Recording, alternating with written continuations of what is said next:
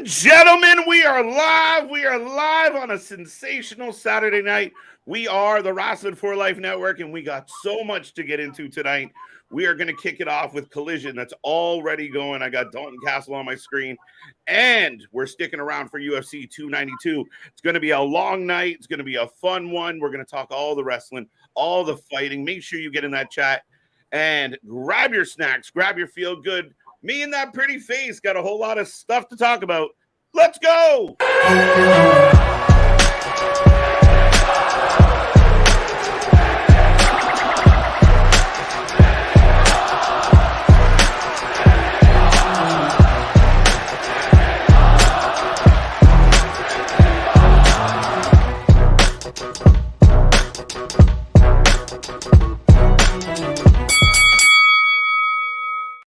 Ding, ding, ding. We are live. We are live. Like I said, folks, we are the Wrasslin for Life Network. We're back at it again, and we got a packed Saturday night. It's been a fun week here on the channel.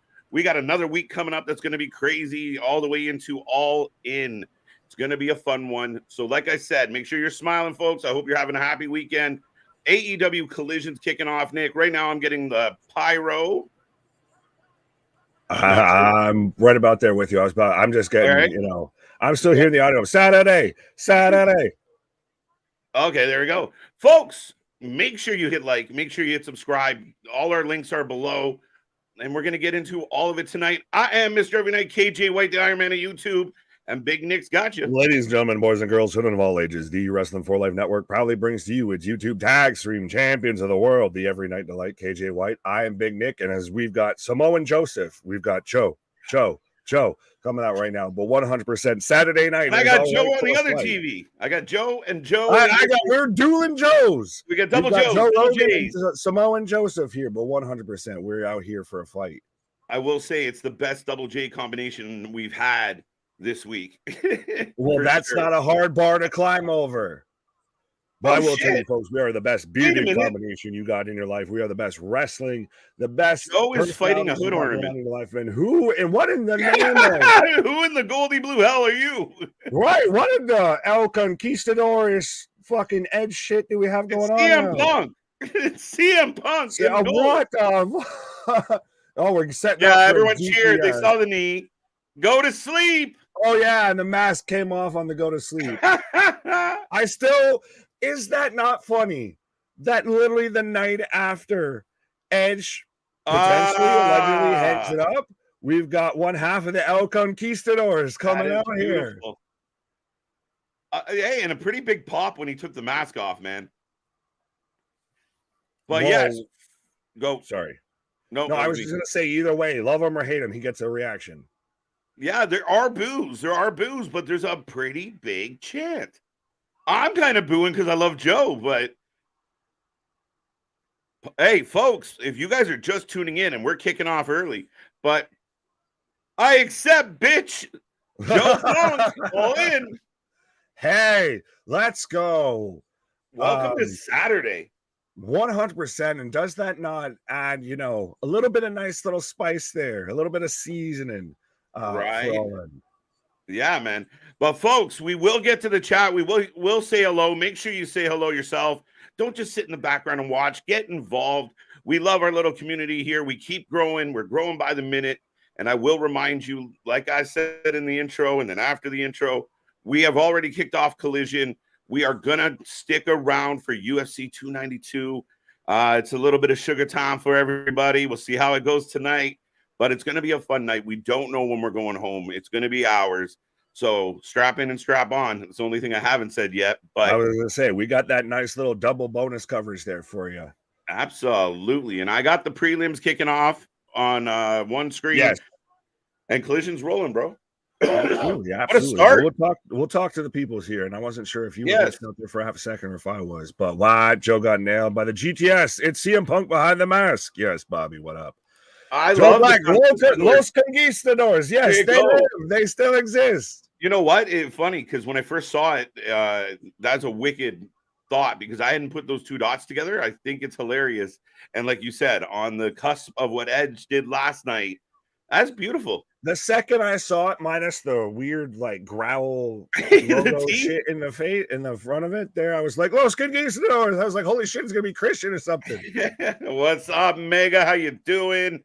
Boston's in the house. Bobby's back with it. Well, Big no, I have a Todd. side note for Boston. Are you in the house or are you in the Garden House? Yeah, get Because in the I've been garden. there for a few UFCs, and trust me, that's a can't miss opportunity. You messaged me and you were like, I forgot it was in Boston. I was like, yes. I was like, fuck, I could have gone. That's why I thought you were pumped about it, bro. No, I wasn't. I was more of like, it's just O'Malley. I could have been there. Yeah, God damn it. Right. I bought the pay-per-view and I'm gonna enjoy it. There we go. We hope we get our money's worth tonight. We hope the card lives up to what it looks like on paper. And even the prelim main event. Chris Weidman comes back from a broken leg, broken ankle. From a broken freaking leg here. A broken freaking leg. Broken freaking neck. Dude, that was one of the most horrible things. I remember watching that when it happened live, and that was one of the grossest things I've ever witnessed. It was like the Psycho Sid leg pop. It's so weird because that happened to Silva versus him, and then it happened with him versus Uriah Hall, and it's one of those of like happened to Silva in that group. It's such the weird like awkward butterfly effect here. As I've got Jay White coming out right now from the Bang Bang Club. Right, Bang Bang Gang. Waiting for UFC prelims to start. Good choice. We got both, folks. We're banging. What's good, TJ? TJ, what up? Well, what? What? I thought you were going to say something. No, Richard on the hopium as always. I think the LA Knight saying you fumbled the damn ball is that he mentions NFL and WWE SmackDown yesterday. Okay, fair enough. Facts. I'll go with you on it. Ronnie is all elite. That's right. Welcome back, Ronnie. That's probably more believable than Adam Copeland is all elite. And same thing with, I think it's Jonathan or Jay Fatu is all elite. But I've got Dalton Castle coming out right now on my screen. So Luna's somewhere over in Canada jumping for joy. Right. Celebrating. But listen, I keep saying Dynamite could use more Dalton Castle. He's different. He's captivating. He's charismatic. Get him in there. Like, use him. Well, I saw somebody in the chat earlier, David, what up? Kayla, what up, by the way, that said, why does Dalton Castle sound like Skeletor from He-Man? And yes, my boys, we'll get you. Is that what we're saying Dalton Castle sounds like? Right. Are they going to put Punk's name on the show? Yes. As far as participating in it, yes. Hey, it's going to be Saturday Night Punk Collision. I was going to say, we haven't been barred yet from being at Collision, so thankfully, we haven't been thrown away from the catering. We haven't told, thanks, but no thanks for your services, anything like that. Yeah, I'm just getting Gibson and Katona setting up. A good old Canadian boy going to be on this prelim here coming up at London. Vance. Yeah, that's going to happen. That's part 2. I hope it be either a last man standing match or a submission match, Punk versus Joe. No, I think it's just going to be straight up match. But yeah, it'd be very interesting if they made it some type of stiff. When you have anarchy in the arena and shit like that, you don't need to have that many stipulation matches. Oh, and we know we're going to get more, right? Anarchy in the arena, stadium stampede, I guess. I was going to be clever there, but whatever. You have a tag team match between the FTR and the Young Bucks there. Right? No, I think can we change that matchup? Like handgun on a pole match? Let's make Glock shit Anderson's going to be their manager 100%. I think they should come out with Glock. Let's do it. I was going to say, I know we make the jokes, but still, we don't know what happened. No, we fuck up because we love. Right. But Jay White versus Dalton Castle, we will take predictions on this one. Joe is pissed. He should be. He got jumped and called a bitch. Dale, what up? Right? Fluffhead, what up? Yeah, that's an interesting transition to go from that to Fluffhead. D. Buyer, Small Mark, what up? Bear, so he pointed out that it's Rocky from the chat before, but he's still, my beer is running in intimidation from you. I was going to say, not very many people cause some beard envy, but, Rocky? Yeah. Rocco? Rocky. Yeah. I mean, there you go, bro. Welcome. Well, it's interesting that we get Rocky after we just had CM Punk, and we know CM Punk's never seen Rocky. So, right. Time for the old vitamins. Think it's Girl Scout cookies on the menu tonight. Fair nice. Enough. Not a bad shout. Cheers. Got them Thin Mints or them Samoas. Too soon, KJ. Sorry about that. No, you're good. Too soon. Greg saying hello. Is it too soon, maybe? Alexis, what up? JV, what up? Avion, who's on the ban list? No one. Christopher Daniel. I was not even talking about ours. I was like, fuck. It's like we haven't banned anyone in a while. Yeah, I think there's only one. There's a few. Rory. Sorry, we've stopped. But yeah, Christopher Daniel's not allowed. Then apparently Ryan Namath isn't. I'm sure the Bucks and Kenny aren't supposed to be there. It's really interesting. Well, yeah, Christopher Daniels, Ryan Nemeth. I keep wanting to say Nick Nemeth the whole time. Every time. Yeah. Hangman, well, he was allegedly not allowed there, and then it turned out that he was actually just, meant to go somewhere else, and no one gave him the memo. Well, if they were shooting an ambulance scene, I guess the arena wasn't the right place to go. Just guessing. Well, and I like how you have half the people that are almost making Punk out to be the asshole when Jungle Hook, their Jungle Jackass. Oh, he's another one. Didn't want to, or wanted to use real glass throughout the whole segment and everything, right. Which still we don't even know fully what the segment was, but maybe when Tony Schiavone is the voice of reason, you're already going down a bad river. It's Rory. Yes, I know. I said we fucked up. Vitamins. Off to a banging start. We're like Jamie Foxx. Instead of blaming it on the alcohol, it's blaming it on the vitamins. Right. What's up? Smile Mark. Kayla's in the house as well. I mean, we talked about it earlier this week, but in my humble opinion, at this point, Punk doesn't. Sorry, I just laughing at Juice and believe. Flapping around him? Austin or Colton? I thought you were laughing chasing away the boys. They're like, oh, they're doing the boys special. So we got everybody running around the ring right now. Right. Well, like I said, we got the bang. I thought you were chuckling at. Still got a 6-foot cutout of Jay White. I thought you were chuckling at Buffer. He was, opening the show with his usual pizzazz. Oh, at this point, you're used to it 100%. Trust me. When we get towards UFC and everything like that, it's going to be. It's time. I already do the Road Dog. I might as well do Buffer. Yeah, add it to the list. Right. And this cardboard cutout of Jay White gimmick is hilarious. It's fantastic. Did you hear about the heat that the OC apparently has for ripping off the Bullet Club?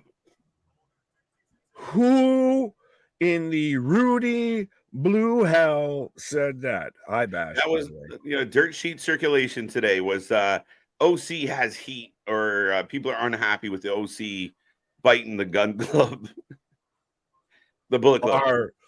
Those people are all a day late and $1 short, I guess, are just tuning into the program here, because we remember when you already had very much the teases before they became the OC and everything. The bit of the teases with Gallows and Anderson and AJ, all of that. So it's been known that they're the Bullet Club without saying the Bullet Club.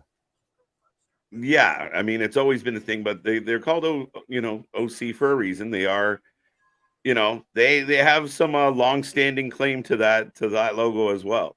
Right. We need Wrasslin Court. It's coming soon, folks. We just had to repivot and mix some things up. And Nick and I and Luna are working on it. We will bringing that to you soon. The trial of MJF and Adam Cole, tag team action, where Adam Cole and MJF are still on the same page, right, KJ? Woo, interesting. I like it. I was going to say, we court had to be recessed because we're still trying to find an impartial jury here. Yeah, that's it. These fucking jury interviews are just, the death of me, but it's not a bad idea. Mega is Collision on the site. Watch Wrasslin doesn't work anymore. Which one? You just type in watch Wrasslin ... and you can find something. And by the way, there's also in the Discord a lovely Good Samaritan dropped off a link that, if you wanted to watch UFC 292 with us as well, there's a way. I'm not saying I cannot be or we cannot be held legally responsible, but if you find a way, there's a way. There's a way. Just follow those breadcrumbs. Cash Wheeler around FTR will be in the house tonight, Nick. Yeah, we're going to hear from FTR tonight, so. Sabu versus Perry, all in. I feel like the Beavis and Butthead thing here is a shot, dude. I was almost going to start doing that. I was just laughing. Yeah, exactly. Exact reaction. But I don't want to ever see that match ever. No, I don't think that's the play at all. And I don't think Sabu would do it. I would be scared for Jack Perry, honestly. Right? Yeah, no, you're not fucking around with that. I mean, Sabu is... I don't think we're going to see Sabu. Even when we did have him, we didn't have him. Sabu's a little bit of, well, since you said with that, he's a little bit of, if fuck around and find out was a human being. That's Sabu. Just to let you know, Nick, I'm at 242 in the first round between Gibson. That's fine. I'm literally seconds ahead of you, and right now I got chops from Dalton Castle on to Jay White. Has this been a back and forth? You're ahead of me on both.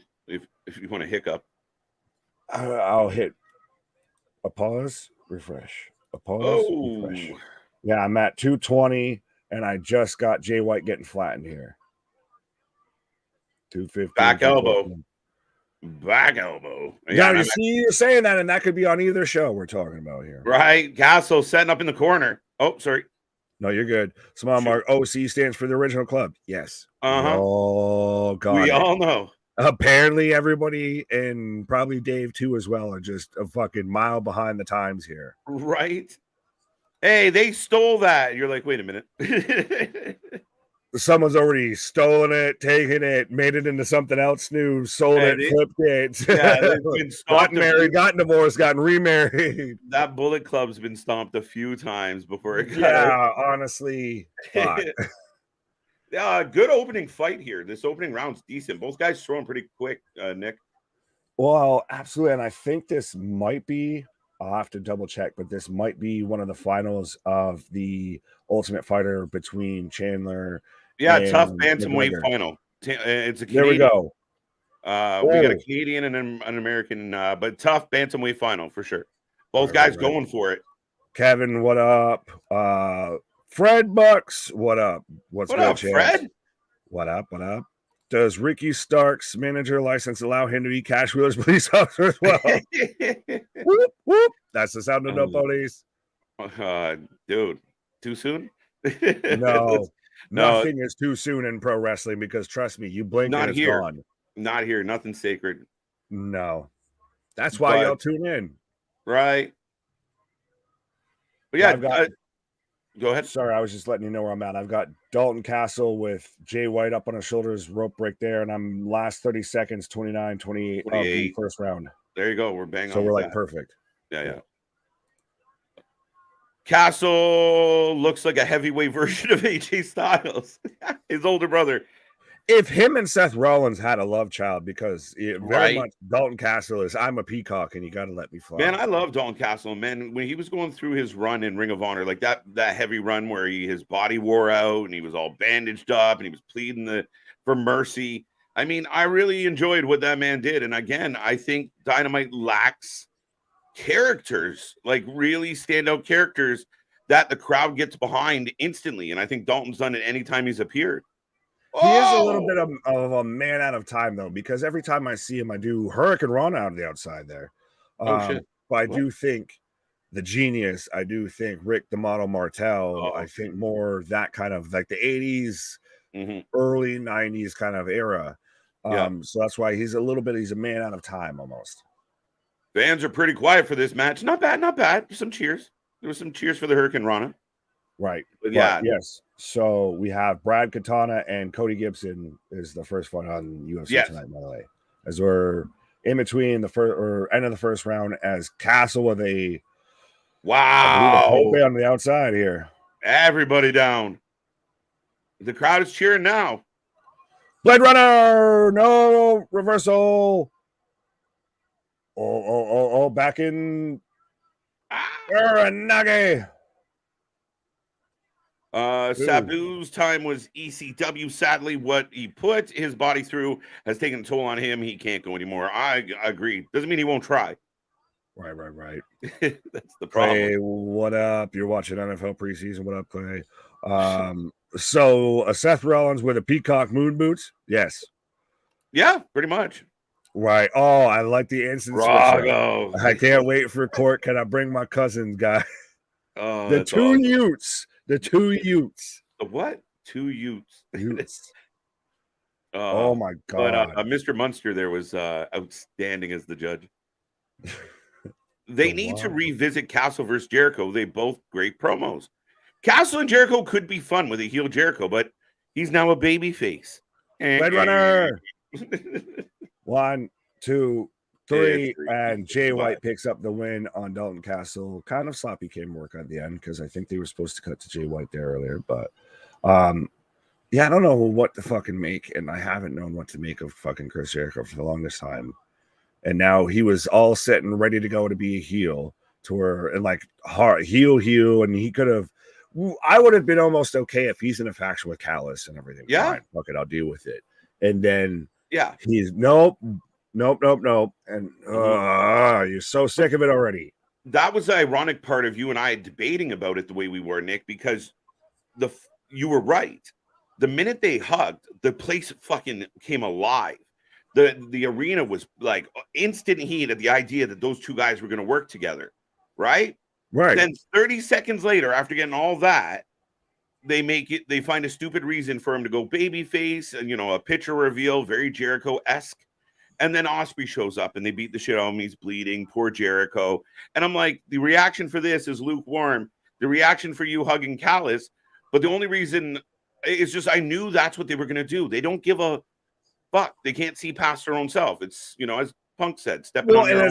It's just funny to me how everyone will say this when it comes to WWE when you're looking at a guy like LA Knight or anything like that. Let me talk to you. To where, why aren't they using on the momentum? Why aren't they capitalizing on where, the crowd's already trying to lead them to go? Well, we want to go here. Just follow us along. The AEW refuses to do that, but always seems to get a pass when it comes to stuff like that. Not from us. Fuck that. That was, it's crazy to me. There's a sign for LA Knight at AEW. He's over his shit, man. Did you hear that reaction in Toronto last night? Absolutely. Come on now. Avian saying, well said. Well, we try to from time to time. Occasionally. David saying there's also a 2-day GCW weekend this weekend, Homecoming. Yes, we did talk about that. We may be peeking in at the main event because it's Maki Ito and Nick Gage versus D-Lander and Cardona. Yes. Yeah. Which I do like the name of Maki Death Kill. It's kind of adorable. But it's that MDK. The only thing we find with GCW now is they're doing so many shows. I feel like it used to be like we get those shows and we'd be super pumped, and it was a bunch of people we hadn't really seen a lot of. But now it's like you can see your favorite GCW wrestlers 4 or 5 times a week, and it's again they've got the AEW problem of they went from maybe a couple shows a month to now it's a couple shows a week. Yeah, like you'll get Maki versus Sawyer, then you'll get a tag match with them two versus Ali and someone, and like by the time you get to the weekend, and again you see the cards when you look at them on paper, they've watered down a little because they're doing so many shows. I love GCW. We've kind of watched it explode here on the channel.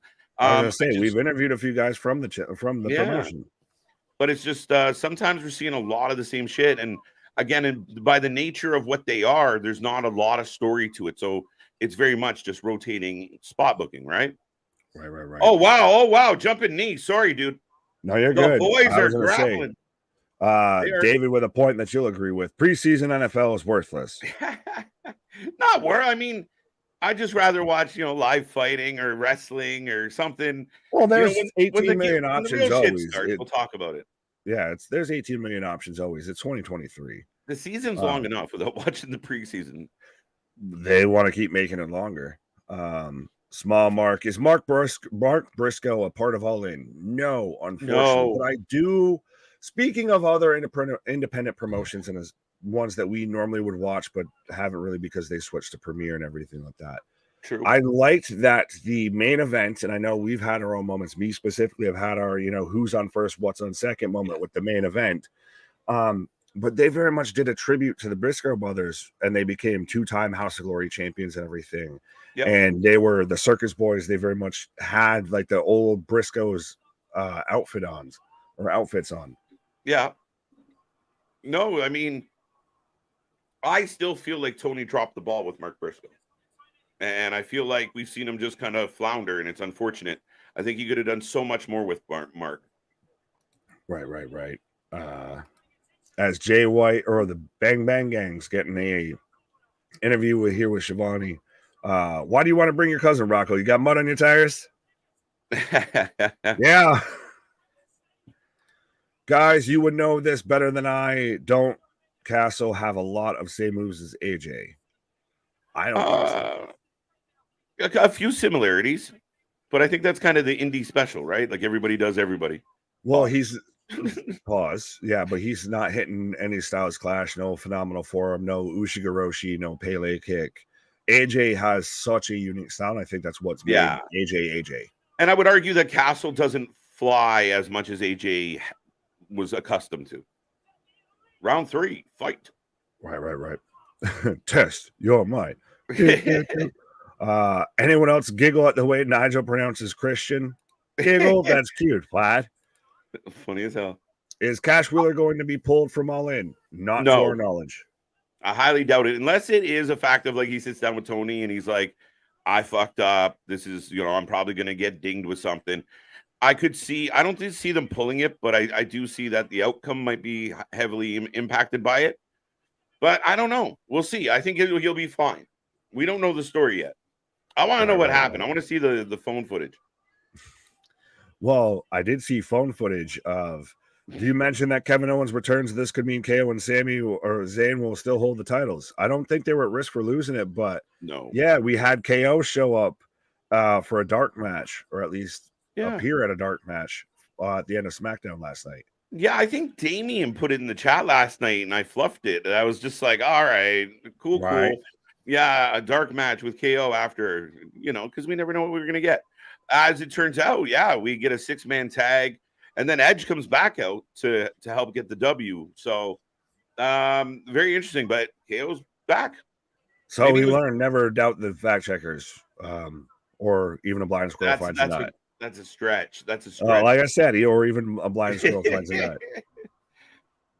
Believe some of them. Right. Still more credibility than Meltzer, though. Amen. Oh, this has been a really good fight. And right now, this promo's still going, but they're getting an asshole chant right now, or ass boy chant. I'm not sure. Well, I got a whole bunch of sounds. The Gun Club has really established and has really gotten elevated. I know we foo-fooed them when they were involved with FDR, and it's done nothing but help at the time. Yeah. I feel like they got the titles too soon, but they are great with the Bang Bang Club. Like this setup, and then all 4 guys kind of bring their own personality. And Jay definitely has the kind of the more mature, quieter demeanor, and the other 3 are kind of, all over the place. Right. So it's good. Well, he's got the leader vibe, and still though, it's interesting because you thought the Acclaim got the titles too soon. Yeah. You say the Gun Club got the titles too soon. It's interesting how where the Acclaim's at now and where the Gun Club's at right now. I feel like they've almost kind of flippy-floppied.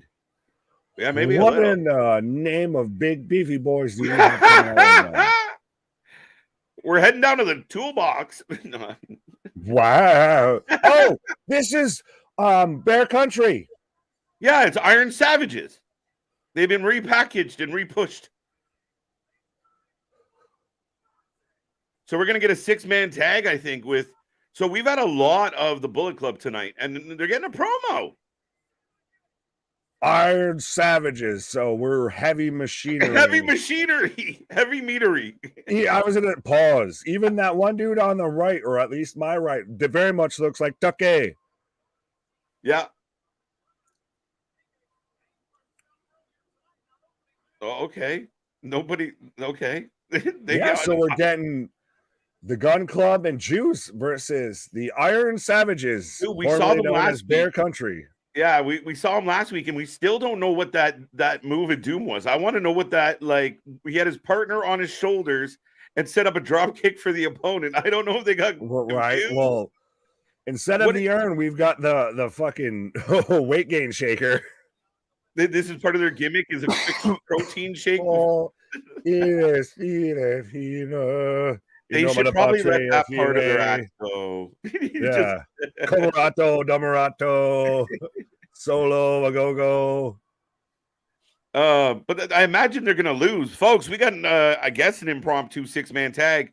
If you want to make a pick between Iron Savages and the Bullet Club, I'm all ears. Pause on what Iron Savage's Tucky version just did, because you want to talk about the ass boys, and he just does this and then goes. I'm like, no, you don't do that. That motorboating son of a bitch. No. Pause. Jacoby, what's going on? Welcome back, folks. Blow up this chat. Go find some friends. We're having fun tonight. I was gonna say, even Jamie, what the fuck? You're like, they're not Iron Savages, they are Iron Jobbers. Iron Motorboaters. Right. Iron Savages, nothing. I call this team Smash Brothers. Yeah. There was a Smash Brothers. No, we've already, that's the Dark Order. That's, we cannot call them the Solid Tossers, just for the record. No. You that said not that allowed. about me. I didn't say that. I just read it. I didn't even read it.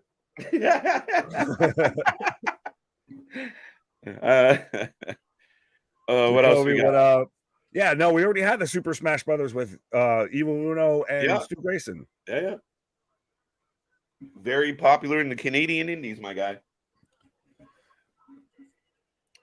Did you want to be one of those that always just ran up and hit the pause button to see if he actually stopped? Let me do it. Yeah, no. That's too funny. You know, I know some people don't like that. I mean, if you do it right, there's a time and place for nonsense like that. It's how you do it. But I thought they did it well. Yeah. It was just silly shit. Well, you can have your silly moments and your silly shit. It's just when you try and then take that shit seriously is when it gets fucking muddled. Right?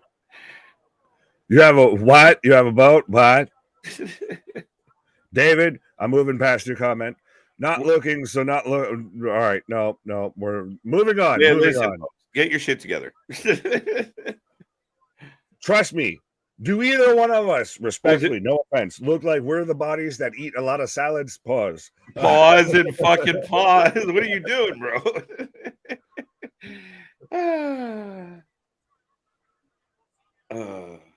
You have jelly or syrup. I prefer syrup. What? Now we've completely lost it. Anyway, back to the point. Back to your regularly scheduled Shout out to Chris Rock. But the Gun Club's in control, folks. Right. And we're waiting the decision. Did your Canadian Maple Leaf take it home? I think he did. I don't know. He bleeding too. Well, is he bleeding or is he wearing someone else's blood? A bit of maybe both. Little column A, little column B. There you go. Who's that? All right. There's your Bantamweight Tough winner, folks. Right. As we're in picture on Collision. Katona with the W. Welcome back to the UFC, says Joe Rogan.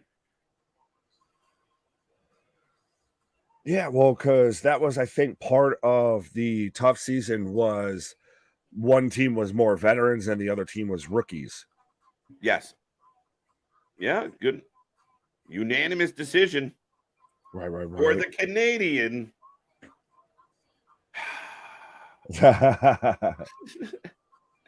Rocco, question: what will be the bathroom break match at All In? That's a loaded question. It's tough to say because I want them all not to be bathroom break matches. I would want to squeeze in a bathroom break in between two matches if possible. Let's be optimistic. Well, beyond that, I was going to say probably the Anarchy in the arena match because it's probably going to take the length of two bathroom breaks, and they're probably going to be fighting around the porta potties and the other and the bathroom stalls. So it's a double entendre there. 100% it fits to be the bathroom break match. Well, they got the plumber, so they're good. Right. It's very interesting, and it's funny because we knew they were going to do it. They couldn't help themselves. Fair enough. Super indie. I'm out here looking like a snack, apparently. Pause. Accusations. Louis, what up, wrestling fans? Louis is late, but in the house. Yeah, I think, Louis just fits. Louis and late fit together. Right. Better late than never, man. Right. As we go to commercial break on Collision, even though I do not get the commercial on my coverage, it's cool because even I don't know about other people out there, but in Canada, like on what I'm watching Collision, I get 15 minutes before the show starts and I get like their sound check and shit. And then I get Tony Khan doing a rah-rah speech. Yeah, meanwhile, I had Back to the Future. I had, That might have been better. Well, Tony Khan, like they might have been on something between Tony Doc Brown and Tony Doc. Khan. So yeah. Tony Khan and Doc are pretty close. Yeah, both tweaking on something. Who do you have for the Women's FIFA World Cup final? England or Spain? I'm gonna go England. For the say you mean difficult, Spain. Fair enough. I mean, it is what it is. Yeah, I have no idea. Who's the favorite? No investment. Right. The women's four-way. Yeah. Interesting. That's not. I mean, it doesn't have to be. I'm really curious with that match because I think they're going to give the belt to Saraya. Well, I'm curious why Jennifer right beneath that saying any women's match is a bathroom break, unfortunately. Oh, that's bold strategy, bold anger from House Left. I love seeing that from Jennifer because, I mean, it's easy for us to say, what? Because, I mean, at the end of the day, we can say it, but, I mean, to have that perspective, it makes sense. And is that a cause of booking? Could you book better to make the women's matches more must-see? I think they can. Fair enough. Stadium Stampede has become too much gimmick. I have very little interest in it. Same.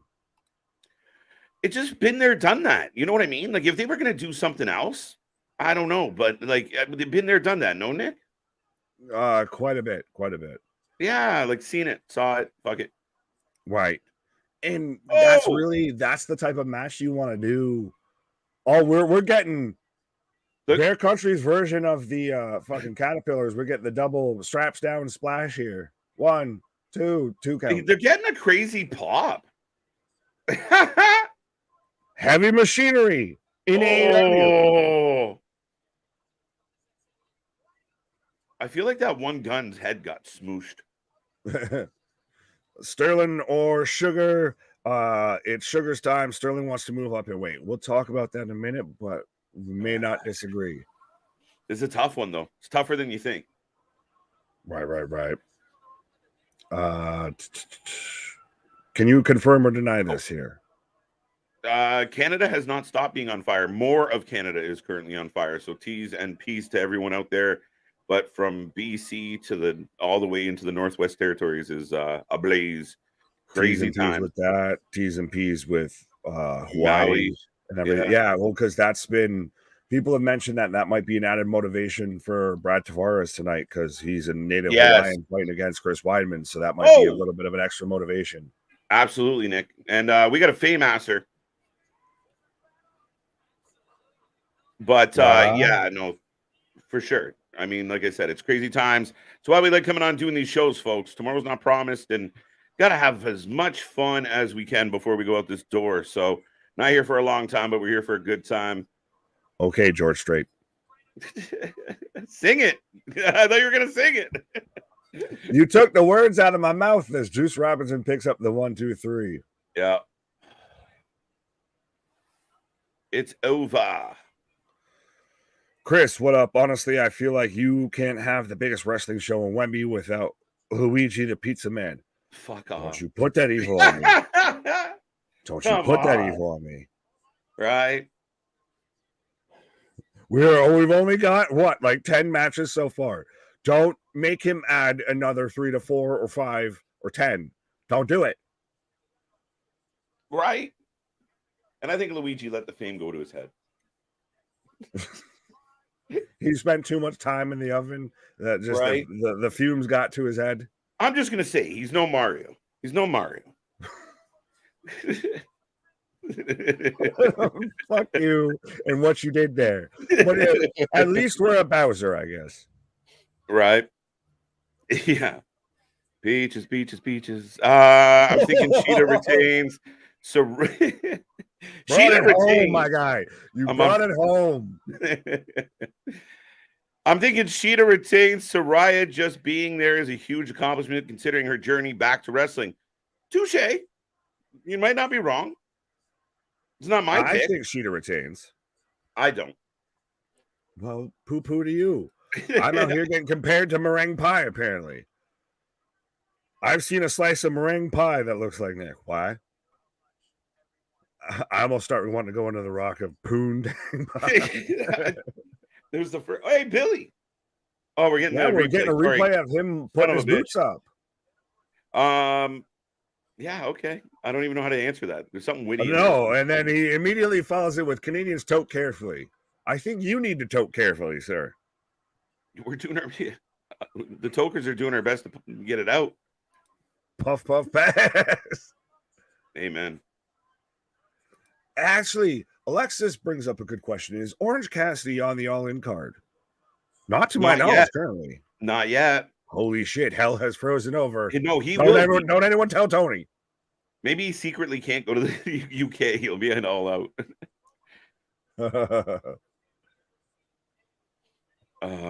Sup, Jeremy, Hank, welcome back. Good to see you. Thank you for joining us. What will you do with Bear Country? I ain't gonna do nothing with Bear Country. Heavy Machinery 2.0 of you just make them kind of your heel kind of baby or not even your heel, your baby face kind of powerhouse team that, they're probably going to lose a good bunch, but they just get over with their shtick. They become you use the way the Acclaim got over to a little bit. I will say this. They got a pretty big reaction tonight when they were kind of hitting the big moves. The crowd was kind of going with them. So we'll see. I feel like, and maybe I'm wrong, but I feel over the last few weeks now, there's been a bigger emphasis on tag teams and tag team wrestling. So maybe they're trying to spiff up this division a little, and they could be a part of it. They're beefy dudes, man. Right. Well, I kind of feel like since he said this twice, I have to wait to click on it. Speaking of beefy, Nick, KJ, and I, did not climb to the top of the freaking food chain by eating rabbit food. I love it. And I. And I. I'm here too. All right. In Homer Simpson voice, hey, have you noticed the stadium stampede? It's a lot like the Anarchy in the Arena. It's exactly like the Lights Out match. I love me some Simpsons wrestling memes. Yeah, you do. Yes, I do. But yeah, man, like that. I think this is where, again, it kind of shows what some of the people are concerned about with the booking and the overall. If you kind of have the same mentality you had when you did the original All In, you shouldn't have, you should have evolved further than that. Like this one should be the evolution of it in front of a bigger crowd 4 years later, 5 years later. Like it should be something that has grown from what it used to be. Yeah, quite a bit. Jason, sup, KJ, and Nick. Jennifer says, yes, Presley squeezed this in, just not defending his title, which is nuts. Yeah, I forgot he's in the Anarchy Arena match that we were. Oh, that's right. They lumped him in. He's part of the best friends. That's right. They took that and all just made one big old sandwich. Like Eddie comes back from Japan, what a huge pop, Nick. Like, right. I know how much we talk about Eddie and how much a fan you are. Like when he came running out, people were thrilled that he was back from New Japan. And then it's just thrown right back into another fucking clustery nougat. I feel like they have missed the opportunity more times than not when it comes to Eddie Kingston. As we're in commercial break actually on both of them. Now, what do you think could be the potential threesome, the potential trio for the extra BCC partners? Because I've heard the name, and I highly doubt it, of Suzuki, Hero, and Nigel. Nigel intrigues me because, and I think someone pointed out, because I instantly said, fuck, I really don't want Nigel. If you're going to use Nigel, do you want him to be kind of hidden by all this shit? And then someone pointed out, if he's not really of the best ring shape or whatnot at this point in his life, and maybe even borderline clearable, maybe this is a way to hide that, but still get the big pop. So Nigel, okay. I will be 100% honest with everybody. I'm fed up. I've had it up to here with bringing in the old New Japan guys. Like, give me someone else. There's got to be someone on the roster that they're not using. Like, could you use like a 2.0 or anybody? But I don't want to see Suzuki again. I don't want to see Ishii again. Maybe I'm wrong, but I don't want to see it. Been there, done that. It's temporary. Yeah, but this is where we get to the problem. Is JV's saying this? I think he was trying to get at a different point, but you forget the first All-In match was under no banner, so you had people from New Japan, AAA, NWA, Impact, Ring of Honor, MLW. Yes, but that's the thing is they still bringing people from New Japan, AAA, NWA, Impact, Ring of Honor. Well, now they own Ring of Honor, MLW. Right? Yeah, but if you're a primary show, as you want to tout yourself, if you're offended by the idea that you're secondary, then you don't need any of those byproducts. Now you've built a company up that you can put on an evolved, better, mature, more mature, all in show. That's my take on it, JV, where you've gone past all the kind of the indie, the super indie. You're supposed to be bigger and better than that. Yeah, quite a bit here. But David brings up actually a good point of proud and powerful, and Suzuki seems plausible. Well, you've got that tie into Kingston, so you've got that little angle that you can work with that. That's not a bad show. I like the idea of Santana Ortiz. I think they'll get a huge pop if they were to come out. They got a huge reaction just at the fact that they were showed up back together on the AEW roster page together. Yeah. Absolutely. And I don't know how you feel about it, but have we not seen enough of Ishii and Suzuki coming in and doing a spot Japanese style match and then leave again?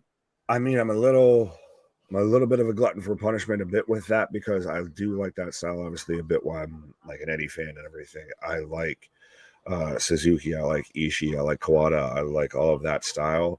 The All Japan, everything, but it become a bit redundant now.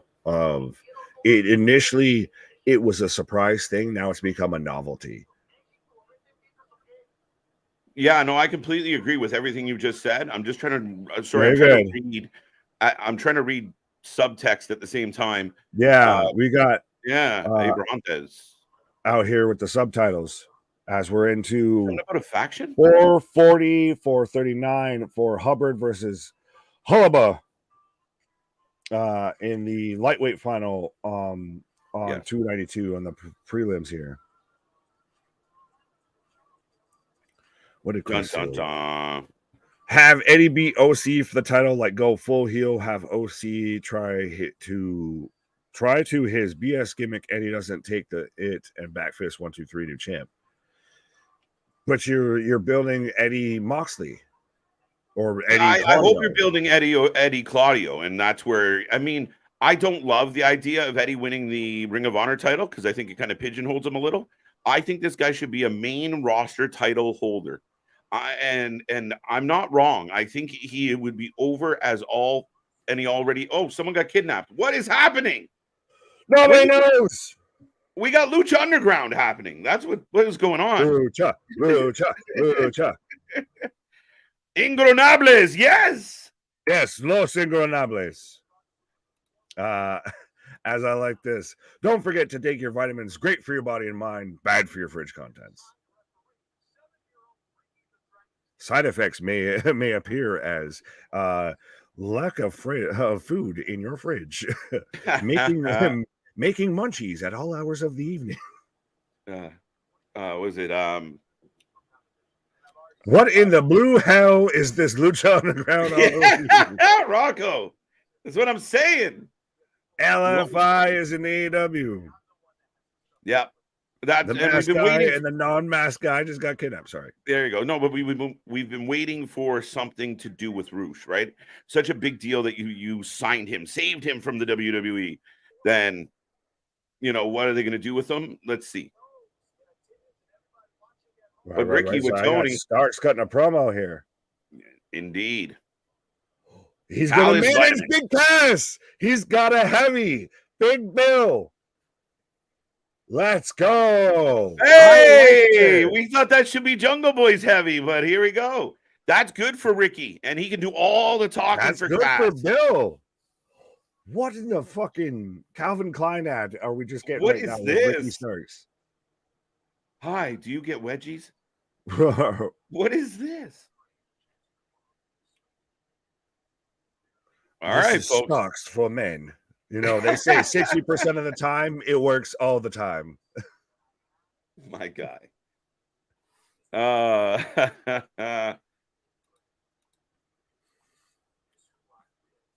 This is interesting. I love what they're doing with Ricky. We said he was a star, and I feel like Punk and the crew over at Collision said, "Oh no, we got this. Hold my beer," and that's what we're getting. Absolute. Yeah, they have made him a star, but absolute. Yeah. That's what the fucking absolute. Absolute. There he goes. Absolute by RS. But folks, we are rolling along. Nick's taking a pause for the cause, and we have our second fight on the prelim. As that is rolling along, we're getting the tough lightweight final, and we got Ricky Starks coming to the ring with his new heavy. That's right, Big Bill. They gave him some sunglasses. And we got Shawn Michaels and Diesel. It works.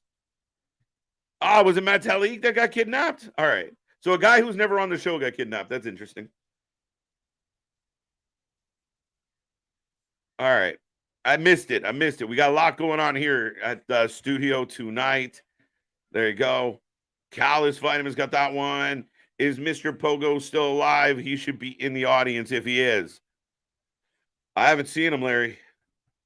But yes, folks, keep that chat going. I will remind everybody, we are watching UFC 292 as well, and we will be staying for the main card as we run through that. It's going to be a good one as O'Malley taking on Sterling in the main event. And, we got Big Bill taking on local talent. I'm not even going to say enhancement in this one. But, yeah, Big Bill for the win. Dale, you're spot on with that.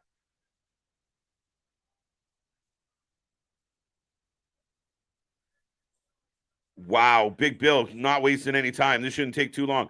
Hacksaw found a time machine. It's Hacksaw John Duggan. It's Hacksaw John. Yeah, man. That is funny as hell, JV. Points on that one. It will be Big Bill versus Bill Goldberg. I don't think we're ever going to see that. Ever. Wow. Big Bill talking shit. Losing it. Upset win by the local talent. There you go, Dave. Smoke the hopium, my guy. Take it in. All in London next Sunday, folks. We will be live at 11:30 a.m. I called it Brunch with the Boys 7. We're not quite sure what number it is, but it's going to be a fun one. We're here all day long, and we will be taking in all the action from Wembley. And this match is over as Big Bill gets rid of Hacksaw John Duggan pretty quick. Santana Ortiz, Nick Aldis. Nah, it won't be Aldis, JV. Nice thought, but I don't see it being Aldis.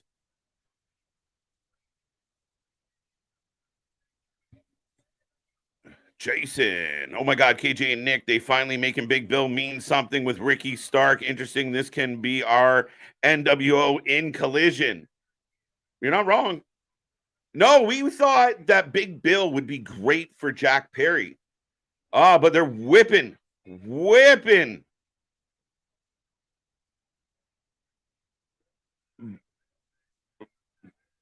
Local talent taking a whooping from the belt as they chuck him to the outside.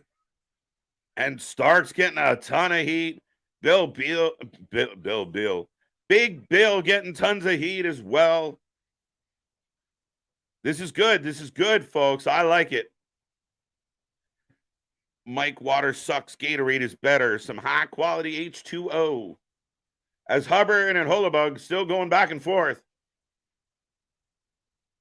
I'm in the second round with about 4 minutes to go in this prelim fight. And again, it's the tough final.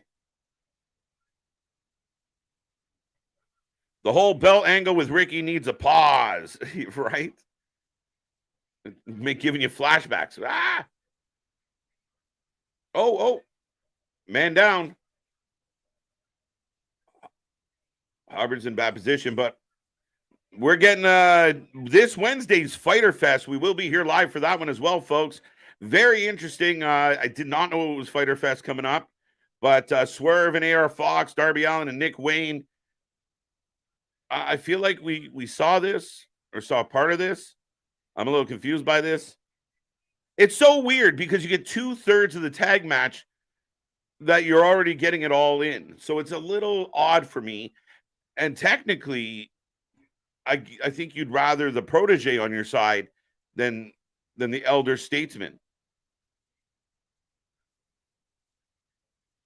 Oh, okay. So they showed up at the wrestling school. And it's a coffin tag match, by the way, if you guys did not know. I got a question for everybody, though. Hacksaw Jim Duggan, Damon, yes. I do have a question for everybody about Sting. We have now seen Sting kind of play the Joker Sting card. Could Joker Sting be what turns on Darby, setting up Sting's kind of farewell program? Could a crazy Sting kind of turn on Darby? Just wondering. So we get this big build for the match we're getting on Wednesday. I honestly feel like this is the match they should have booked for All In. It should have been AR Fox, Strickland against Darby and Nick Wayne. Give your protege, your 18-year-old up-and-coming signing, give him a spotlight. Sting can get his own entrance as manager to counterbalance Nana. That's just me being picky, maybe. But they are reminding us coming up tonight, we're getting Christian versus Darby. So you imagine Swerve and AR are going to have something to do with that. As here comes Willow. I like Willow. She's grown on me. How much heat do you think Big Bill packs in his... Dave. I haven't wondered about it at all. Darby going with the King's English. Good choice. Got that one. All right. Oh, shit. I missed the ending of the fight. I look away for a moment, and we get...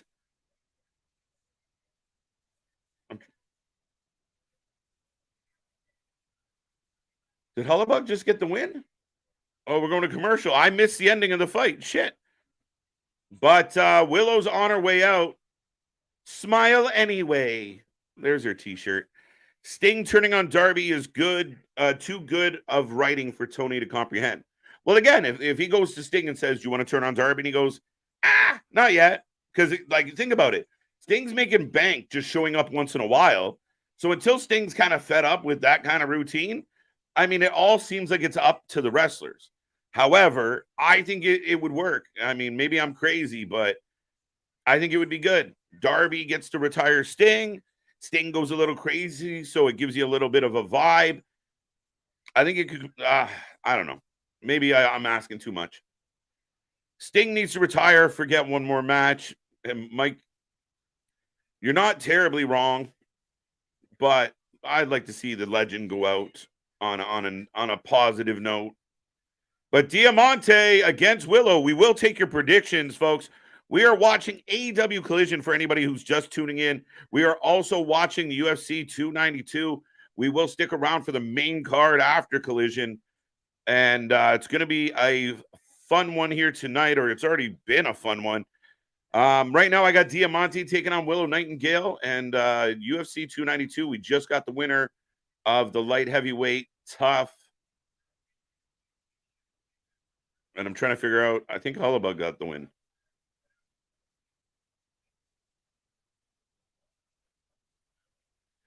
Got Willow. Willow for the win. There he goes. Okay. Hullabug took the W in this one. Surprise, Zack Sabre Jr. isn't being brought in. Yeah, I mean, they use him on Ring of Honor quite a bit. I think, I mean, again, it would all depend on what ties or what obligations he has with New Japan, what his schedule is like. I would imagine that Zack Sabre Jr. would end up on this card somewhere. And don't rule it out, guys. We know that Tony Khan has had a habit over the last little while. When you get time for pay-per-view, sometimes the Wednesday before we're getting matches, the Friday before we're getting matches, and all of a sudden we'll go from like 11 matches, and you'll wake up Saturday morning and there'll be 14 matches.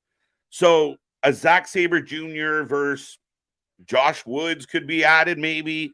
I don't know. At one point, I thought they were kind of teasing that Zack Sabre was going to take on Joe, but Joe's obviously tied up with Punk. And I will ask this to everybody who's here right now. How do you guys feel about Punk Joe being an all-in match? Are you happy? I mean, I love Punk. I've been open about how much I'm a fan of Punk. Even outside of the ring, I think he's a lot better than a lot of people paying him. And I'm a big fan of Joe. But I don't know if this is what I want at this pay-per-view.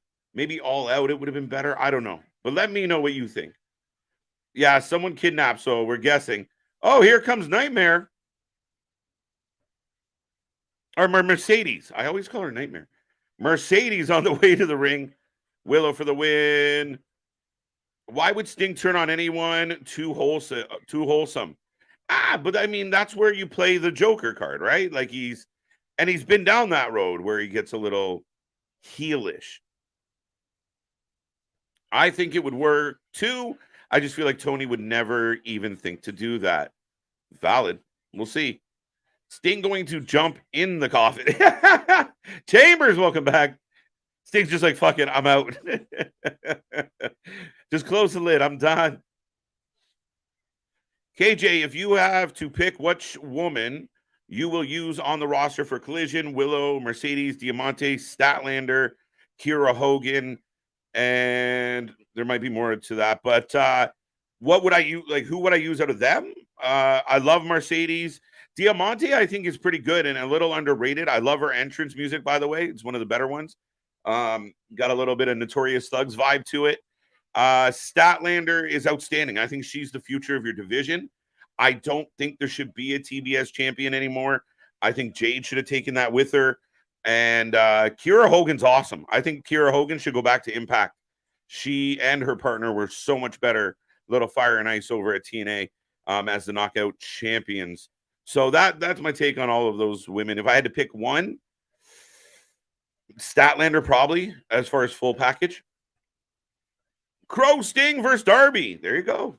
I like it, Rory. I can get behind that. Pick him, Willow. That sounds funny. The sites are lagging bad, so I'm trying to listen to you guys. Mega, we'll help you out as much as we can. We'll keep you posted.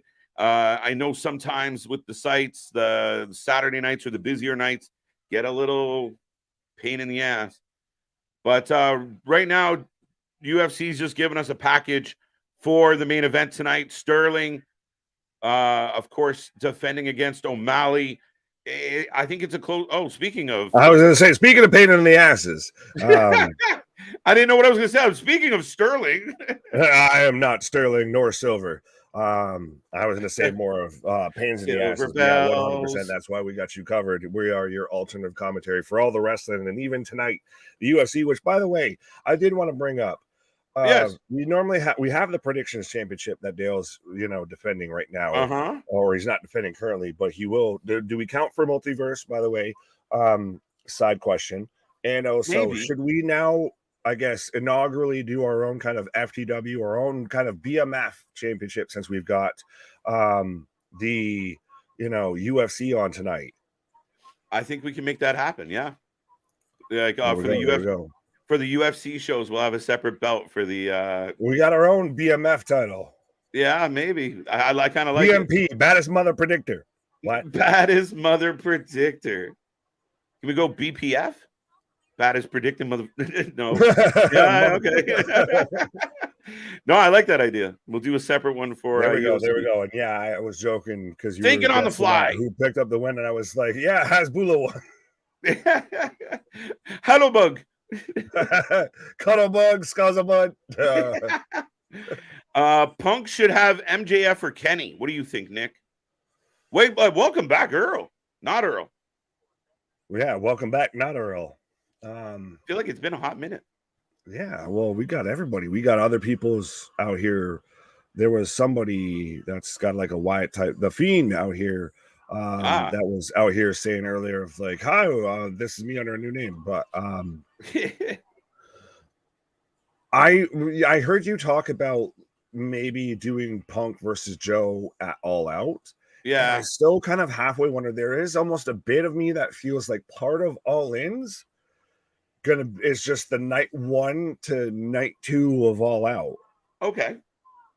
So I think that there might be some things that go one way that then develop and build to another thing at All Out. Because that's the thing, is how do you build a pay-per-view and expect people to pay $50 with a week's build? I mean, Tony does it on a venue that people have bought 80,000 tickets for, but there could be outright homicide on the Dynamite between the two shows, because you know how it's just like, mass book everything and everybody brawls, and that's the reason. You heard it here first, folks. Homicide will be booked at All In. Yeah, there you go. There you go. LAX back together. Right. Taking on Pride and Powerful. Battle of the real LAX. Right. How is Collision? Collision's been all right. I've enjoyed Collision a lot. Right. Even though we got a shit ton going on. 2 count. I think that they're very much building up a faction, or at least a tag team between Mercedes and Diamante. I've seen people throw out the idea of maybe Thunder Rosa might be involved, and that could be her return and everything. And we get kind of that type of faction. I'd be great with that. Interesting. I'd be great with that.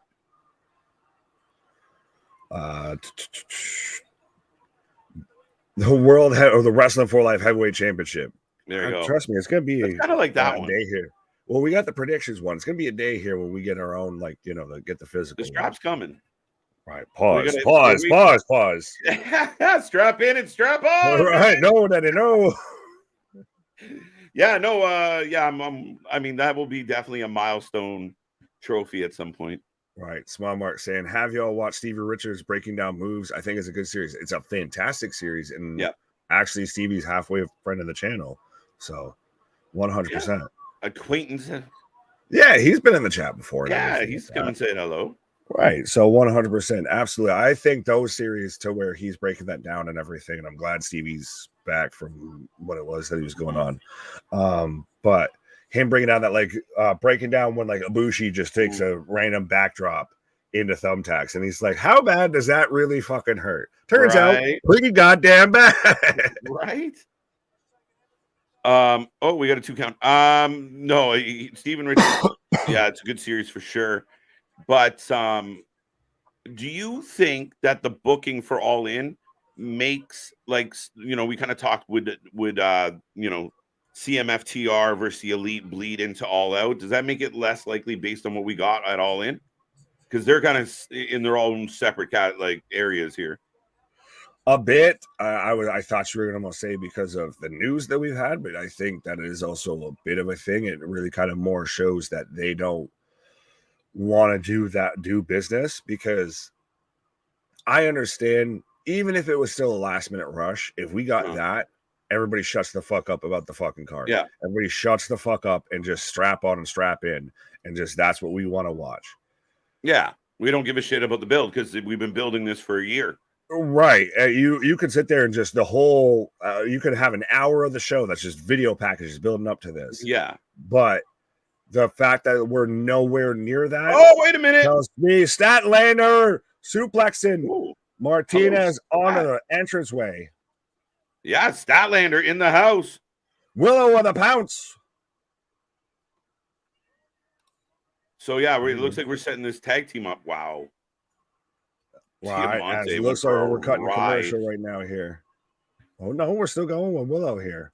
Because she cuts I said what you said, Chambers. Sorry. Very good. I feel Tony isn't even concentrating on All In. Dudes just tossing together matches. No, I mean, the final 2 weeks. But see, I think at times yeah, sorry, Nick. No, Willow picks up the win as I think that like Tony's trying, but what I feel like the booking system is there's like a lineup, like the principal's office outside and everyone's lined up, and like Jericho comes in and goes, I want to fight Osprey. He's like, you got it. The Bucks come in, they're like, we want to go over to FTR. You got it. Like it's almost like, you know, you come to me today to request, like, Jesus Christ. Well, it was the opposite with Vince and WWE. That was the whole story of Vince would always just tell you to piss off or, you know, make you pretty much thank him that you still have a job. Tony's just like, no matter what, you got it. You're good. You're good. You can have it. You can have it. You can do it. Even though we just made rules about it. We made a press release saying that you can't do it. You can do it. It's very interesting that press release came out, and it does. Like, I mean, a lot of people are getting approvals every week based on which is more effective, the WWE draft or AEW's ban list of shit that they can't do. Equally non-existent. Right, exactly. Both just fantasy dreams that pro wrestling fans actually think matters. I don't know why they did it. If they were like, again, like the draft, why would you do it if you weren't going to do it? Because it shut people the fuck up. Your actions and words do not match, but this is what you're doing. This is what I want you to do. Yeah, we're kicking off Rodriguez, and who's Rodriguez taking on tonight? Give me one quick second. Tulilinin. You say it. We got, you know how I versus. Oh my God, I'm gonna have to spell this out instead of try and pronounce it. Can I buy a pause? Yeah, you can take your pause, but by the time you come back, I'll be done reading this off here. I'm too vitamin up for this one. Toodaloo, toodaloo, toodaloo. Yeah, as soon as I find the button, toodaloo. Right, it's TIU. And I just got new glasses. L-I-L-I-N. Yeah. Toodaloo. Toodaloo. Oh shit, I hit the wrong thing. I was gonna say I could not have set that up better for you there. Pause. Yeah, so you can let us know who you're taking in this fight. Middleweight bout here right now. Where were we at? Sexy Statlander. All I'm thinking of now is super sexy Statlander. Steven, what up, my guy? Stevie Richards breakdowns are amazing. He has a great mind for the business, and I love watching them. 100%. I know Stevie was not, he's not a umpteenth time, he's not the Roman Reigns, he's not the tribal chief or anything like that, but 100%, the guy's mind for the business, and everything is second to none.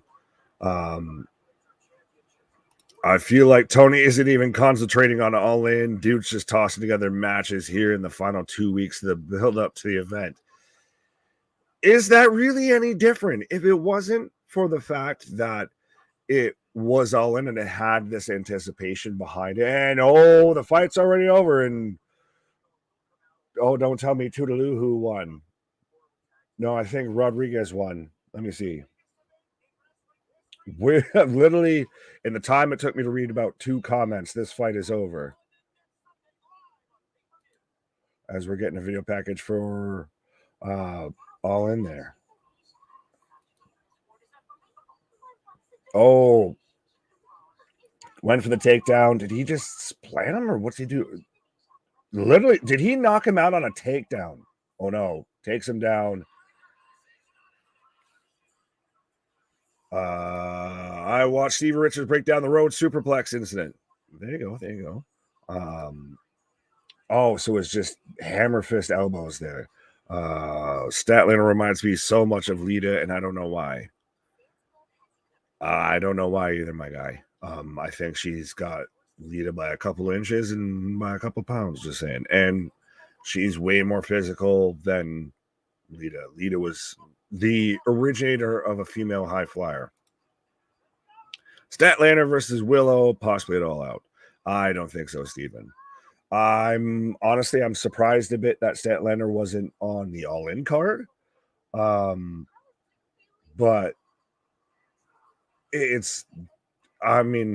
I was hoping that we were going to get obviously Hater there, but that's because of injury. I don't get why we're not getting Statlander. I don't know why we have to have a fatal 4-way versus we could have actually built to an actual feud here.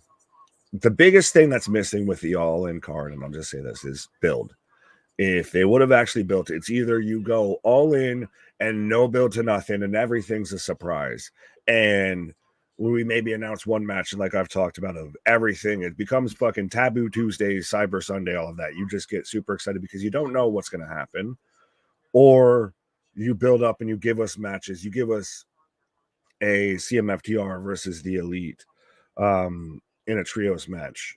Your current booking be damned, because your current booking isn't really booking shit anyways. So I'd almost rather have something that's built to than we're holding loyal to our current booking, but our current booking is maybe all of a week old.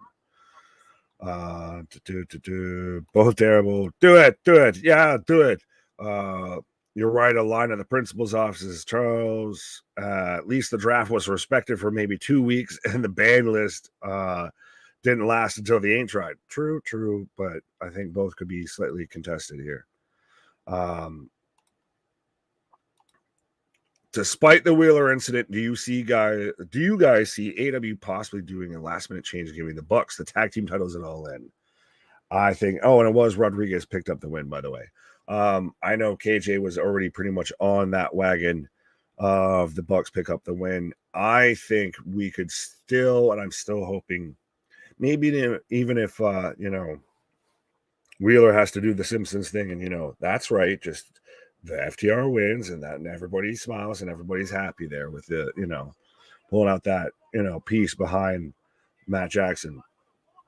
But I still think the Bucks are the way, or the FTR, sorry, is the way you have been intending to go with this. The Bucks can sit there and play it off of, see, we did, the ultra baby face move of everybody thought we were going to win and we still went under. They had a shit time recently, so they can have that. That ain't even what I'm mad at. What in the name of hell is going on with Toni Storm? She looks like a fucking poodle was a human being right now with this fucking pompadour haircut. I get she's kind of halfway doing that kind of Marilyn Monroe, that very belle of the ball, that, damsel kind of, personality here, but it's just, I don't know if it's really clicking with me or if I just might be in the minority here. Is GCW tonight or tomorrow night? Both. And from what I've already seen when I took my pause there, it looks like D-Lander and Cardona were already having to leave the arena, pretty much already heavily bloodied. FTR versus Bucks is still all in. Yes, it is. Who is advertised for next Wednesday's AEW Dynamite? Oh, if you want to give me some time, I can pull up the card, but I don't know that off the top of my head. Is FTR going to make it all in? Yes, they are. Thank goodness I have a burger and fries. Well, there you go, Larry. As I've got Hobbs coming out right now, FTR definitely losing. I can still see it. If they've got every reason to, I feel like at this point, honestly. The Bucks are involved, and especially we've got everything going on with Wheeler. They've got every reason to just pass it on to the Bucks, but I'm still holding out hope that they don't, I guess. Chef, what up, though? Dynamite versus Dynamite Elite, who versus BCG. Who are these groups you speak of, sir? Tony Storm is freaking awesome. She's killing her performances. Fair enough. Fair enough. I know KJ is a big fan of Tony. I don't know what it is with her. If it's just something's never really fully clicked there with me, I guess. As I've got Hobbs versus clearly local enhancement talent. He looks like somebody's created a wrestler from, honestly, probably more at this point, Fight Forever. Bullet Club Gold. There we go. Larry's still out here with the munchies. So give me your predictions if you care to give them, whether you're taking Hobbs or local enhancement. And I still feel of this mindset that given where Hobbs and Starks have ended up since their breakup, you really should have just kept them together. I understand why they initially kind of split them up and where they thought they were going. But if you're not going to actually fully ride that out and you're not going to fully follow through with it, then just don't fucking do it. Because they would be way better together right now than they are split apart.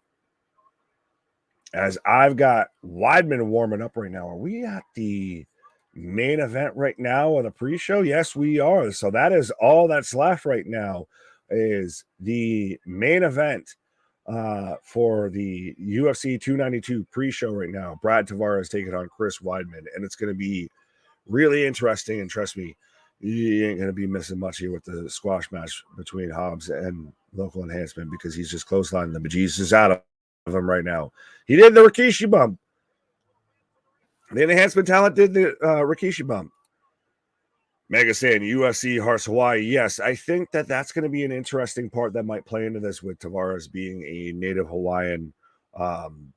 Does he have a little bit of that extra added pressure going into the fight because of everything that's going on in Hawaii as Hobbs picks up the 1, 2, 3, but also at the same time, not exactly the same type of pressure or same type of thought or anything like that. But you have Weidman, who's now 39 years old, coming off of what was supposed to be a career-ending injury to where he broke his leg with a leg kick to Uriah Hall.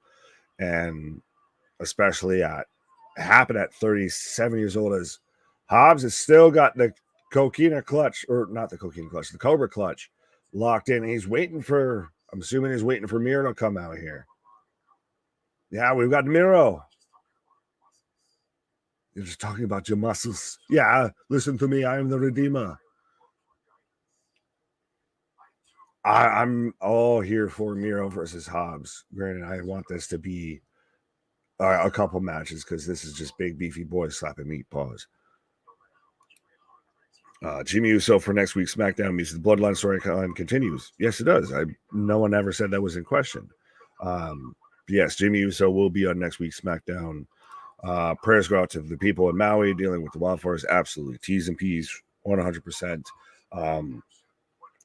That's even as much as I know we kind of hate the Texas Chainsaw Massacre match. It still did raise $100,000 for that foundation. So, damn, this means no lot. Hear me now and understand me later. There we go, C-Money. What up? But I was going with Weidman and Tavares, but you still have Chris Weidman coming off of, like I said, initially a career-threatening or career-ending injury. He got it at 37. He's already 2 years since he got it. He's almost 40. Not saying on anything about anybody, but when you're in the fight game and everything like that. Speaking of anything about anybody, right? But when you're in the fight game like that and you're coming off of what should have been a career threat or a career-ending injury, I know he's come out and said that the first shot he takes is to just be the strongest leg kick that he can give. But it's going to be really interesting. I feel like you've got to be a little tepid with that. Yeah, I'm a little nervous for Chris in this one. You know what the ring rust is like. You know what, or the cage rust in this case. I'm a little concerned, and it was a serious injury. It's like I said, one of the most gruesome things I've seen happen. And it's going back 2 years. I mean, well, yeah, it's been 2 years, but it's so ironic that the same thing happened to Anderson Silva, who he had fought just before that, and then that's happens later on to Chris.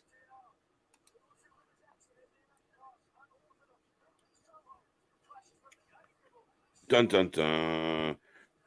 Thought there was going to be an all-in 0 hour announcement. They're hold tight. We still got a week to go.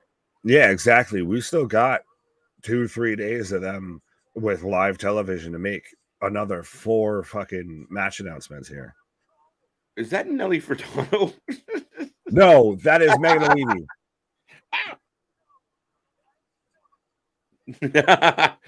There we go. Buzzed. But I was going to say, fun fact, this is the first time since 2012 Chris Weidman hasn't been on the main card. Okay. Yeah. And I mean, for obvious reasons, right? So, but yeah, that's crazy, Nick. Well, and it shows the level that he's out of.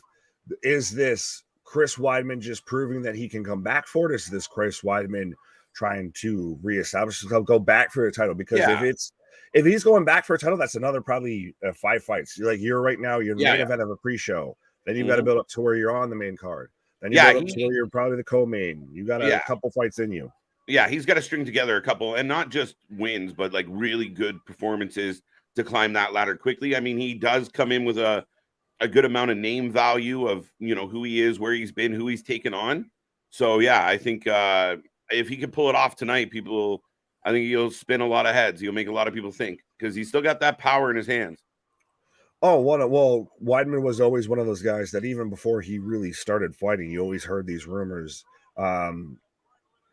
about him, especially, I guess, probably a bit more with me because I was, up in New York and everything like that, to where you always kind of heard talk about him before he even popped up in the UFC.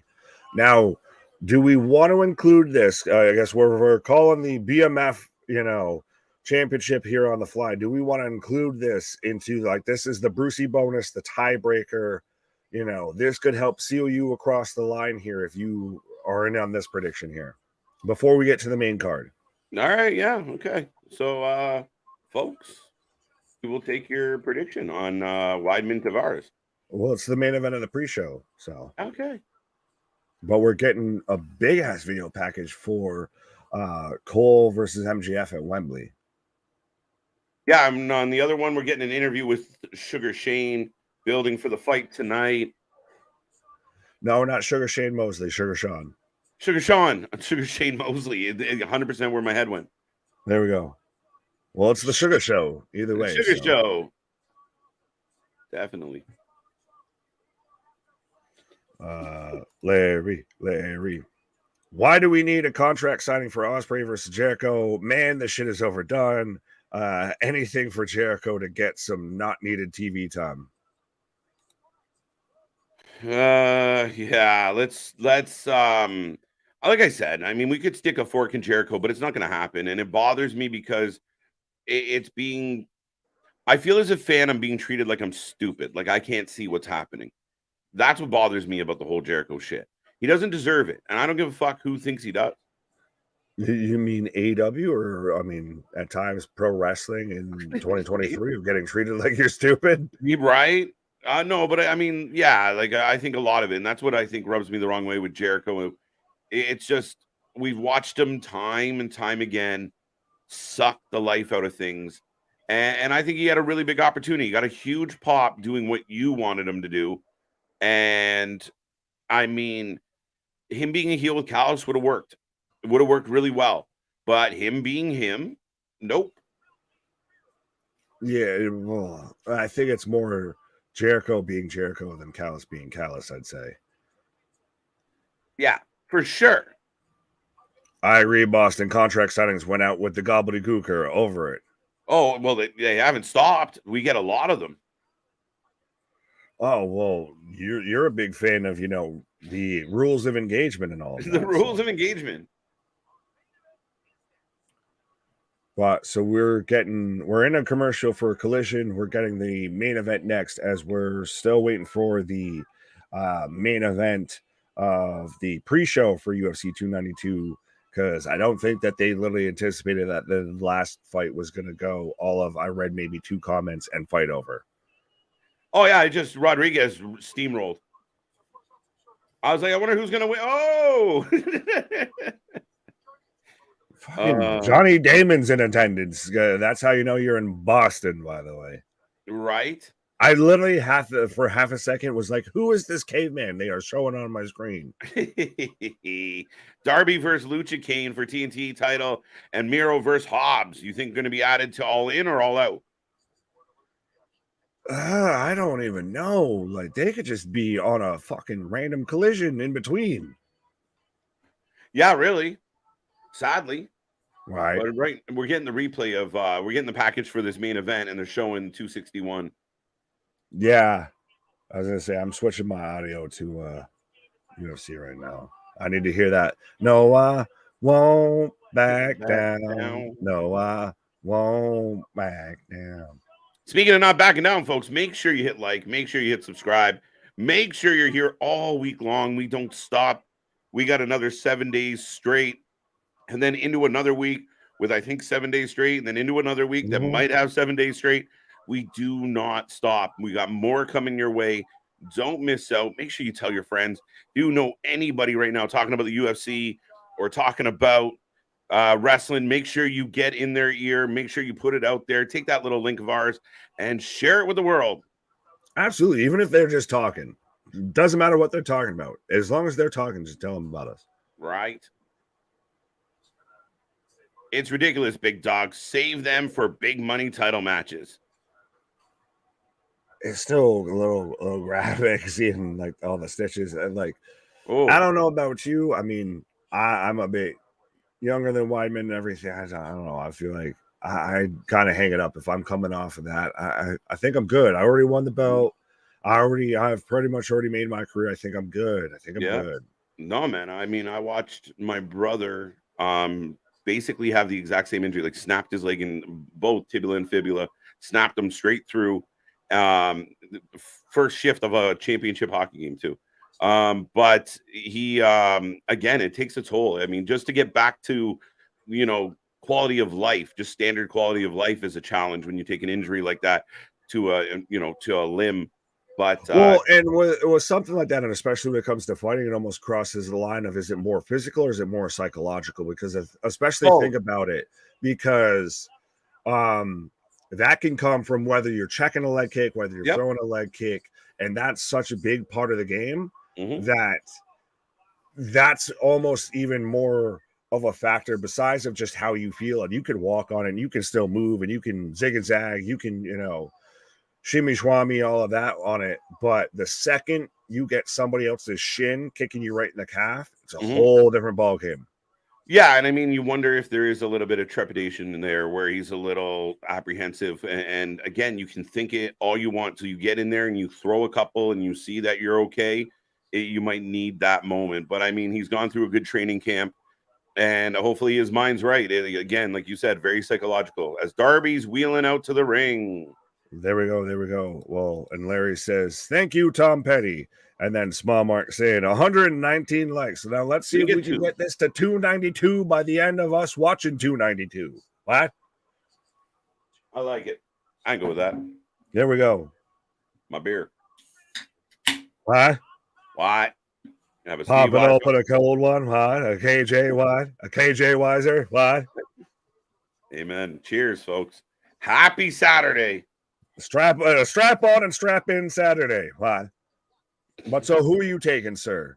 As we're kicking off, we've got Darby, we've got Christian Cage coming out right now, and we're about to kick off here after this. Two main events between Tavares and Weidman. So let us know in the chat if you want to be considered, get that extra Brucey bonus point for the, I guess now newly crowned BMF championship. Or if you want to get a super chat, be a super sticker, make sure you stand out in the comments, just help support the channel and everything like that. Let us know you're taking, whether you're taking Christian, Darby, or Weidman, Tavares. Yeah, you know what? So the easy one for me here is Darby's going to win this. Could he get screwed by Swerve. Now, see, not so easy. I'll go Darby and I'll go Tavares. I'll go Christian because of Edge, and I'll go Weidman because New York. Okay. Fair enough. I'll take Tavares because he's a Toronto Maple Leaf. Fucker. That Anderson Silva leg snap was. Listen, those leg snaps are awful. They're horrid.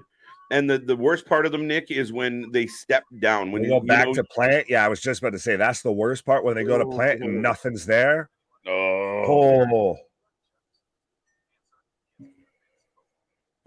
The Anderson one, I think, is more brutal just because I think it was the first one for a lot of us, the first one we saw, like vividly outside of obviously you've got like Willis McGahee, you've got the Sid Vicious moment and everything, but in the UFC, it's where it's straight, you're seeing everything that just went, and that's like seeing Kobe tear his ACL type shit. It's just one of those of like, holy shit, they are human. Yeah, and I mean, we've seen like, Shane, Vince, and, Triple H blow like a quad or a pec in a match. And again, when you pop a muscle and you don't really get that visual, but when that bone is completely useless and you step down on it and your leg, it's that visual of the rubbery looking limb that always like, oh. Yeah, that Stretch Armstrong leg just makes you hurt. Stretchy. But yeah, so we've got Christian and Dino Shredder here taking on Darby, and right now I'm getting Noah won't back down. Noah won't back down. Good ring choice or song choice. Well, that's Weidman's always used that throughout his career. So Weidman, the Long Island native and teammate of main eventer Aljamain Sterling later tonight. So you're going to see the same cornermen and everything like that. They train together. They're from a bit of the same area. I know Aljamain, he was a championship wrestler at SUNY Cortland. So a little bit north of that area, but around there. Right. I like Christian fighting in the cutoff turtleneck. Right? Like a heel through and through, not just for the promos. I'm going to wear it through the match. Right. Christian by DQ due to Sting. Interesting.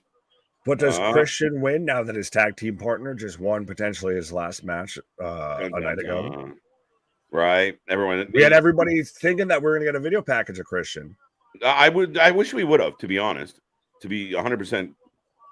Have you seen that they're selling a saw it all, won it all? They're doing almost a kind of thank you Edge collection package that they're selling right now on WWE Shop. Yeah, I did see that, and I still, for those who were like, "Oh, he could be at All In," he can't be All In. Contract runs till September. Just the last match was last night. Right. Just his match. He's not going anywhere. He won't be in England. And even if he could, it's really debatable if he would.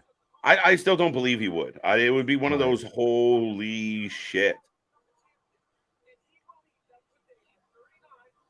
Darby's really kind of, and I know it's a little bit poignant and it's a little on the nose with the fact of who he is as a mentor, but I think he's really developed his own halfway persona of AEW Sting to an extent of like he flips back into the ring and he's just sitting there taunting. He sits there and just, waits in the corner waiting for them to go and everything like that. Like he's got this kind of still persona and he's really developed.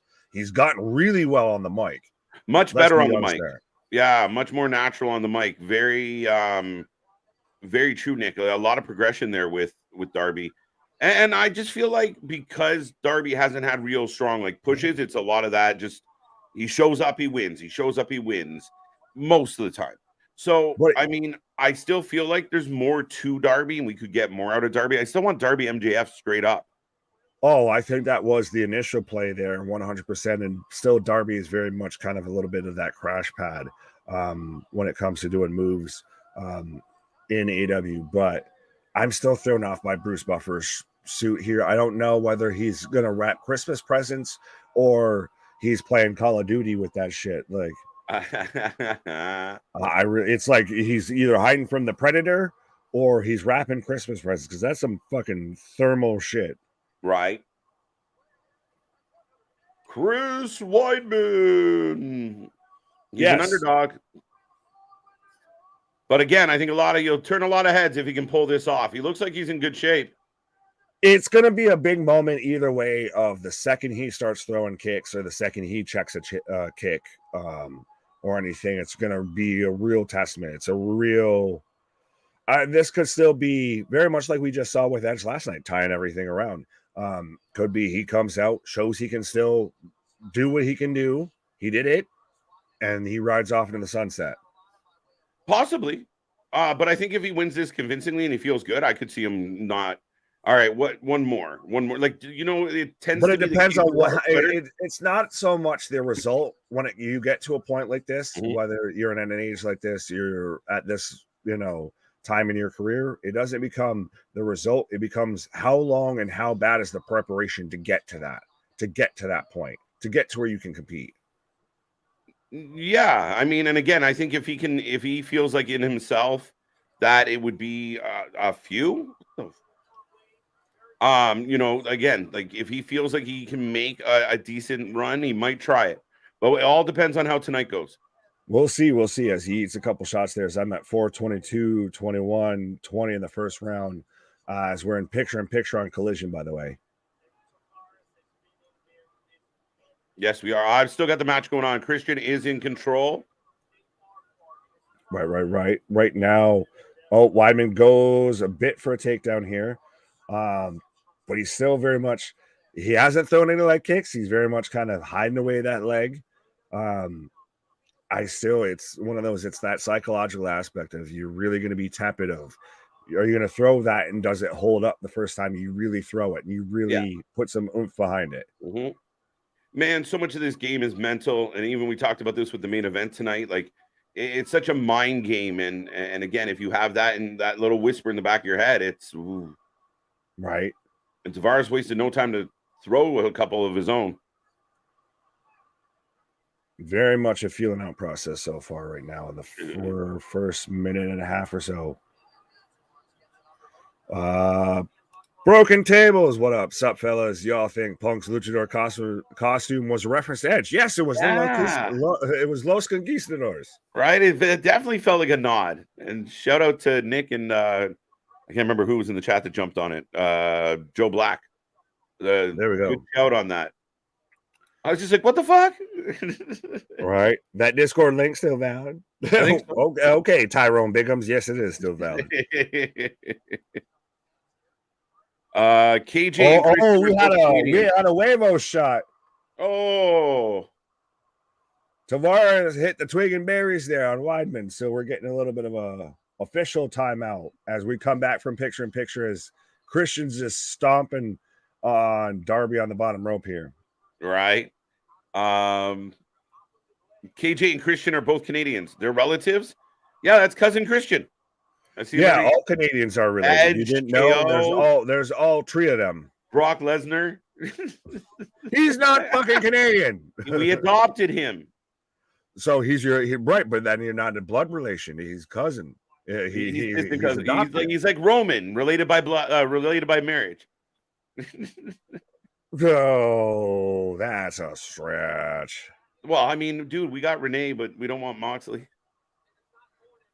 What? Oh, roll up. Dude's got PTSD when you get injured like that. Oof, yeah, 100%.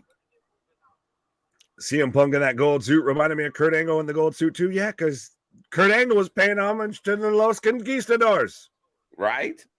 Yeah, I mean, I think that's a sweet touch. Right. Subtle. Watch, wait till the dirt sheets tomorrow. People upset backstage. Punk acknowledges WWE star. See who really picks up on that and everything like that. Where you heard it here first here. The second, I saw that man in the shiny gold suit. It wasn't gold dust that I saw. Right.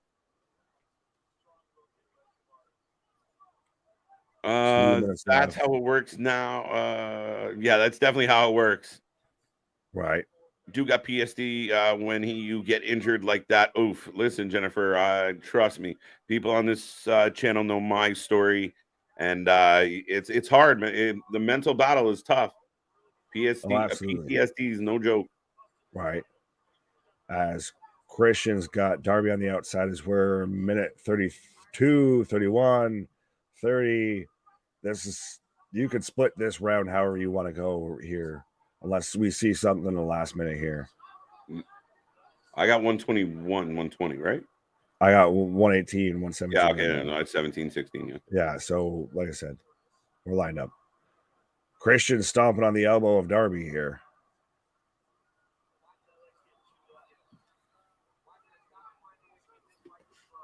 This match is dragging, and you still have 15 minutes left. Is it dragging, or is this just good old heel work? Like you take the crowd out of it, you work them. I don't know. But Christian's right now pointing at the TNT Championship in the corner here, and has, to Darby's point here, has the TNT Championship been irrelevant pretty much since Wardlow won it the first time?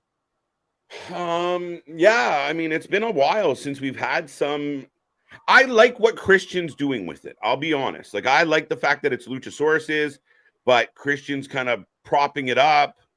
I don't mind, but it has been a hot potato for a long, long time.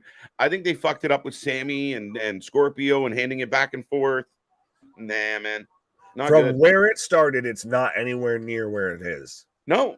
It has been nothing but a downhill trajectory. If you imagine, Nick, they gave Darby the TNT title and then gave him like the push that they gave Darby. So that that's your longest standing championship ever. Like Darby was just a consistent for 2 years, a year and a half, whatever the fuck it's been. Right. How good would that be for Darby?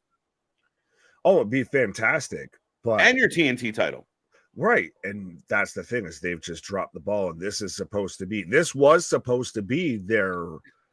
what the international championship has become of their intercontinental championship. And instead it's become damn near almost their 24/7 championship. A little bit. And again, I think that's the shuffling. Yeah, it's been tough. So, I mean, maybe Darby wins it and goes on a run. It'd be nice. We'll see. As I've got commercial after the end of the first round for Weidman Tavares as pop-up Canadian Destroyer for a 2 count. I predict a spear, but could you? I'm down. Let's do it, Nick. Yeah, do it. Listen to me. 2. Christian Cage for the win. Wembley Stadium going to be rocking next Sunday. I hope it doesn't rain. Imagine. Will we get to see Samoa Joe in a poncho for the second time? Right? Everybody forgets about that because it gets cut out of it got cut out of the Peacock version. You watch it live, you remember Samoa Joseph in a poncho. Right?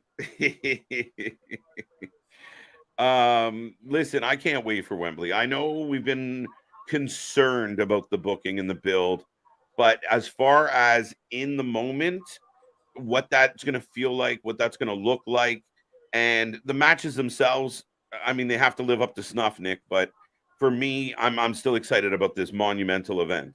Well, but that's the thing, is that's what they've been selling this whole time. It hasn't been the matches. It hasn't been anything beyond in the moment. Dude.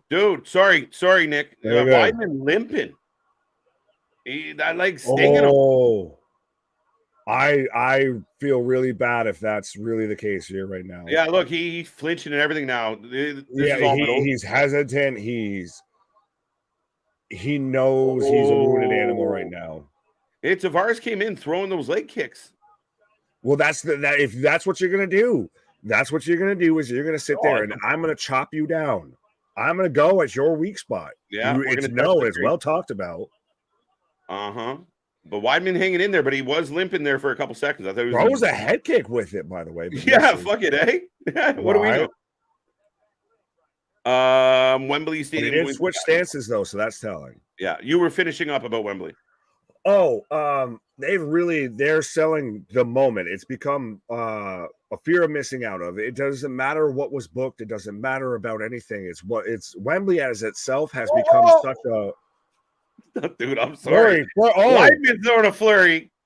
It's become such a monumental moment that regardless of what happens, you're gonna almost feel at a loss if you don't watch it. And then you sort it out after that. Yeah. I just would like I said, like when yeah, it's hard to some jabs right now. But still, Tavares is, he's a Samoan. He's, very much like the bloodline and all of that. You got to fucking put him away before you're going to fucking end it here. Lucha Kane taking out Darby. How do you feel about the Darby match, the tag match, going to be a coffin match? So now we got Stadium Stampede 9. We got a coffin match, which we've seen many times. Because when you can't book well, you throw a gimmick on top of it to cover it up. Okay, exactly. Right? It's the oldest trick in the book. It's you go back to everything from, for a lot of us, you go back to WCW, you go to ECW, you go even to some of the old NWA shit, you go to even some of the territory shit. If you can't do it well, just throw a fucking hat on it, and that patches it up. That covers it up. Oh, we got an official timeout here. I missed what caused it. I believe it was Weidman, I think, when he got the double leg or so. I don't know if he kind of just headbutted Tavares's boys or not. Oh, yeah, we're gonna it's a counter. It's you kick me there, so I kick you there. I don't know. He might have. No, that's a straight front kick. That's. Oh no, he got it. The first angle, it looked like he might have caught like lower abdomen. Second visual was he caught cup on the way to the abdomen. Oh yeah, it was lift and separate. What? Oh, all Darby matches are him getting a beat down. That should be a disqualification, though. The ref is fucking looking at it and watching Lucha Kane, Kanosaurus there, sit there and grab Darby and throw him around. That's a disqualification. It really is.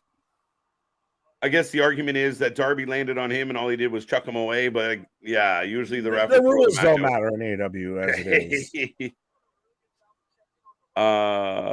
Yeah, I mean, I'm okay with that broken. I agree that the matches always kind of look like that. It gives me holding a fucking chair. Right. It gives me those old Shawn Michael vibes where Michaels would like fight Vader and Taker and Kane and just take a fucking beating and find a way. Let's go Weidman chin as he swings with a couple haymakers and then goes for single leg butt. Tavares defends the takedown really well. Spin out from the cage here. You're doing well with holding yourself up in the cage. You need to spin out here. Yeah. When he spins out. Yeah, he was able to control the head there. The dinosaur is extinct from ringside, it seems now. Yes. And Christian taking a seat, Darby taking a punch. Seated drop kick on the chair. Oh, shit. How does it not hurt you? That's Darby's style is. I'm going to take a move that hurts me way worse than it hurts you, so I know it fucks you up because it fucks me up twice as bad. Right? Dino came back. Yeah, I'll take you with me. Right? Multiverse United 2 card looks good, better than Forbidden Door was. It is a really good card tomorrow. It's going to be a fun one. We'll be here live for it. Live. And shout out to the now official friend of the channel there. I believe in Joe Hendry. Right? What's up, Joe? Right.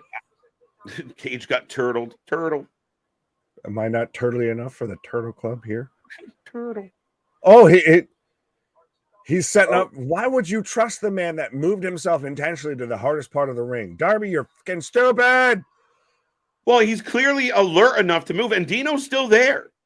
Yeah, like I'm saying, well, I thought he got extinct, he got thrown out from, but it's still, if he's alert enough to move himself, why the fuck are you going for it? Hey, look, yeah, he's moving. Fuck. Yeah, that's Darby down on the apron. That looks ouch. But Lucha's still here. 4, 3, and just wailing around a chair. What more does this man have to do to get thrown out of ringside? And a round 2, Arguably, you could say Weidman took round 2. Round 1 to me is debatable. I don't know who you have here so far. We can ask the chat as well. I don't know who you have up in this fight. 2 very close rounds, not a lot happening. I would split the 2 rounds right now, Nick. Fair enough. I'm pretty much right there with you. I think it's a draw. However you want to, whichever way you want to split, first or second, it's a draw. Yeah, fair enough. Tornadoes in Mass and Rhode Island recently. Nick, do you have anything in Connecticut? I don't know because I'm not in Connecticut, but I'll see. I can check. Are you hanging out with Vince behind my back again? Do something strange for a little piece of change. I mean, you've seen them payouts. I'll sign an NDA. Right. How you doing, Vince?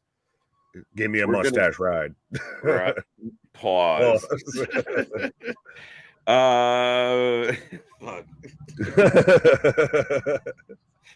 Don't get a visual, folks. No, don't do that. That'll ruin your evening. Don't do that. We're back for round 3.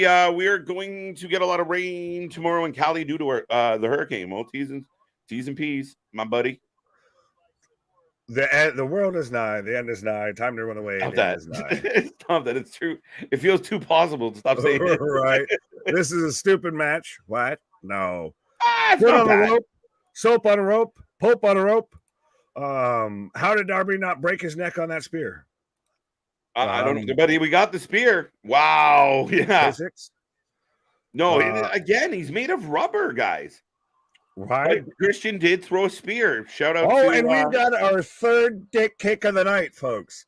We're just pecker poking all night long. Right. Row.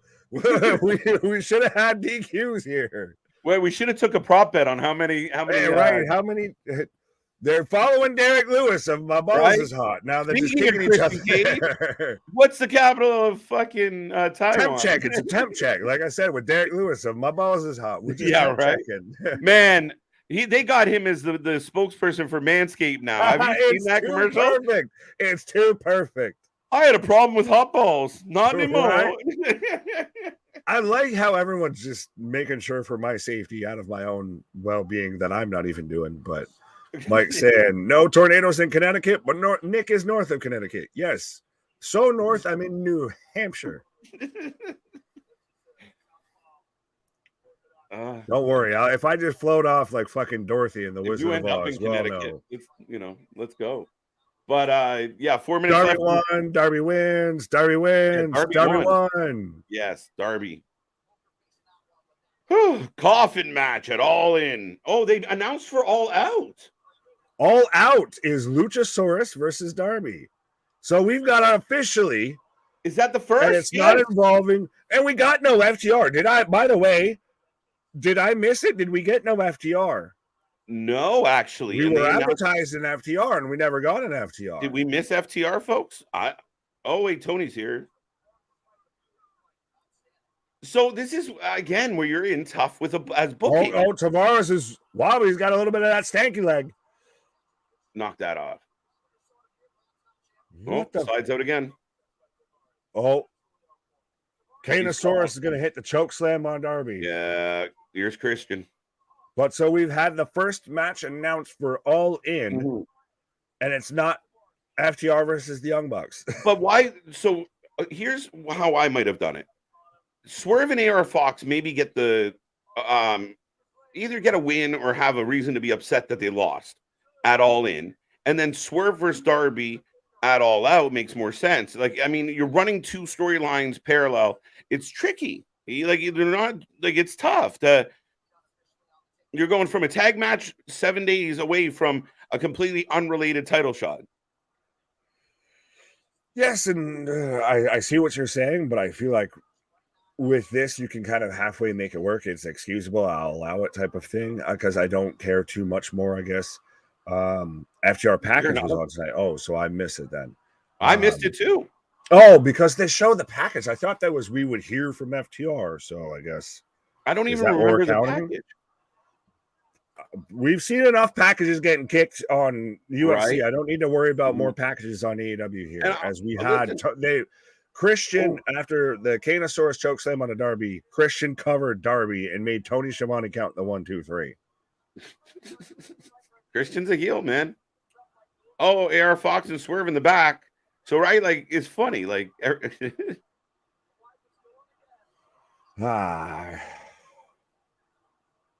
it's just so, well, it's so interesting when you have they're running into the problem of they almost have two promotions within each other, and one's actually running like another promotion. I mean, Ring of Honor was supposed to do that, but it just became dark light. right? Luchasaurus. So All Out. What's it? Someone said there's 2 matches for All Out. What's the other one? I have not seen, but I will look then.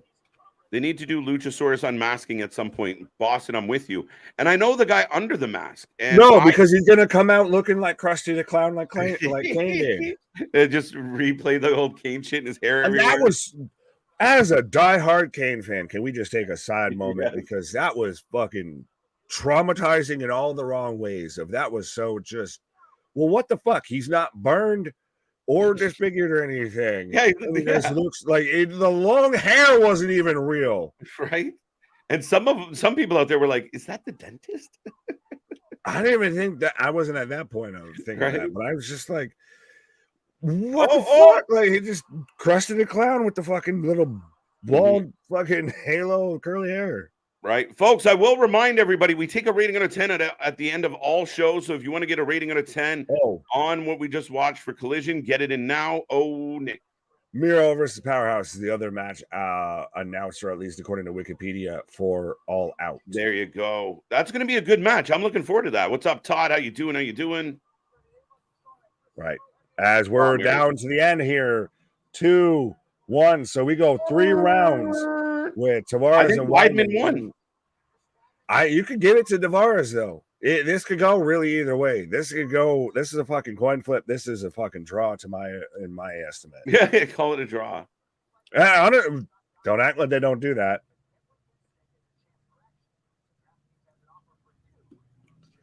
I think 100% of.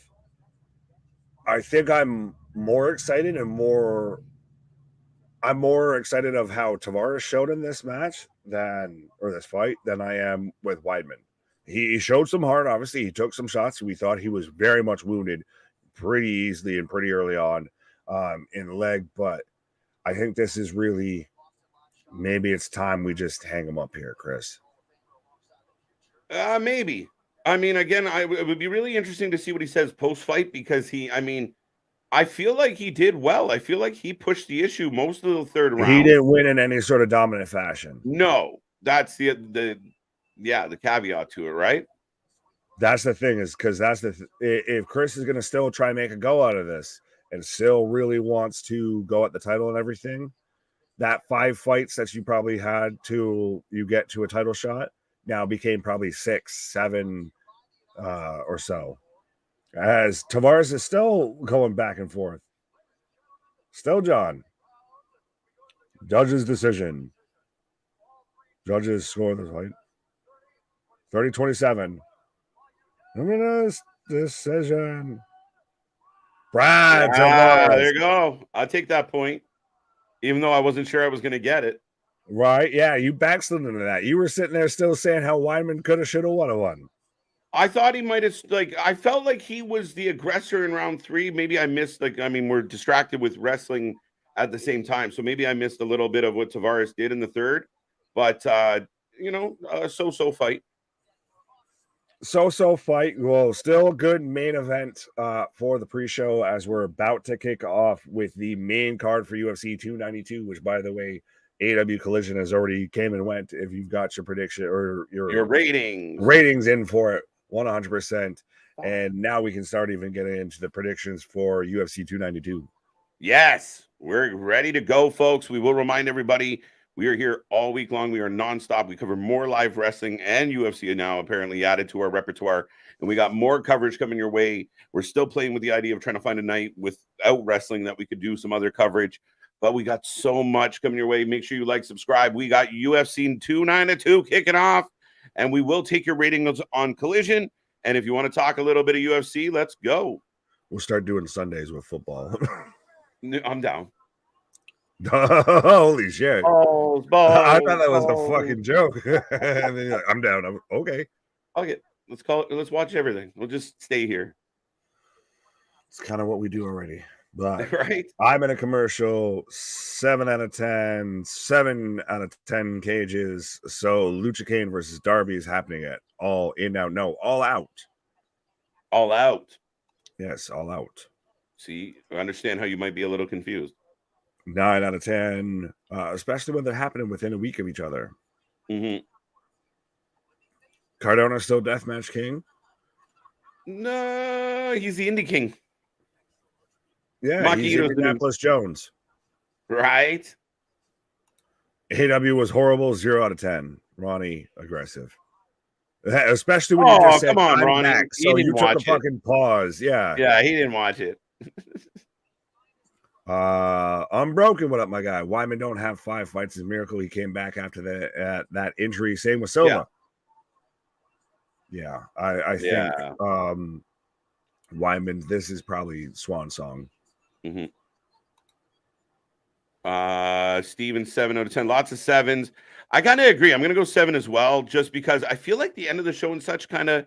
I mean, I felt like it was a little bit better of a show. I enjoyed the Punk, like the kickoff. The show was great.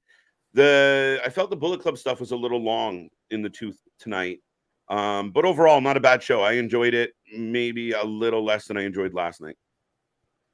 Fair enough. 9 out of 10. Wow. Don't you fuck with me, ESPN, right now?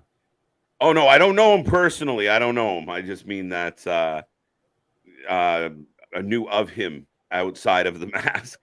But you never know. But yeah, no, I mean, I think there's a character in him without the mask, and he can actually talk. You know, he's had time on TV. He's pretty comfortable that way. I think at some point you take the mask off, he could be really sinister. Right. The modern day James Mitchell. Fair enough. Why is ESPN being a pain in my ass right now? I don't know, but I got still getting the opening package. We're getting the hype package for the cold open. They just showed the replay of one of the biggest knots. Who was to where her forehead. Joanna Jędrzejczyk was turned into a fucking alien there. Yeah, she looked Jack O' Lantern. Right, 100% here. Missed the show. Did Darby win? Yes. Did Darby win? Yes, Darby won. Yes, Darby won. It took me a second. Yes, Darby got the win. A lot happened. I hated the ending. Yeah, I feel like the ending took a little bit away from me. They could have done better. It was just, again, it's the little things that just clean it up, and the show makes a little more sense, and it's a little more of a better story told at the end of it. Becoming the bane of my existence right now. All right, it's all right. Oh, okay, gotcha. Yeah, he can talk for sure. He's really smart too, kind of a dork with a nasally voice, but he can make it work. Yeah, I think so. And I mean, if you guys saw him on Big Brother, he had that, like, when he was doing kind of the gimmick in the confession room. I mean, he does have something there. Fair enough. Sorry. I finally got my ESPN to work, and I got the AR for O'Malley and Sterling right now above the cage. I'm showing the garden right there. I'm like seconds behind you, so we're good. Okay, I can adjust if I need to. Do you guys cover GCW, and if so, what are your thoughts on them? We cover a lot of GCW. The problem with GCW is it coincides with things a lot, like tonight. But we do love GCW. We've had members of GCW on our show. Big shout out to Ratty Daddy and our buddy Reefer. How can we, the vitamin friendly channel, forget Grim Reefer? No, not at all. But yeah, we've had some alum come through here, and Todd, we like it. We like it. My only concern lately is, like I said, we were a little, what do you call it? We're getting a little oversaturated with it. That's really the thing. Is it's one of those, like we've talked about. If it used to be a couple shows a month, to now it's a couple shows a week, and now you're losing track of when they're on, who's on. Mm-hmm. You know, it's becoming very much a situation of who's on first, what's on second here. And I feel like a weekend like this weekend, if you had one card, you could have had one really strong card, but you have two kind of okay cards. that's what they tend to do is they'll split it out over a weekend. It becomes an event versus a big show. Yeah, and I mean sometimes some of the deathmatch stuff in the like I love, but it's so crazy. You see like Yamashita go through war, and then she's on the next night she's back for a tag match, and you're like, what? Is he not recovering a little? Right? Yeah, just a little bit here. What is this one? Oh, sorry. Oh, I was gonna get there. The Yankees are 0-10. AW was more entertaining than that. You can have that. That even what I'm mad at. As KJ's taking a pause for the cause, he slipped that away on me here. Oh, so then I guess I'll change that as he's changing that. But yeah, so we have UFC 292 lined up tonight. Let me see if I get that. There we go. Switch that as we go to that one. No, not that one. That one. But yeah, so we've got Aljamain Sterling versus Sean O'Malley for the bantamweight championship. We have Zhang Weili versus Amanda Lemos versus for the women's strawweight championship. We have Neil Magny versus Ian Machado Gary for in the welterweight division. We have Damon Blackshear versus Mario Bautista in the bantamweight division. We also have Marlon Vera versus Pedro Munoz in the bantamweight division. And with Vera and Munoz, the first fight on tonight's card, I think very much that if Vera wins this, he 100% has the stake and has the claim to be the number one contender for the bantamweight championship. He is the one in Sean O'Malley's 14-1. He is much like Brock Lesnar's the one in 21-1. Vera is the one in 14-1 when it comes to Sean O'Malley. And I think even a little bit of why he was initially added to the card or put on this card is if one of the fighters couldn't make weight, if something happened, something went completely sideways, anything like that, that 100% he would be there to step in and could have been a title contender and in a title fight. So I think Sean O'Malley's 100% said it. If he wins tonight, I think Vera versus O'Malley's the fight to make coming out of that if O'Malley wins and especially if Vera wins. Jennifer saying good night, gentlemen. Be back Monday for Raw. Be well. Fair enough. Be well as well. Peace be with you and also with you as we smoke the vitamins here. And we're kicking off, like I said, with the main card of UFC 292. So there's 100%. I know we've got the, normally the predictions championship and everything, but I'm instituting a BMF championship for tonight. So 100%. We'll see who can get the most right in predictions. And God damn it, I'll throw us into the mix for this. Denver would win. Hurricane, Hillary, Denver Airport. What the hell are you on about, Unbroken? And I normally think Richard's on the good vitamins. I think you're on all of the good vitamins. And probably even some other things that aren't fully vitamins here. Who's your pick tomorrow for GCW's World Heavyweight Championship match between Blake Christian and Masha Slamovich? I'll take Blake still. Again, Blake really, best Blake Christian is him and GCW. Him and Ring of Honor, they oddly babyface turn him. Masha is fantastic right now in Impact with MK Ultra and her and Killer Kelly. I'm not saying it really matters to an extent of who needs the belt, but I think Blake Christian 100%. He fits with having a long reign, and I don't want to see it go back and hot shot it back and forth. It's a fantastic feud. It's a fantastic story between those two, but Blake Christian works so well as a heel in that promotion. Update, I'm feeling better. My head's starting to clear, and the medicine is starting to working. I'm okay. Well, good on you, big dog. Didn't know there was an issue. Maybe you just need to take the right vitamins. What? Ian Unbroken, what are you referencing here? Welterweight bout between Ian and Jeff was expected to take place at this event. However, Neil withdrew due to undisclosed health reasons. He was replaced by Neil Magny. Yeah, that's probably been a hot minute because from what I've seen, it's been kind of Magny for the most part advertised on the card here. As we're even still getting a commercial, we still haven't even gotten the first fight yet, and we're 15 minutes into this. But let me know, folks, 100% what you're excited for tonight for UFC 292. Your blood sugar was up there. There you go. Well, be a friend, tell a friend. But 100%, folks, we do this for anything and everything. We even got you Brucey bonus extra doubleheader coverage here tonight with UFC 292. So 100% be a friend, tell a friend, like, share, and subscribe. Tell everybody that you know of, if they're trying to watch UFC 292, if they're just down to talk some MMA, if they're just down to hang out and have a good time, this is the place to be. 100%. I think Unbroken took the purple pill again. Fair enough. Yeah, I think a little bit. I think that tends to be, a habitual thing around here with a few people. But let me know what you are looking forward to. Let me know when it comes to 292, who do you think is going to be your fight of the night, your knockout of the night, all those UFC bonuses, those extra boosts, those bonus, Mario Party stars that they tend to give out at the end of the events here. What you got for that?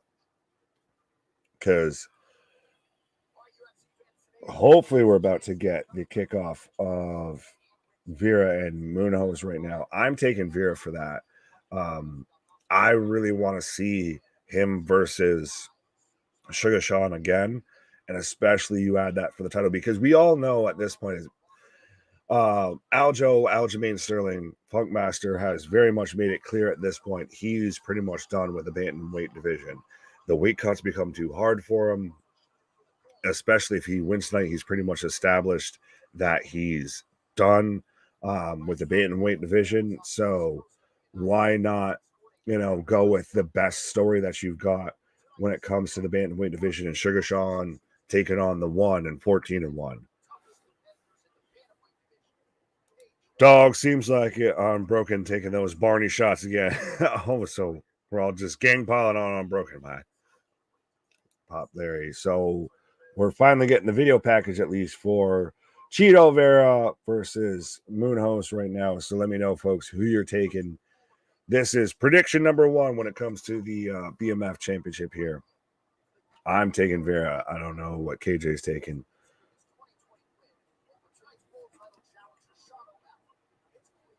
Yeah, as they're referencing even right there, the win over Sean O'Malley. So again, I think a bit of probably why Vera was initially put on this card was if something happened with the main event, you have a reliable and a valid go-to on standby, and who's already been training and is already built, is already going to be in town.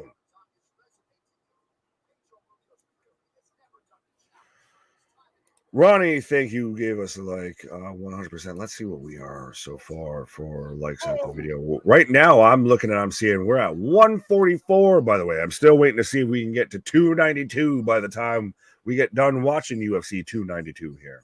We can do better, folks, but we appreciate every single. We can do better, and we can be better. Right? Now, I will mention the curiosity got the cat while I was on my pause, and I do have Yamashita at homecoming right now in a death match, bleeding everywhere. Oh, why you gotta tease me like that? Why you gotta get me started, stimulated, and all of that? Pause. Yes, pause. You don't know what KJ's taking, Nick? Does the word vitamins ring a bell? Yes, I know he's on the vitamins. We're always on the vitamins. But I meant as far as who he's taking in the fight. Right. I'm taking I don't know. Good question then. Let me catch up. Who am I taking? I got Pedro Munez coming out right now. Moonhouse. Number 10 right now in the world as a bantamweight, formerly held. I wonder if I could be difficult. I was just debating if I could go against you or not, but I think you're right on this one.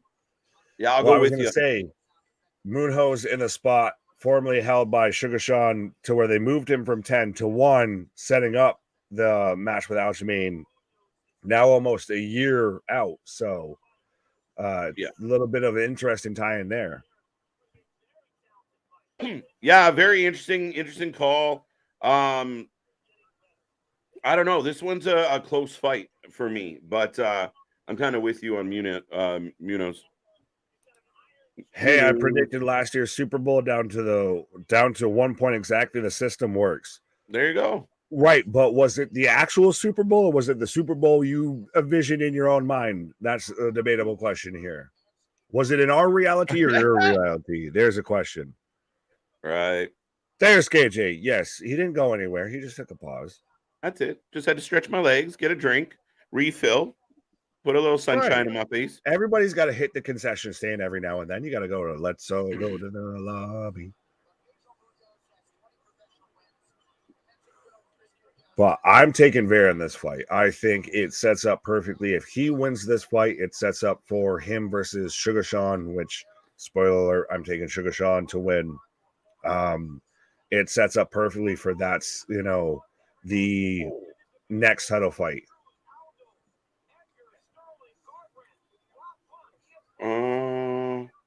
Wait, I thought you picked Muniz.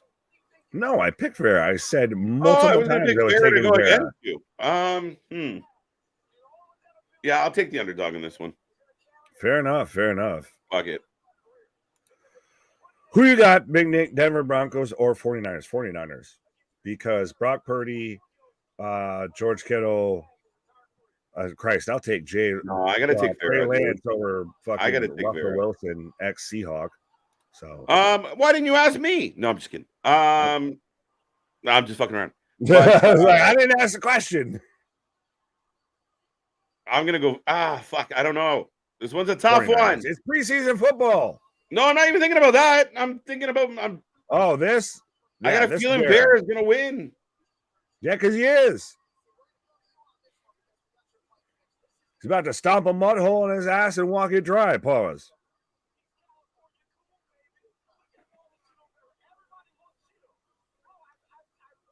Yeah. Man's nickname is Cheeto.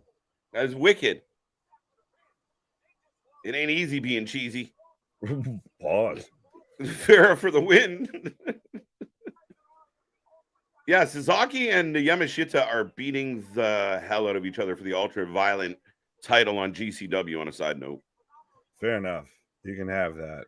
I'll watch that on the replay. Watch that in the private in my own home.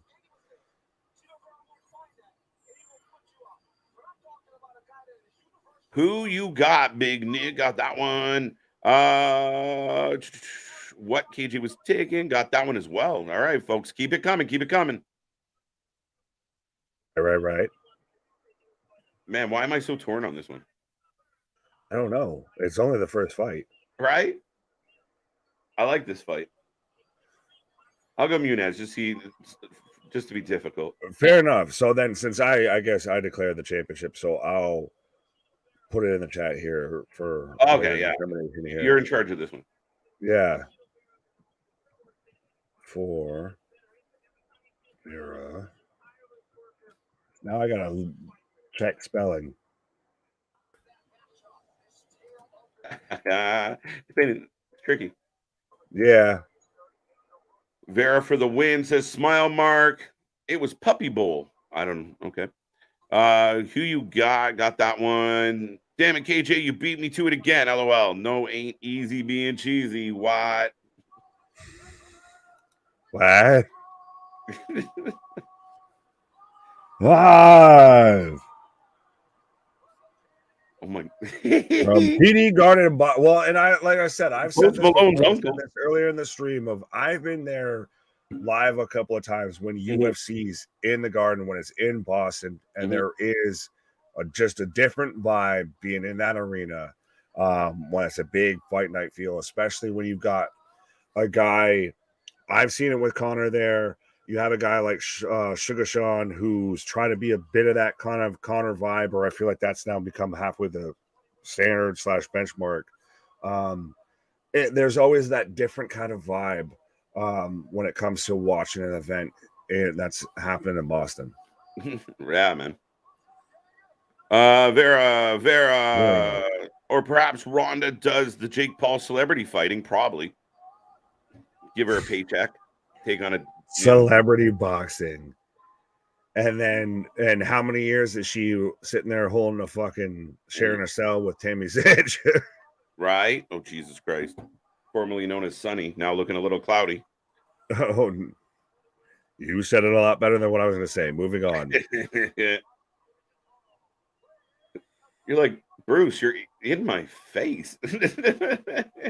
Yeah, but you don't. Well, you kind of almost don't know with him because, like I said, that suit it's just thrown me off. He literally looks like it's a fucking thermal reader. Like if you remember the old Predator movies, to where he'd go to the heat vision and shit like that. I feel like that's what I'm looking at when I look at Bruce Buffer here.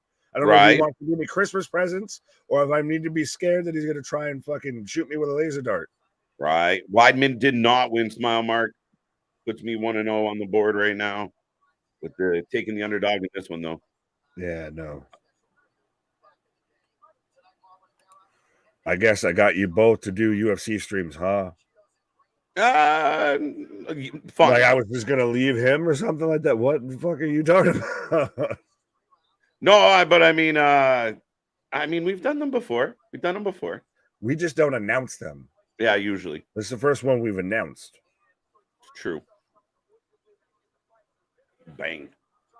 All right, we're off and running. About 4:15 left in the first round. Already Vera in control here. What are you at time-wise? 4:24, 23, 22. Okay, I'm slightly ahead of you, actually. 4:05. Well, you son of a bitch. Let me refresh. I sat there and fought with ESPN for 20 minutes. 4:10, 4:09, 4:08. 3:52. How did you get further ahead of me? I'm good at what I do. Bro. 3:55, 3:54. Am I close or no? Yeah, 3:42 right now. I'm at 3:47. So pause up for a half second. There you go. I'm at 41, 40, 39, 38, 37 for anyone syncing up. Okay. Pretty close.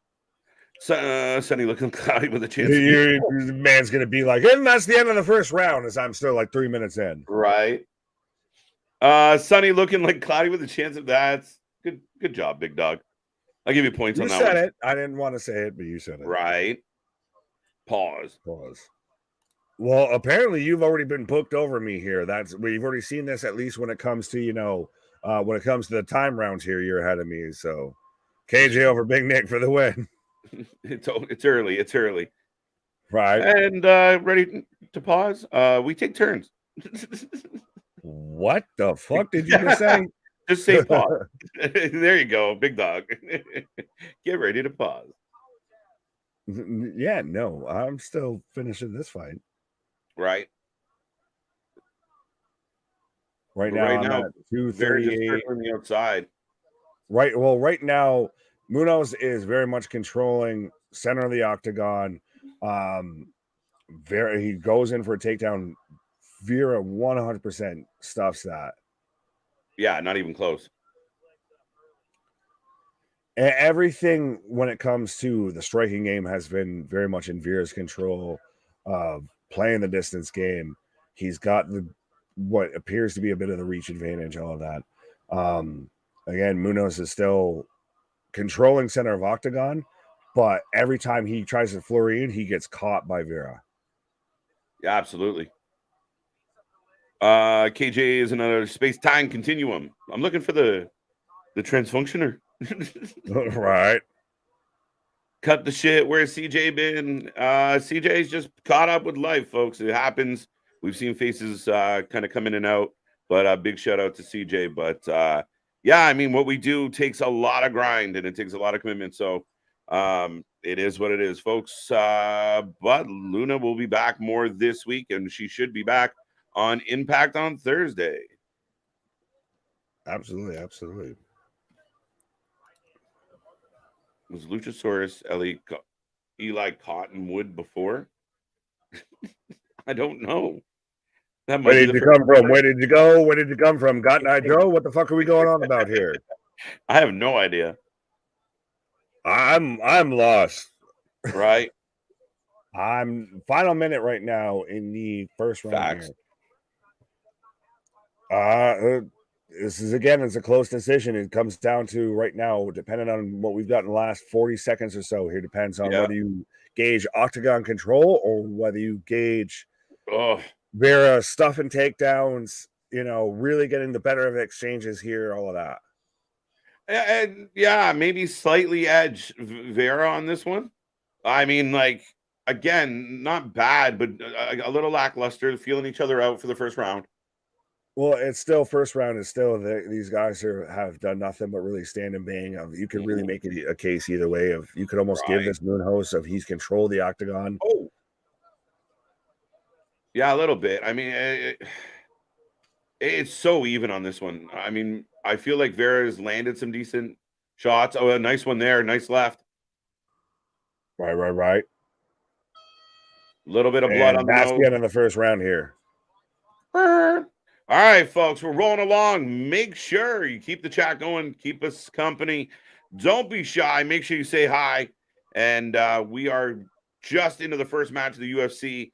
I technically have a little bit of GCW up, but whatever is on your mind, your Wrasslin mind, your UFC mind, whatever you want to talk about, let us go. Let us know. Right. 100%. From Copperhead, bro. What are we going on about here, big dog? Ronnie said, no, 9-6, 49ers crying.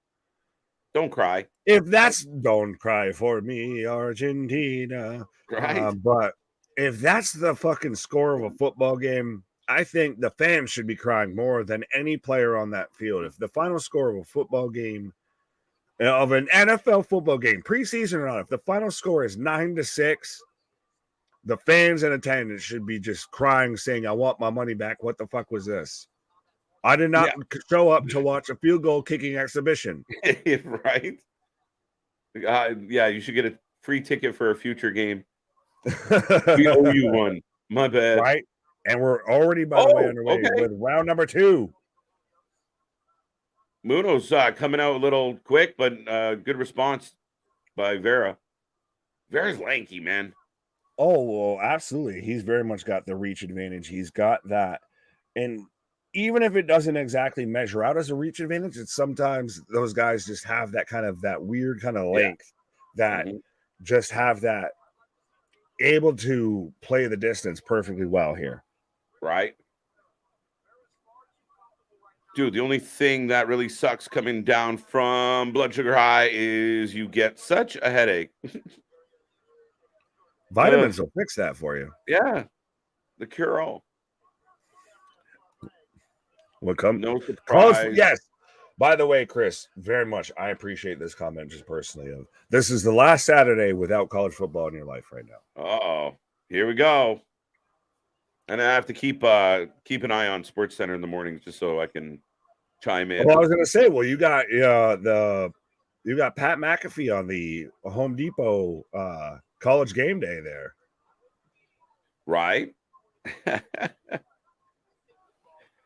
Denver should pull it out. They might go to overtime. We'll see. Oh, God, my stream's letting me down right now, James. It's a pain in the ass sometimes. That's what we got you for. Well, that's what you got us for. What the fuck?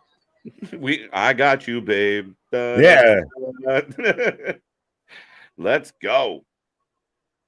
And we got still got a good crew hanging around with us here tonight, folks. Like we say always, be a friend, tell a friend, go drag some people over here. Let's keep this chat alive. Let's keep the party going. We got a few hours of UFC to get into coming off the heels of AEW Collision tonight. I will remind you we're back tomorrow for the Multiverse 2 early afternoon event. We will be going live at 4:30 tomorrow, and then we're back all week long for all your wrestling coverage. So make sure you like, share, subscribe, be a part of the family, become a member. And get in the chat with your predictions. Yeah, 100%. Tomorrow, not quite early enough for brunch with the boys, but I guess early enough for dinner with the dudes. Is it Leonard? Leonard with the lads. I mean, sure, Scotsman. I was almost gonna say, I was trying to think of something like an S that would go with like supper, but I was like, I can't think of anything. So I just went with dinner with the dudes. Dinner with the dudes. I'm a dude. She's a dude. We're all dudes. Hey, I'm a dude. Well, I'm in 156 right now, 155 in the second round, and this has still been pretty much just a back and forth fight. Yeah, not bad. A bit of a stalemate, a bit of still kind of, no. Well, okay. But that's what makes these fights great, is when it's somebody that just doesn't walk through somebody. Yeah. When it's a back and forth, when it's literally anytime, somebody could land a shot.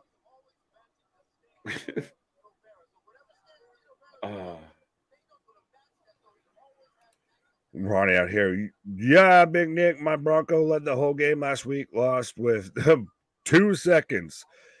I don't want to hear it until your Buffalo Bills lose to the Kansas City Chiefs with 13 seconds left on the fucking clock. That was heartbreaking. You're talking about preseason. I feel like I'm an AI out here. Playoffs. You're talking about playoffs. You're talking about a practice, not a game. Not a game. No. Talking about practice. Playoffs. I hope we just win a game. That was fucking. That was a different reference there with the Colts. But nice exchange. Oh! Did Vera kind of get clipped there?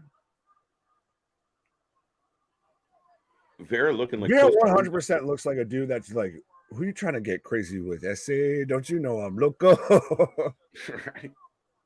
Pause. For the love of Pete, please no Sonny and Cher. No. All right. Don't worry, neither one of us is gonna hit a tree. Sonny Bono skis. We just smoke the tree. We don't hit the tree. Well, we do hit the tree in a sense. We do hit it in a sense. It's true. Luchasaurus wrestled with Corey Graves under the name Judas Devlin. True story. Facts. Right. Thank you, and Jesus. So, end of the second round right now here, and it's really, like you said, it's been pretty much a stalemate. It's flip a coin. It's so far the first two fights that we've focused on for 292. Flip a coin, and you could go either way. Yeah. No guy really staking a claim to this one yet. So the third, I hope they go for it. Pedro got a little bit of schnoz work to get in, but relatively both guys doing all right. Right. If we're going off of who physically looks like they've taken more damage in this fight, 100%, it's Pedro. But Cheeto, 100%. I don't think he's done enough to really establish himself as the out and outright winner, the favorite to win this fight here. Right. Tea time with the lads.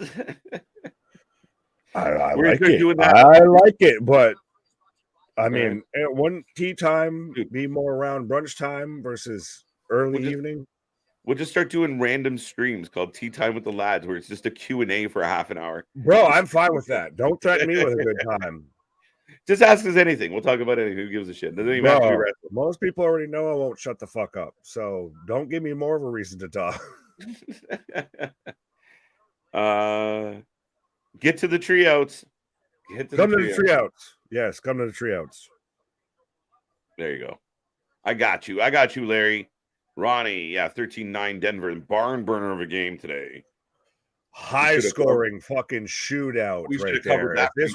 If this was a hockey game, it'd be a shootout. Unfortunately, it's a fucking football game. To where every touchdown 6 points. Right. But we're rolling through. Both men still kind of feeling each other out here, and not a lot going on. Nice right.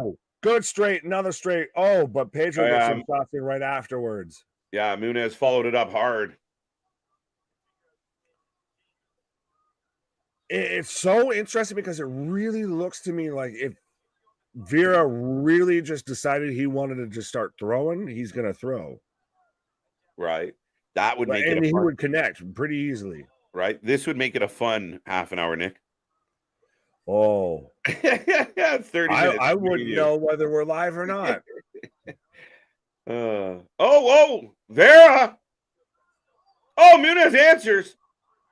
Oh, here we go. Oh, Vera gets caught with a shot, but then answers with a straight jab. Oh, another straight jab. Whew. Vera's been piecing him up, but he hasn't really taken that shot, taken that lead, to where he knows he's got the openings, but just run. Oh, still 3 minutes about left in the final round here. Yeah. Josh Allen is going to be the next Phillip Rivers. No, because he doesn't have enough children, and he's going to win a fucking Super Bowl. Good answer. Good answer. Right. Good answer. Good answer. What is this? Fucking Family Feud? Good answer. Good answer. I support that one. Show me not enough children. Now the business is picking up here. Late, about 2:35 left.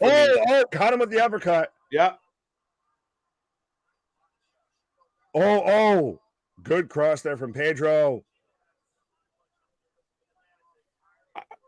Oh. This has literally just been a game of jabs and a game of straight shots here. Because even they know it doesn't matter. They just want to go home. Well, I don't know. Oh, no, sorry. I was answering unbroken. Oh. Yeah, no, the fight's good now. We picked up. Oh, yeah, no. Why would you have overtime in the preseason? Why? Yeah, no. Right. What are we, a fucking Flintstones commercial right now? Right. Would you like one lump or two? Yeah, fucking Elmer Fudd over here. All right.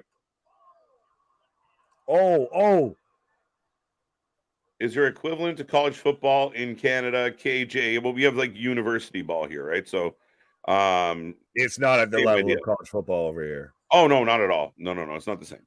But yeah. Can I make a suggestion? What? Your college football equivalent is like juniors or anything like that. It would be the CFL, wouldn't it? No. I was saying when it comes to like juniors or anything like your under hockey league you guys get to see a lot of hockey players before they go to the pros. Yeah. More in Canada, playing through the leagues in Canada, much like how us with college football of it's fucking NFL. It's the NFL G League. Yeah, like the university football is not looked at the same way at all here as to there, right? Generally, just like football in general is not looked at the same. Yeah, like there's no big. It's a religion here. Big money scholarships and shit are not happening.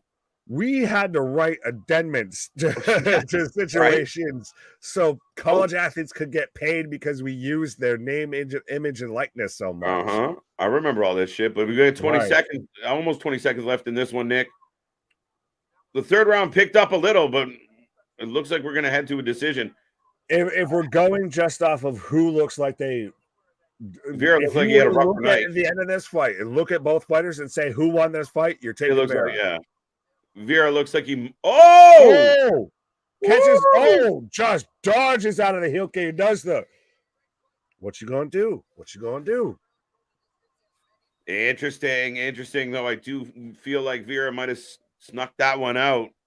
Maybe not super convincingly, but it does look like Muniz took a lot of damage to the face.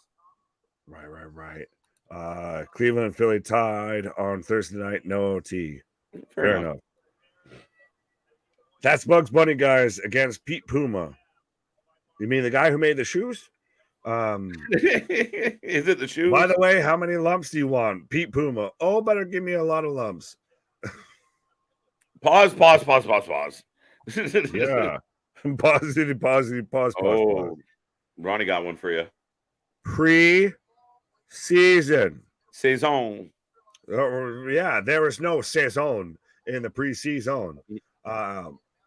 When your starters are playing a series to at most maybe a quarter, if not half a quarter, it's a glorified practice.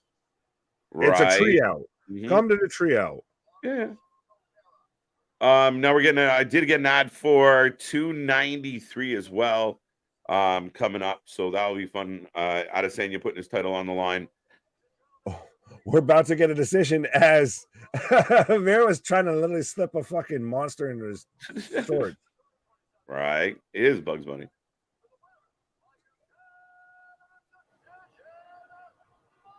Yeah, Cheeto. Vera wins. And even Munoz was literally starting to clap of pretty much he already knew he won all of that.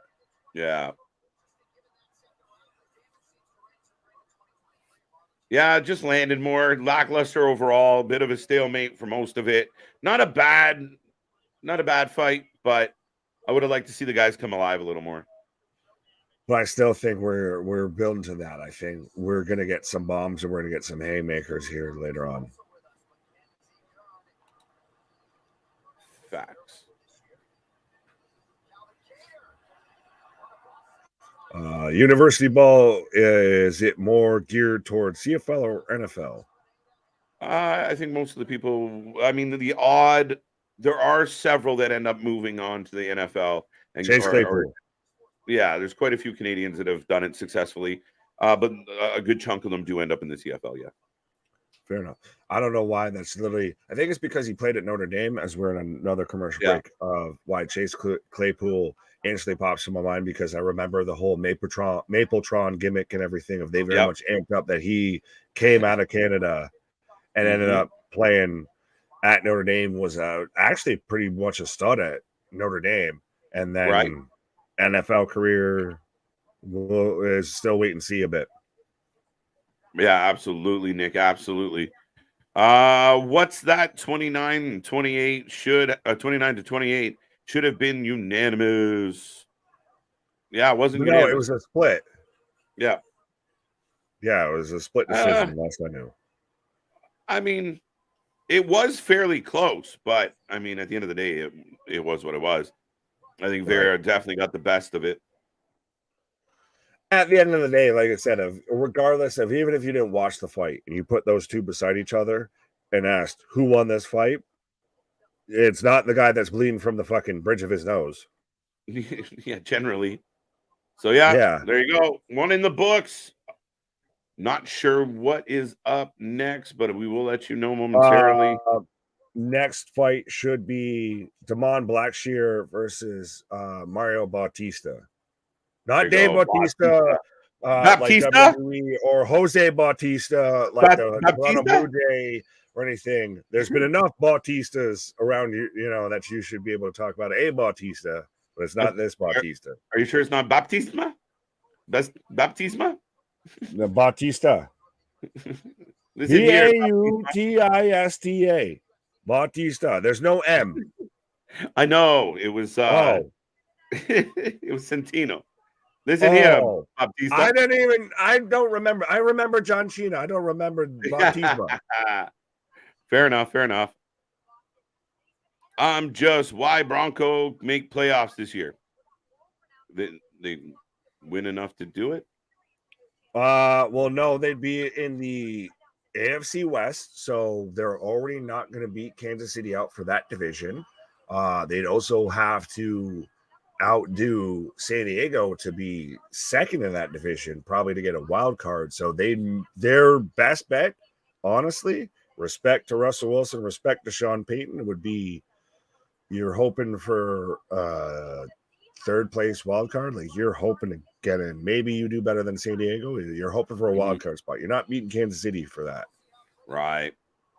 As the UFC is showing Sugar Sean coming into the arena earlier today. Bautista? Bautista. Have you been curling, KJ? Yes. It's fun. It's hard as shit. I'll let you explain the rules of curling. Right, there you go. You got to get into like your warrior one position and glide on ice. It's a pain in the ass. But yes. Not as much as you would assume. Just a couple times. Side note, don't forget my Dare to Care food bag challenge is still open. If your grocers have these pre-made bags for sale, buy one, drop it in a bin, and help fill your food pantries. Be the hero.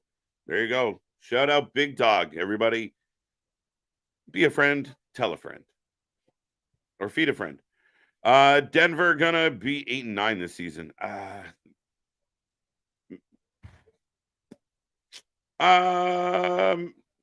Let's say okay. I'll take your word for it. I'll take your word for it, Smile Mark. But right now, we're setting up the next fight. If you guys were curious, they're doing a sweep job cleaning up the last match in GCW, as that's still rolling on. See a need, fill a need. Pause. No, absolutely, absolutely, my guy. No way that was 30-27 fight. Yeah, no, I don't think it was 30-27 at all, Chair. I think both. What was it? Vera, the first round's a toss up. I mean, it was so close either way. You can make a valid argument, but like Nick said, at the end of the day, the way it looked, visually for the judges, looked like Muniz had a worse night. He landed some significant shots, but nothing really substantial. Vera kind of picked them apart a little bit at times. But yeah, not 30-27 by my account in any way, shape, or form.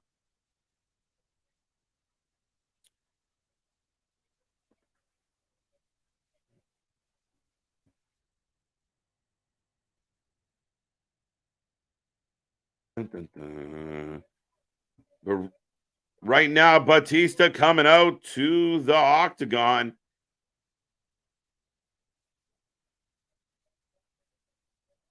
How do you say that place in Nevada? Somebody give me the phonetics on where this man's from on the planet. Or smack a friend. Be a friend, slap a friend.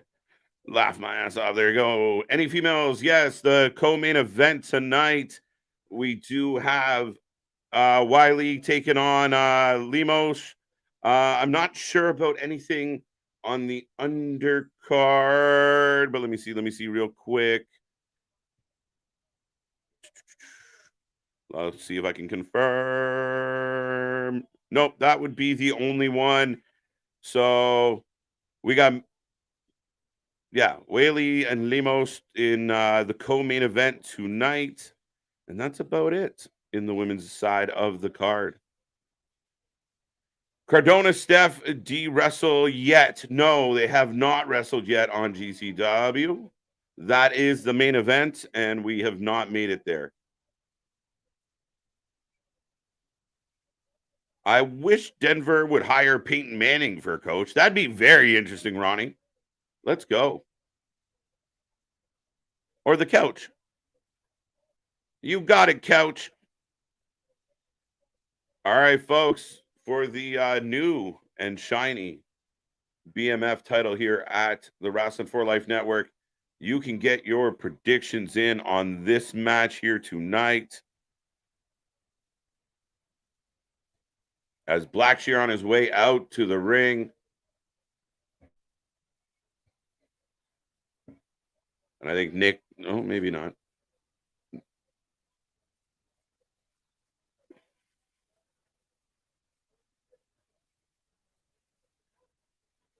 From Baytown, Texas, he makes his way out. And we are rolling along, folks. And once again, I will remind everyone we are back tomorrow for the multiverse of matches. Wow, we're getting a sing-along on GCW, by the way. And there's a man in a cherry picker.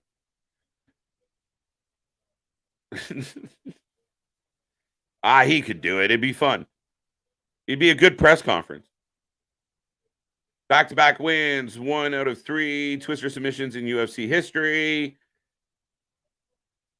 There you go. Finished 11 of 14 wins, 9 by submission. So we'll see how this match goes. Who are you taking? Who are you taking? Who are you taking?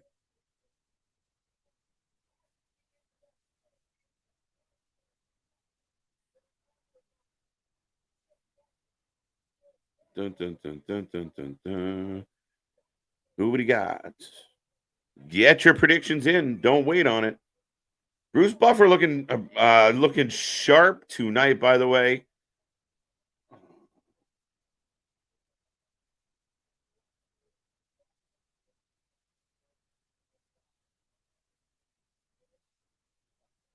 I'm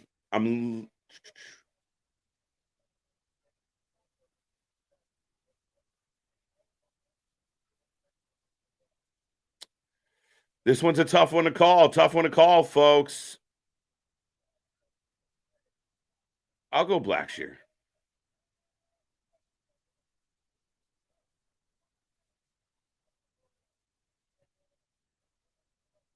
I'm taking Willy Wonka. Blackshear for the win. There you go.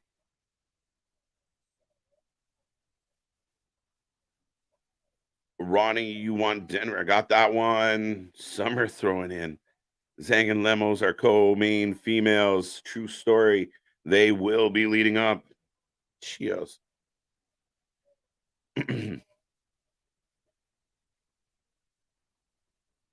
Yeah, I'll go Blackshear on this one. I'm going to go Blackshear on this one, folks.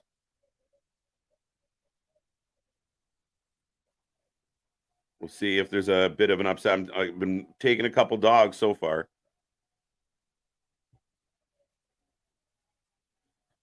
I'm taking Ronda Rousey winning a match, R-Truth moment. There you go. There you go, Ronnie.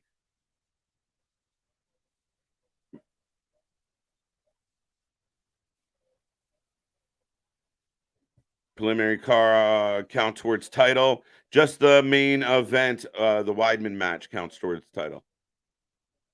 Dun, dun, dun.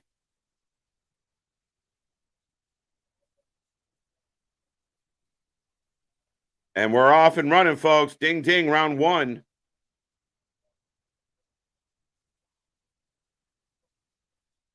We got the two bantamweights squaring off. Both guys quick as hell.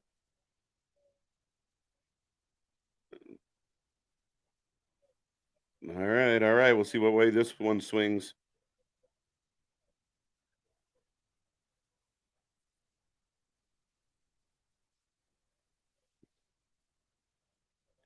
Dun, dun, dun. I'm 1-1, says Smile Mark. Good. On the board, on the board. I don't even think Dale's here. I guess we're not defending his title tonight, right? We're going after the new one. We'll have to get Boston Rob on it. Batista wins. Oh, we're going for a little spin. Blackshear grabbing on. We're getting the knees to the body, folks. Can we get 2 ends in a week? I say yes. Let's go. Hello, hello, hello. How you doing? How you doing? Welcome back. Also, welcome back to Summer. How you doing? Hope you are well and wonderful. Ronnie, still in the house. Chair. I think Big Dog's still here somewhere, maybe. If you're still here, say hello. Let us know.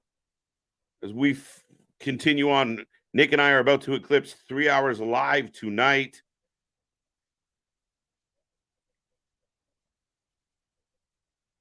Blackshear get him down. Gets pulled into guard real quick.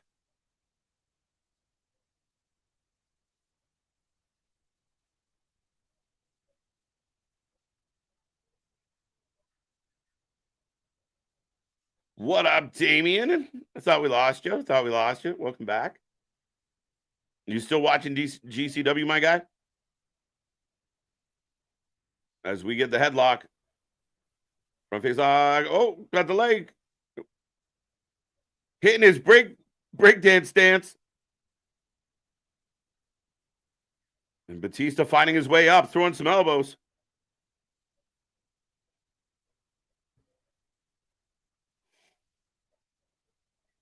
Hello, Dr. Lecter's voice. There you go. There you go. Impact tomorrow on Fight. I do believe so. Smile Mark. That's at least where we'll be watching it. Yeah, and if you guys don't know, the card is crazy tomorrow. Stacked. There you go. I knew you would be. Masha. It's been a pretty back to back wars on GCW, Mr. Damien. Big Nick is on a pause for the cause. He shall be returning. I'm watching Infinity War. And all right, that's interesting.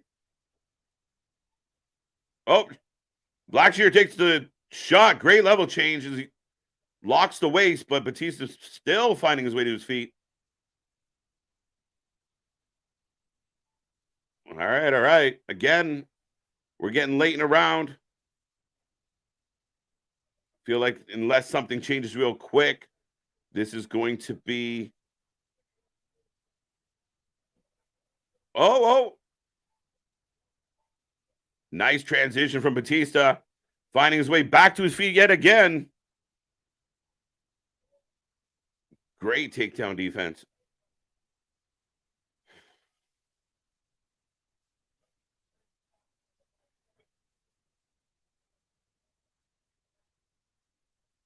That's it. Just wrote it right out, Larry. I don't blame you, buddy.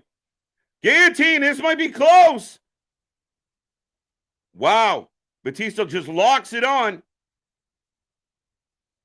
Blackshear trying to find his way, but he just locked his ankles. This might be done, folks. We got 25 seconds. Oh, he pops out. He pops out, but Batista might have just, I don't know, maybe snuck that round out with that, but Blackshear had the majority of that round outside of that. Throwing some elbows. Good round. Good end of that round. Oh, pump kick.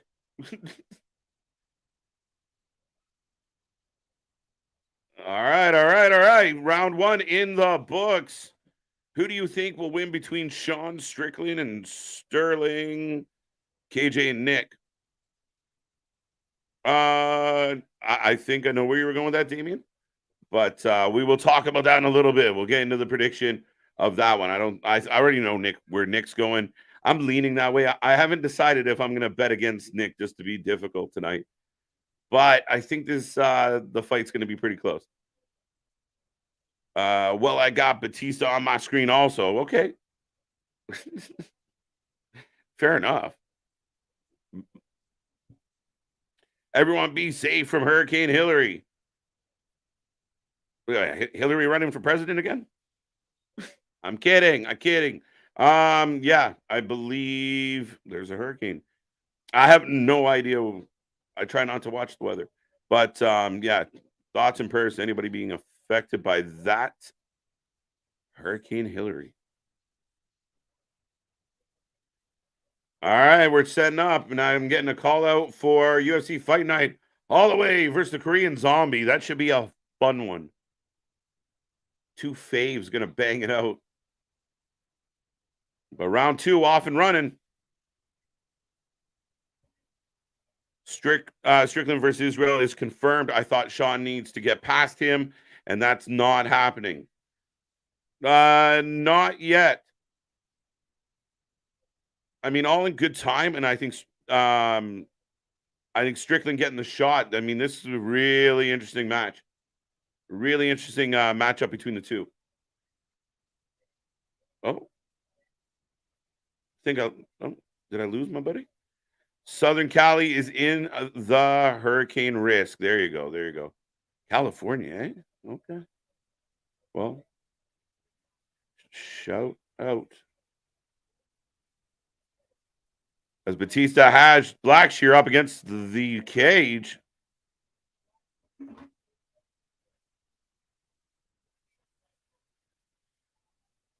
Both men exchanging elbows. Thank you for the update.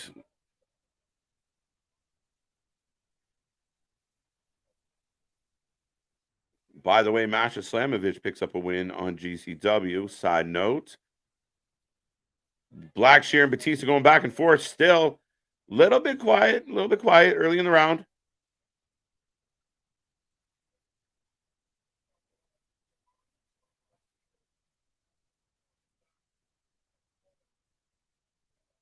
Both men up against the cage.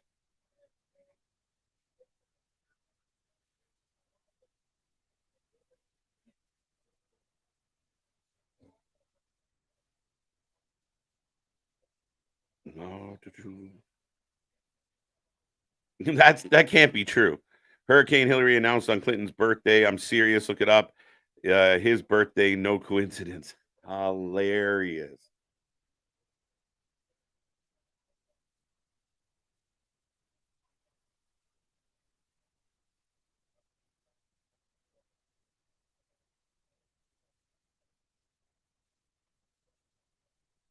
Oh wow, Boston, that's crazy. Yeah, thoughts and prayers up to that. That's you hate hearing that, especially in a preseason game. They ended it. Shit.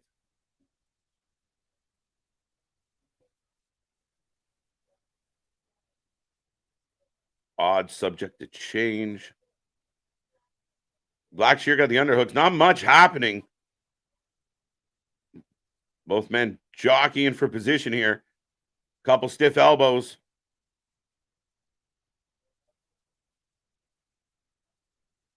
Nice kick. He shoots. No luck. And we're back to our feet. Crowd, little murmurs in the crowd. Dun dun dun. Speaking of murmurs in the crowd. I was going to say, speaking of odd position to change, pause. Turning on UFC to catch up now. Right on. Welcome. Fair enough. Yeah, well, we're still only into the second fight of the main card. Yes. Blackshear with the takedown. Batista scrambles again. Oh, I gotta refresh. I'm at 114, 113, 112. I'm at 110, 109. So, am I good? What are you at? 113? No, I'm at 103, 102, 101. We were spot on. Welcome. There we go. We are in Simpatico, my friend. Yeah, it only took, my internet almost crashing there for half a second when I was on pause for the cause there for everything to come back around. What comes around is all around, Ricky. Yeah, absolutely. I love that. How's your night going, KJ? This is, I think, because you were on pause. But I'm doing well. We're just over 3 hours live, Nick, here on a Saturday night. Like you said, second fight of UFC. Collision was fun. GCW has been bleeding all over the place in this particular one. But is that to be expected? I feel a bit. Hello.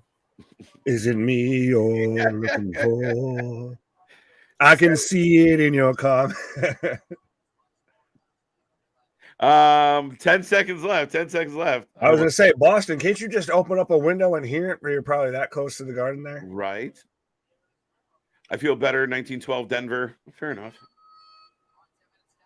Oh, I'm halfway reading through about that's a nice boulder. That's fucking aggressive to say right there. I just went and skipped Bayless with that. I feel a little bit.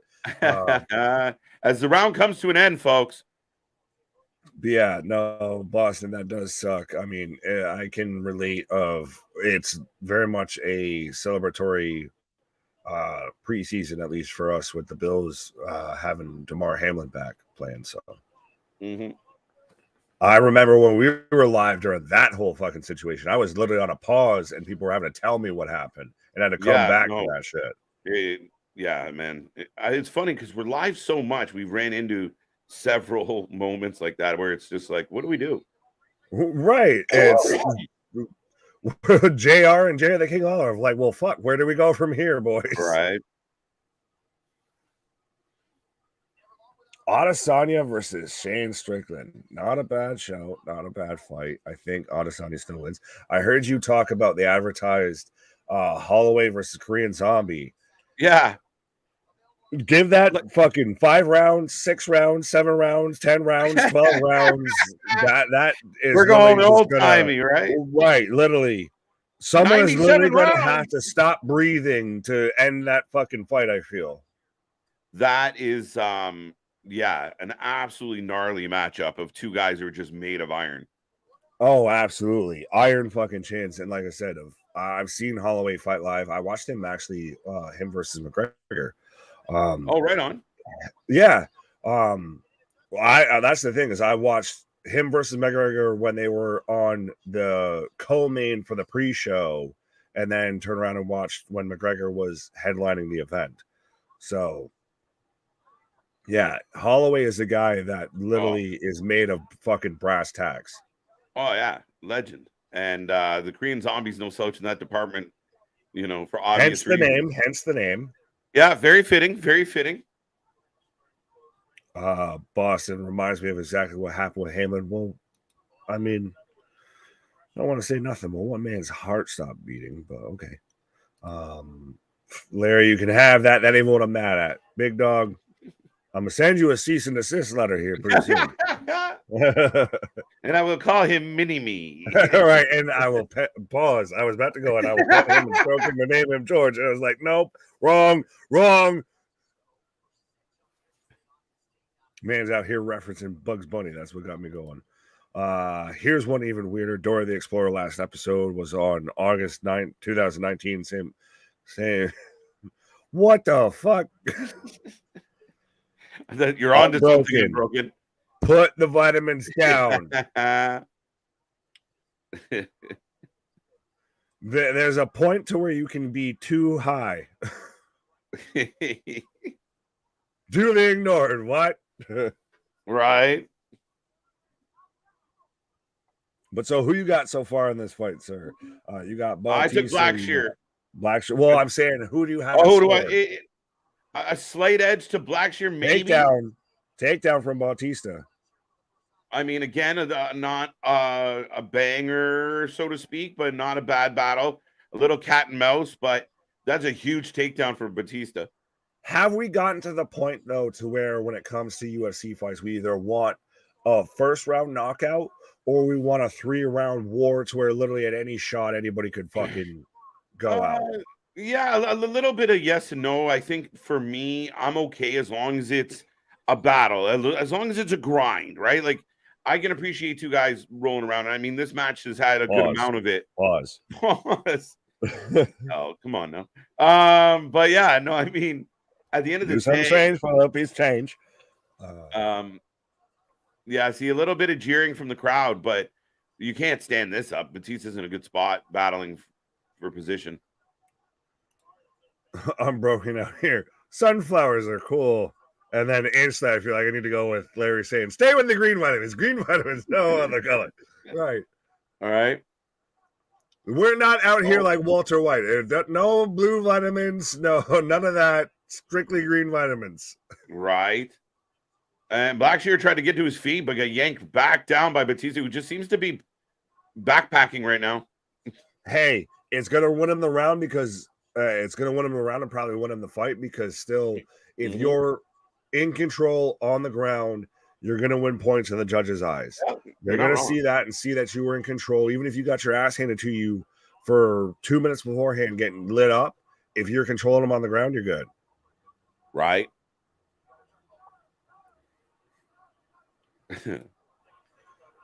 I just came to say hello and have a great night. Hello. Rest of your night, KJ White and Big Nick. You know why you say goodbye? I say hello. Oh, see, that's not where I went with it. I was going to just say, I just called to say I love you. Oh, we're back up. And I just called to say Nick Cecil. Oh! You're going for it.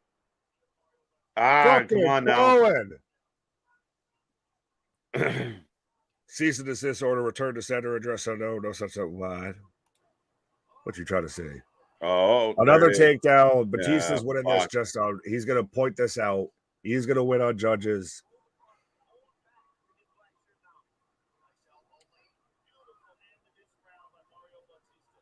Good fight, but Batista wins this on judge's decision here. Batista might have stole that one. Well, I don't think he stole it. I think he won it just because of he got more takedowns. He had more ground control, regardless of the stand-up. It almost seems like takedowns always almost weigh a little bit more when judges. Yeah, minds. I'm just curious how they scored the first 2 rounds, right? Because it was Blackshear that got the takedowns in the first. So I didn't know Blackshear got a takedown. Oh, he had a couple in the first for sure. And so I mean, I'm really curious how the first 2 rounds are going to be scored. Second round. Oh, that front kick. Nice front kick. Mean elbow in tight. Right. But you end the fight in ground control, in top out position. That's a lasting impression in the judges' minds. I think that kind of may edge it out. If it's a close fight, that could edge it. Easy. For sure. Absolutely. I mean, that's what's in jeopardy here. if the judges had round 2 going to Batista, or even round 1, if it was a split coming out of the first 2, I think the third was clearly going to go to Batista. Any split goes Batista's way, I feel. I think this would have to be a weirdly unanimous decision for the other side. Oh, unanimous? Straight up. Unanimous for Batista. Yeah. Interesting. There you go.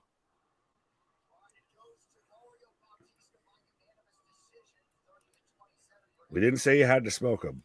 There you go. So they gave him all 3. Wow. Yeah, won it on a unanimous. So he's right now behind Aljamain in their main event, and I'm not even going to try and pronounce that name, for longest active winning streaks in the bantamweight division. Hey, Boston, you can get excited. Rob Ninkovich is in the crowd, and so is Johnny Damon. All right. Paul Craig. I've actually met Joe Lozon, by the way. Fun fact. I was like, J-Lo, wait a minute. Yeah, no, Joe Lozon. Yeah. Me and my buddy, when we went to one of the UFC events in Boston, it was after the press conference. We were still just kind of like circling the building, like, they got to come out of somewhere, motherfuckers. So they're like, we'll catch them at some point. And we ended up running into Joe Lozon, and met him actually with a very, very small human being. Very small human being.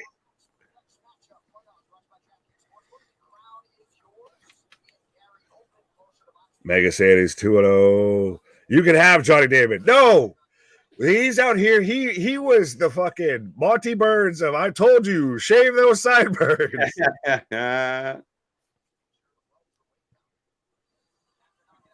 Magny up next, taking on Gary.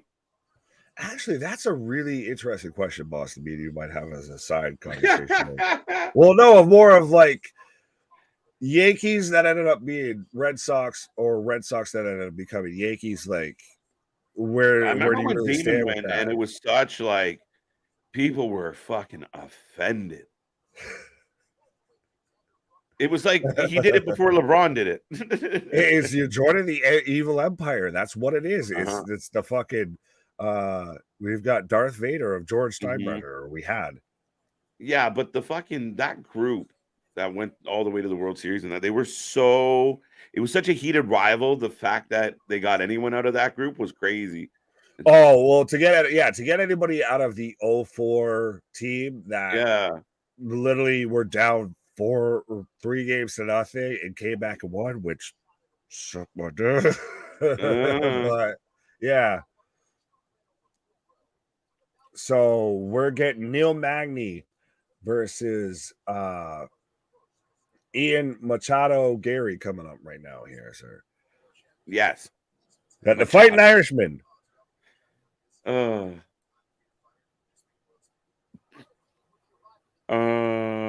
If towels were meant for drying, why weren't we? We're just losing the plot here.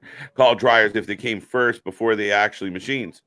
What in the name of Plymouth Rock didn't land? Like, we didn't land on Plymouth Rock. Plymouth Rock landed on us. Type of shit is this? I mean, I almost like tilted my head and started getting serious. Of like, well, you see, but no, don't feed that. No, Denver's gonna win. Relax. What VHS? You can have that. Schilling's bloody sock. Yeah. You're gonna trigger me a whole different way. Pause. Those that went to the Yankees sold out for money. You went to Boston to win a pennant. No, you went to Boston to finish second. It rhymes like pennant, but it finished second.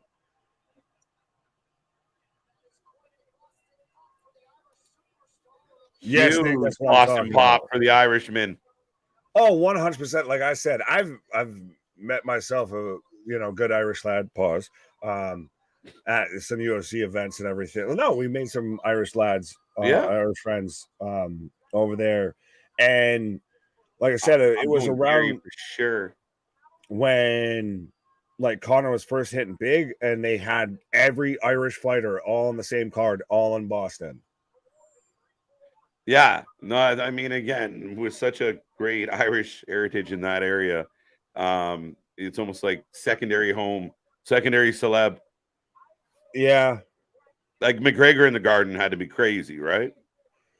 both times, yes. Yeah, Especially even though the when he headlined the card, it was against Seaver, and it was kind of how it was going to go. Still hearing that entrance live, like I said, that type of stuff is just a different level. That's why it's going to be really interesting seeing this newer generation. Like, I would love to see a guy like Patty the Batty yeah, have a fight out in Boston. We're getting Sean O'Malley coming out to the Boston crowd, yeah. and they're 100% gonna just instantly rock with him. I miss Forrest just for shipping up to Boston. That constantly got played and everything. And fun fact, actually, we went to a bar after one of the media events or whatever, and Forrest was there just up on a bar stool on the stage, just shoot the shit, just talking with people. Right on. Did he? Yeah. Question: did he jog out of the place when he was done? I cannot confirm nor deny. Just jog and run away. I mean, I also had Kat Zingano sign a Ronda Rousey shirt at that point and everything, and that's where I got yelled at by Ronda because I didn't know how to hold a shirt for her properly to fucking sign it, hanging over a fucking balcony. But Gary for the win. Oh, sorry. What'd you got? No, we ain't gonna talk about that. We can ignore that. Moving on. There you go. I could just bring up Pedro saying, I guess I need to call the Yankees my daddy. Pause. Don't be yanking no daddy. Pause. Don't what? Neil Magny is a tomato can, says C Money. I don't think so. He's a veteran 100% of this. I think it's crazy that he's almost a 4-1 underdog in this fight. He's, I think, plus 350. Yeah, no, he is. Him winning is a nice bet for anybody.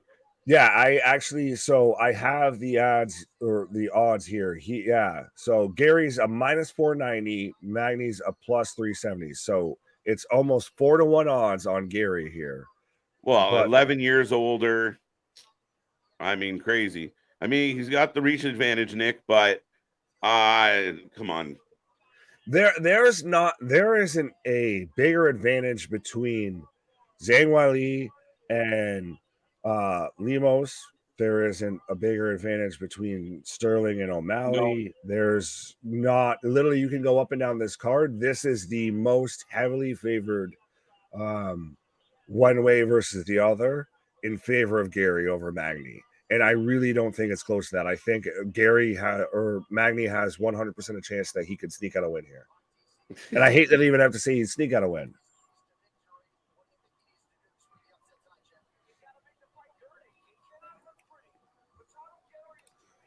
Hope no Sharknado hits Wembley during pay-per-view. You never know. We had Leatherface. Why not Sharknado? Well, I was going to say, Alexander just out here like Larry, like trying to make sure, like, you good, dude? You good? Luchasaurus comes in riding a hammerhead. What? A-Dog, been a while. Yeah. What's up, my guy? We just went from pause to a whoa in this chat. God damn. Never a dull moment. That's why we've got this nice little community. Yeah, so we've got literally 11-year advantage or differentiation, but everything else pretty much is tit for tat here. Yeah. So you're going against me on this fight? Who you taking? I don't know who you're taking, so I can't. I'm going Gary. I gotta go Irish. I gotta go with the Irish. I'll still take Gary, but I just don't think the resounding he's gonna fucking walk through Magny is a way I'd go. Yeah, I mean, Magny is a vet, like you said. He's gonna give him a battle, but I don't know. He's a definite underdog. Gary doing the whole, walk up and literally shout your own entrance at Buffer as he's doing it.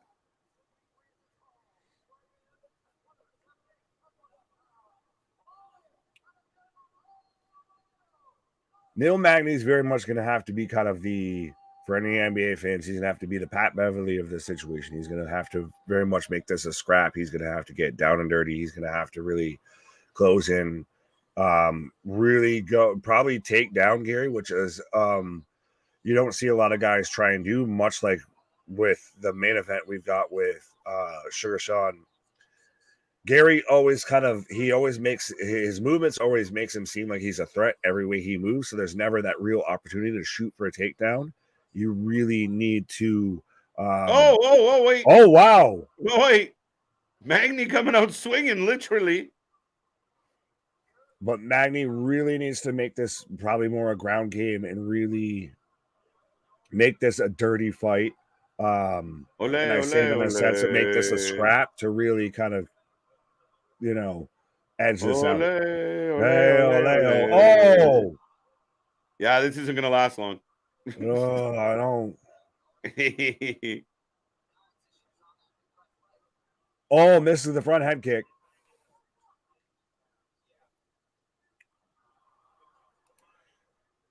Yes, I'm still an MJF guy. Just checking. I was gonna say I can pull out the scarf at any moment here. There you go. Look around and find out.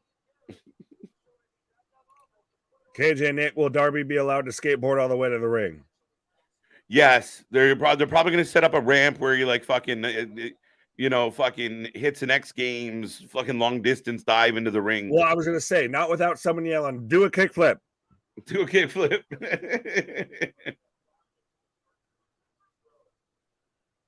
Oh, straight shot down the pipe, but Magny instantly kind of looks to clinch up.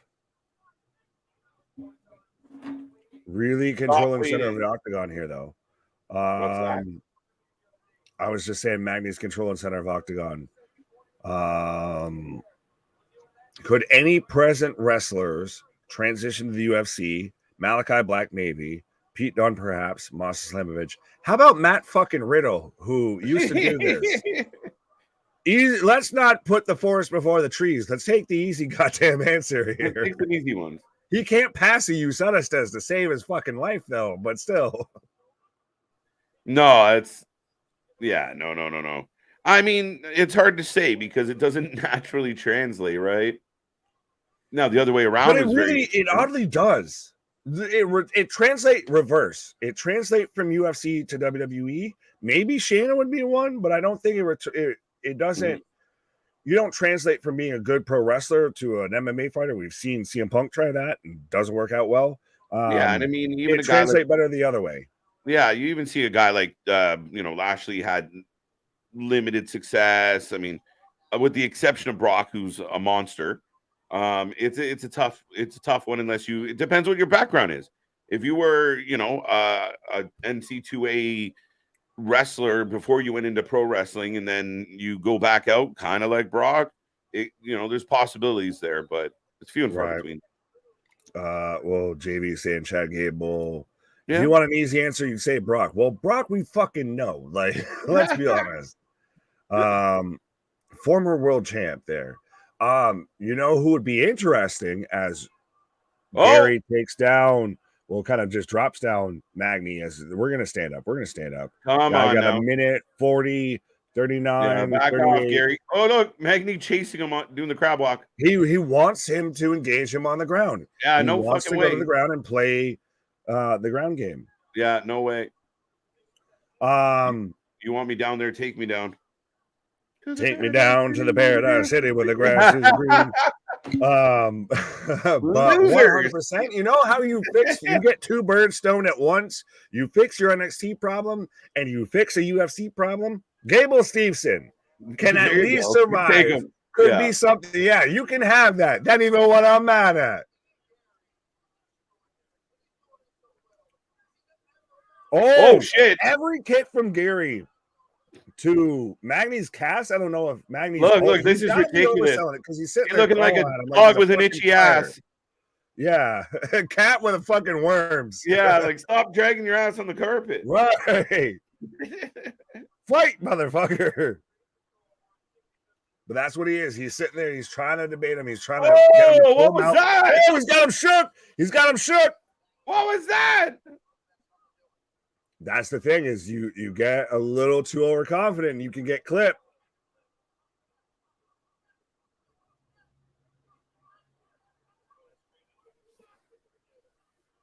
Riddle was on Ultimate Fighter. Heard he did MMA. Yes, I didn't know your question was excluding those who had already done it. In case that's a whole different question. Well, the thing with Riddle is, I mean, I think he's outstayed his welcome in it. Maybe. Well, what about Bobby Lashley? Bobby Lashley's another good shout there. Bobby Lashley's a good guy too. Mm-hmm. Yeah, I'd like to see. I don't know what Wardlow's background is, but he's a big dude. That's how we ended up with tough man competitions and shit. You're just a big motherfucker. You can knock somebody out, right? And then you get some little 155-pound guy that sleeps them. Lashley could go back. Yeah. Well, you got to realize Lashley's longer in the tooth than he looks. Brock's obviously up there in age. Riddle's a guy, if we're talking about, we're going to include guys who had already been there, done it, and could go back. Riddle's 100% a guy. He's not passing the USADA test worth a fuck, but. Right. Now, do you count those as, I almost don't know if I count those as takedown. I mean, you kind of I think you them as takedowns. Or I think you count them as good strikes. That's it. But like it almost seems like Magny sold that. Like he took a bump to try and bait him into going for top mount. Mm-hmm. Yeah, you're not wrong. You're not wrong. Larry out here saying more than a little for life. Why? A little bit of country, a little bit of rock and roll. Why? A little bit for life.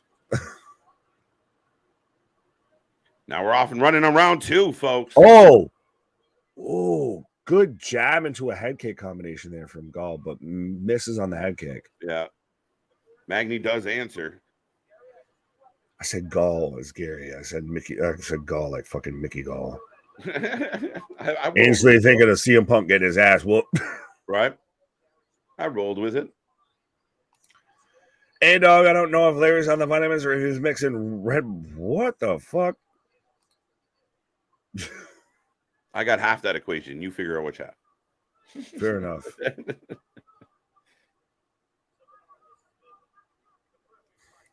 I'm on a Northern Light. I've been there. I wish I could pay for this monthly, but can't. Why? Right. I think you can find a way.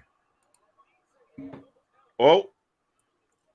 Yeah, this has been all Gary. Gary the Snail out here. Oh, kick to the shoulder. Oh. And a leg kick. Right now, he's got control of the octagon, going for the interesting. You don't see too much anymore of that oblique kick that John Jones famously did. Right? No, not so much. Magny's got Gary pressed up against the cage right now.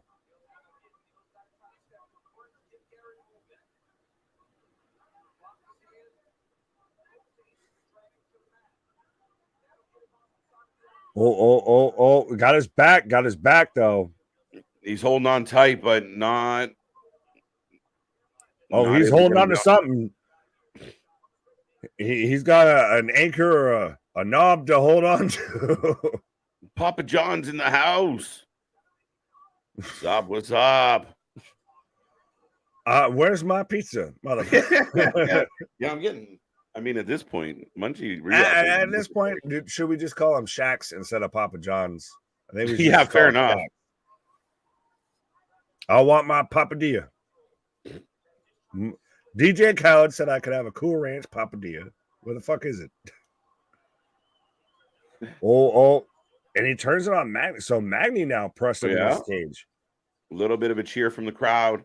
Still kind of waiting for something to happen. Magny's very much still working the clinch. He's gotten both hands right behind his head. He was trying to jump up. I think he's trying to jump and pull guard here is what he was trying to do there. That's interesting. He'd have to be like, he'd be a strawweight. Listen. He'd be a strawweight. I know Oh, T-bone we got a suplexes and kata hajames look really cool in AEW. They don't really work as well in WWE. You can't just take someone to Suplex UFC.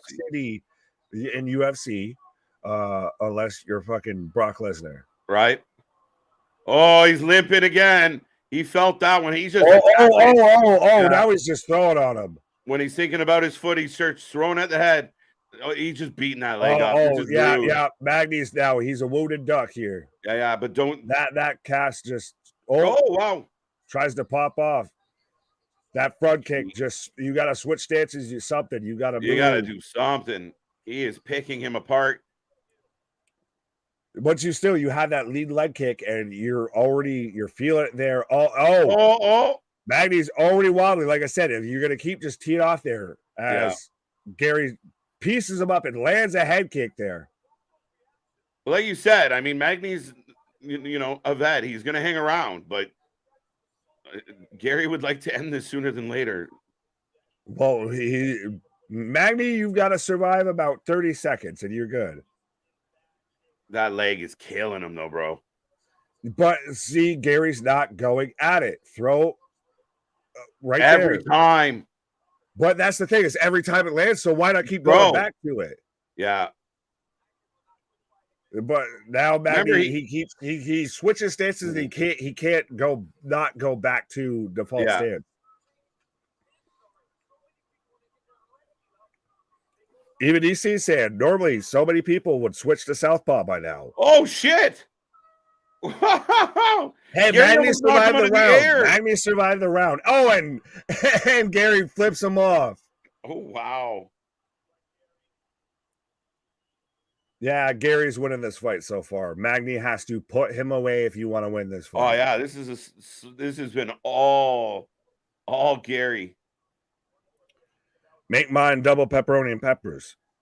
I condone that pizza. Depends on the peppers, but I condone that pizza. I'm in. I'm a big fan of that caliente pizza. I'll be taking a pause in a moment to go get some snacks. Baby, come back. You can blame it all on me.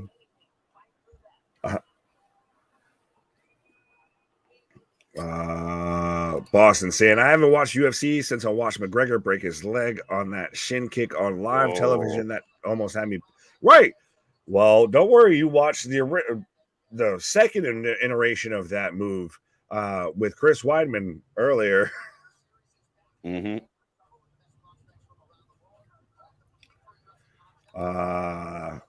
Who would at their best, Cyborg or Rousey? Depends on if you saw this testing or not. Oh. Just being honest. We're in round 3 right now. Night Ronnie, Mr. Peanut, Unbroken. You're now arguing between Mr. Peanut and Mr. Pringles. I don't know what you're on about. Does that Ashley lady still run this? Why?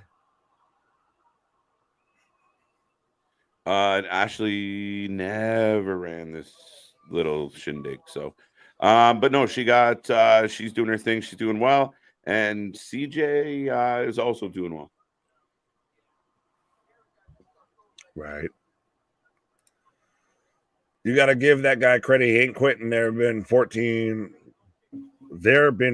previous finished. What? I think he's saying that Gary's finished 14 previously. Gary flipping him off with his tongue out. Yep. Yeah. Oh, and Magny's still limping. This man is... He's feeling it, man. He's taking a beating. He's the NPC that just won't quit. Oh, and sweeps him again with the leg kick. And now Gary's just, fuck you. I'm going to keep kicking your goddamn leg. Just stay down. It's just a flesh wound. All right. Well, no, he's sitting there crawling at him like, I'll come at you, goddammit. Get out the newspaper, hit him in the nose. What are you doing? But like I said, it almost keeps seeming like Gary Magny almost wants that kind of situation. Like he wants to pull guard. He wants that ground and pound game, but you're not going to get there.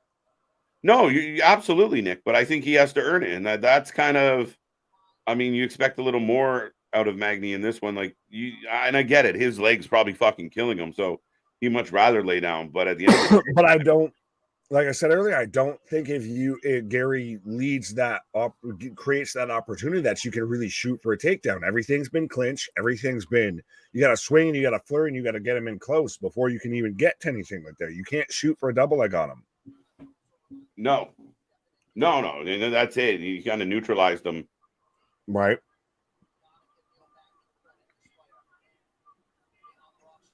Even just rushing in, that leg is very much hurting Magny to where he's still limping. Like now, especially if you have a bum wheel, you're definitely not shooting in for a takedown. No, not at all. Not at all. Looks like I'm 2-1 now. Curious of how many of these fighters are addicted to the pain. I think most of them try to avoid it. I don't think many of them have any sort of like BDSM kink or whatever you're trying to get at there with small arm, but Gary has a weaker ground game, but Gary's ground game hasn't been tested. That's the thing. It's the same thing with O'Malley's. We don't know his ground game because it hasn't been shown. It hasn't been pushed. It hasn't been tested because their opportunity hasn't come up. He could sit there, and we've already seen Magny sit there and try and go at him and everything, and Gary's able to roll out of it. He's been able to get out of the clinch. We haven't seen these guys really get tested going, in a grappling contest. O'Malley has his biggest contest with Aljamain in the main event, but we haven't seen it with Gary. And as we're in the last minute here, I don't think we're going to see it. Well, I mean, front kick, and just now it's just piecing him up. Head kick, kick, piecing him up. All right. Got him into the cage and just dumps him right now and is just wailing down. Goddard's Magny's still enough to where you don't stop it, but no, it like you said, man, Magny was going to make him earn it. He earned it tonight. He picked him apart. And again, like you said, that ground game doesn't mean shit if you can't get it there. Right. Nope, he just enjoys vitamins just like we do. Okie dokie. And you can only hang out with one food mascot. I think everyone's just kind of lost their marbles, I feel like, a little bit in the chat here. It's late. It's late on a Saturday night. He was getting a guillotine. 100. Did he? And literally, as he gets up, presses the middle finger, the Stone Cold Steve Austin, right into his head and everything. 100%. Crazy. Magny definitely. Well, I don't know. Not the greatest showing for him. Again, kind of going up against the younger lion. Definitely Gary looking sharp. I think he's going to really be pissed that he didn't finish this one. But I think it really was a bit of a masterclass to an extent. It may have not been a finish, but he really just kind of broke him down. We saw Magny limping and gimping the whole time, having to pull into, taking a flat back bump and trying to, spider crawl himself at him just to try and make anything happen. So, absolutely. I will be right back. Fair enough. Gary, pick a weak competitor for the crowd. Dana, pick this fight. Chair, I don't know if I think you tried to type English, but I don't know if you got just too upset that you couldn't fully make out a sentence there. But they're not really fully picking out their own opponents. That still comes down to obviously what Dana and everyone at the UFC makes up of matchmakers. So you can't really be mad at Gary just because he won decisively. That's the thing, is this wasn't a easy win. It's when you have a guy like Gary, he makes it look like an easy win. That's really what it comes down to. Now, would Keebler Elves go to war with the Rice Krispie Elves? I don't know, but maybe you should go to war with logic. Dana doesn't make matches. Well, there is still, hey, he's still involved with it. He's still the president of the company. He's still involved in the matchmaking committee, but he's not solely, it's not, good old Uncle Dana just, booking it for everybody. It's the vitamin hour. I think it's gone past the vitamin hour into maybe we need to everybody have a glass of water and calm down from the vitamin hour.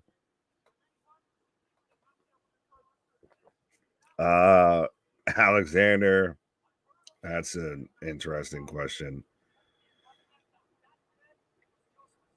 Dana's picking because Joe's in the ring. Chair, what the hell type of sense does that make? Joe's the commentator. He's there. So what? So because Michael Cole is interviewing a guy that means Hunter's making a decision versus Vince of what the fuck. Nobody thought this was a test for him except everybody else that thought that until literally he just made it look easy.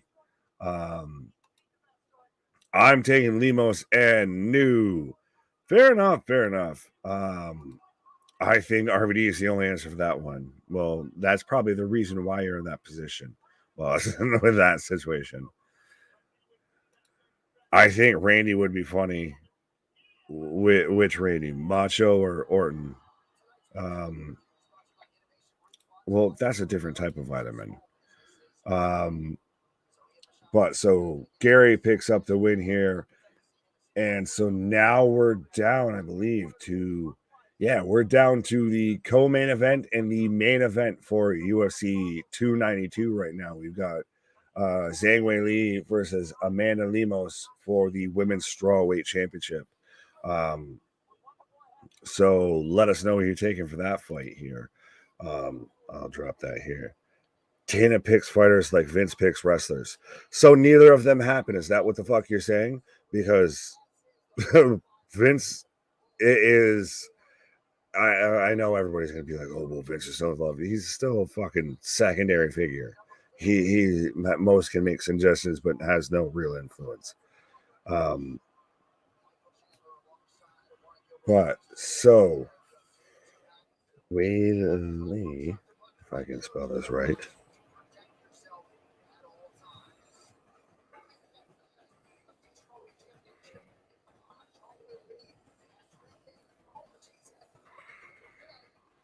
Yeah, and for anyone that hasn't seen Zhang Weili fight before, just think back to when you saw those pictures of Joanna Jędrzejczyk, pretty much just looking like a fucking ET alien with that giant forehead because she just got the ever-loving bejesus beat out of her. That's because of Weili. 100%. She ran into a bit of that, the Rose Namajunas issue to where she lost to her and then couldn't beat her again. But she's beaten Joanna twice now. She's beaten Carlos Esparza. She is 100%.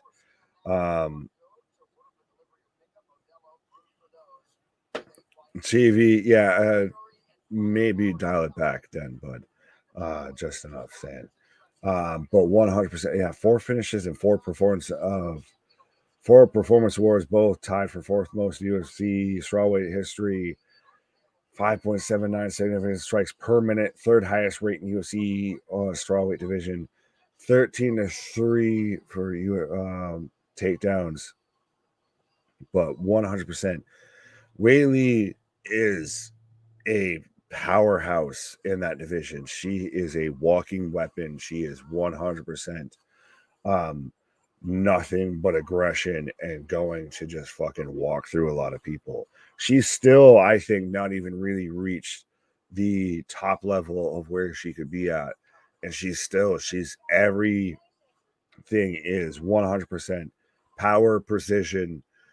She just fucking mows through people and does it easily. Whaley, second round TKO. There you go. There you go. I want to talk with Hannah and just list the stories. I just want to do that in general, 100%. Yeah, so we've got the champ versus the number 5 competitor in Amanda Lemos. I think Zhang Li 100% is gonna walk through this girl a little bit. This is gonna be a bit of a beatdown here, and that's really 100% kind of Whaley's style of, like I said, of she's everything is power, everything is fucking ferocious, everything is just blasting through people. You even see, like, that's the thing, is she's walked through world beaters. Like Joanna was a world beater. You thought that there was going to be no one that could touch her in that division until Whaley literally turned her into a fucking alien with how much she fucking pummeled her with fucking shots. And she sat there and turned around and whooped Esparza to win back the championship. And Esparza was, even coming into the Tough Enough season that Esparza was on, she was already viewed as the, force, that the icon, the legend within that type of division. So Whaley, she looks bigger, stronger, and more powerful than pretty much everybody in that division. Whaley for the win. Night Big Dog. Sommer Whaley for sure. Did Nick mug MGF? I just noticed. Well, like I said, that's one of the side effects of overexposure to vitamins is delayed response reaction. So there you go. This could be fun of the night. 100%. This could be fun of the night. Well, I still think fun of the night, and it may not be the longest fight of the night. I still think fight of the night is going to be the main event here between Aljamain, between Aljo and Sugar Sean. But this very much has the potential. Because, like I said, Jailing, did I even halfway say that right? Yeah, Shane Wiley. Sorry. 100%. It has, the ability to put on a show, to put on a fucking powerhouse of a performance. And she's going against somebody that's really kind of started to establish themselves as a top power level striker in the division. And that's really going to lead to some fireworks, I feel, between these two. Roberts was known needing baby powder before going in the ring. Wink. Larry, who you winking at? Because I don't even know what you're on about, my guy. Speaking of winking. Pause. Pause. You ready? You ready, my guy? Absolutely, absolutely. Could TK buy MLW? I know money-wise he can afford it from a strategic point of view. Do you see it making sense? Asking if anything Tony Khan does makes sense from a strategic, I think WWE should do it. It just right. You're wasting your breath even asking that question. I think WWE should buy them in the lawsuit. And I'm going to take Lemos. Okay. Just to be difficult, I'm taking Lemos. So she loses in the first, second, third, fourth, or fifth round. She surprises the world in the second round. Oh, okay. Fair enough. I'm taking dogs all night. I'm on a dog train. Pause. Good night. Well, and then you got Unbroken because he's saying, later Bloods, and then Unbroken Saiyan Crips. So we ain't getting into that shit. But yeah, so does she win in your eyes if she sees the second round? She might. I think she's gonna. I think she has the potential to surprise in this one. I think she's got a little bit of power in her hands, and I think that if you hit Whaley, Rose proved it. If you hit her, she'll go down. Yeah, and so did Joanna try that, and her forehead turned into an 8 head and a 10 head. She turned into fucking Megamind after she sat there and just got her ass whooped. I did, Larry. I did. I'm going Finding Nemo on this one. Finding Nemo. We might have to go on a search party of one after this. I didn't even make that connection till just now.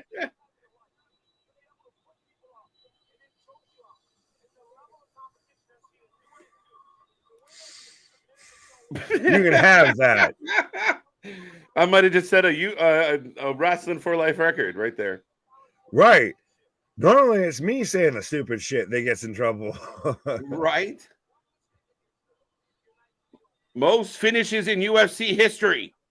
UFC strawweight. Let's clarify. I don't know. 5. Highest knockdown rate in UFC strawweight history, 1.27 per 15 minutes.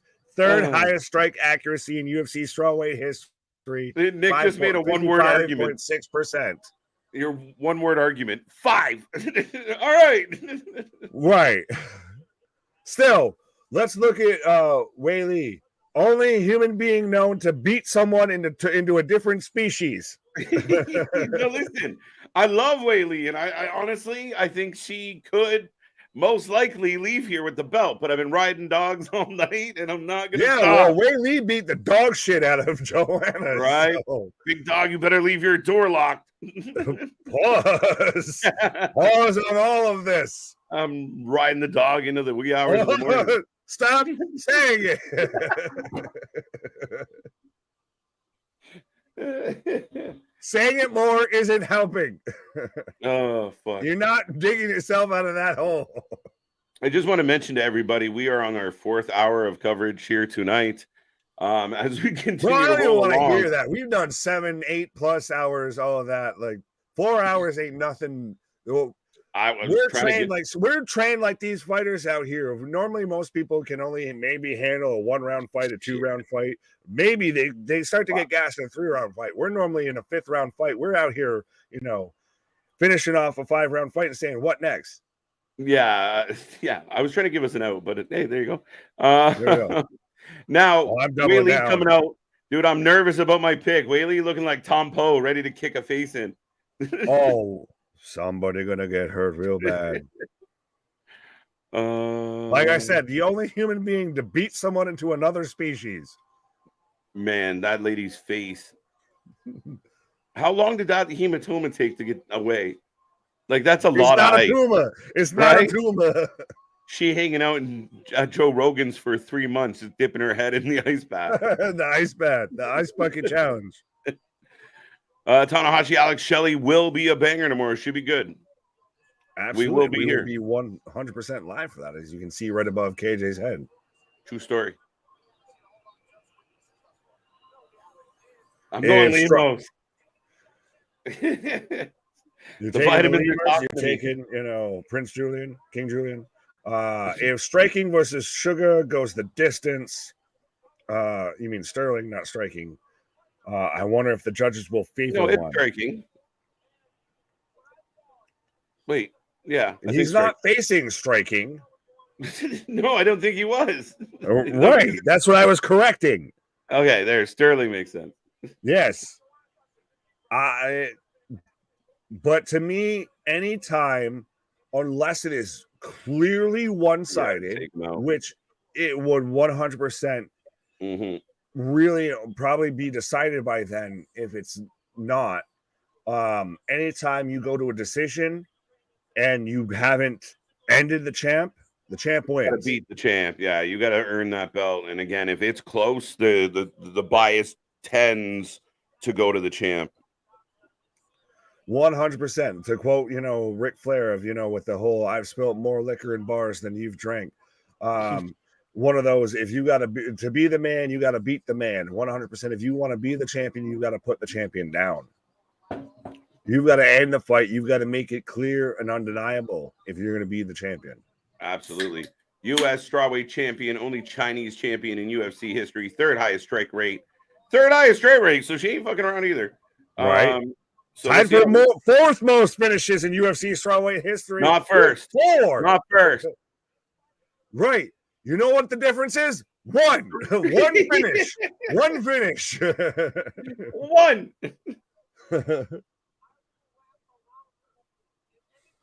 Cheers. I'm not liking my pick. No. Props to watch. Zhang to win by TKO is plus 110. Zhang to win by submission is plus 380. Zhang to win by decision is plus 350. So the odds on favorite not is the worst odds submission. Tonight. The odds on favorite is to win by submission. Is what? For Whaley. I fucked that up. You popped me though. It was wicked. There we go. No, I was right. God damn it. Yeah, you were right. It was just how you said it. I didn't think you got it wrong. It was just the way you kind of like. I'm so used to you screwing up names that when I say a name right, that's a confusing name. I feel like leave my gimmick alone. You have enough. You can have that. Then even when I'm mad at. Yeah, no. As far as prop bets to win, Zhang's the odds-on favorite. She's plus 380 to win by submission. You had plus 350 to win by decision and plus 110 to win by knockout. So actually, knockouts the least favorable option for. Yeah, because I figure most people assume that she's going to move forward in such a way that end up just. I mean, we've seen it before. Get her down, choke her out. Gotcha to me. No, I think she just two-piece with the soda on the side. And no! Fighting out of the red corner. Kevin McDonald is our referee. Over under the main event will go all of 5 rounds. Under. I don't think it's going to go the distance because I think Sugar Sean's style is going to force the issue, and whether Sterling can get in the position to end it, one way or the other, I don't see 5 happening. Fair enough, but I think Small Mark's trying to test that 5 of Road Dog, Junkyard Dog, British Bulldog, and the Pit Bulls from ECW would make one hell of a dog train for you, KJ. Pause. Did you say Junkyard Dog? How did you miss Junkyard Dog? I said Junkyard Dog. I said. Oh, okay, it was okay. I didn't know I was. There you go. I read words. That's funny as hell, Mark. I'll take it. Man, I only wish Impact's production was better watching Impact compared to pre-19. What? It had a different feeling. The lighting was brighter, and they looked like they had a crowd. Crowd favorite. They looked like they had a crowd.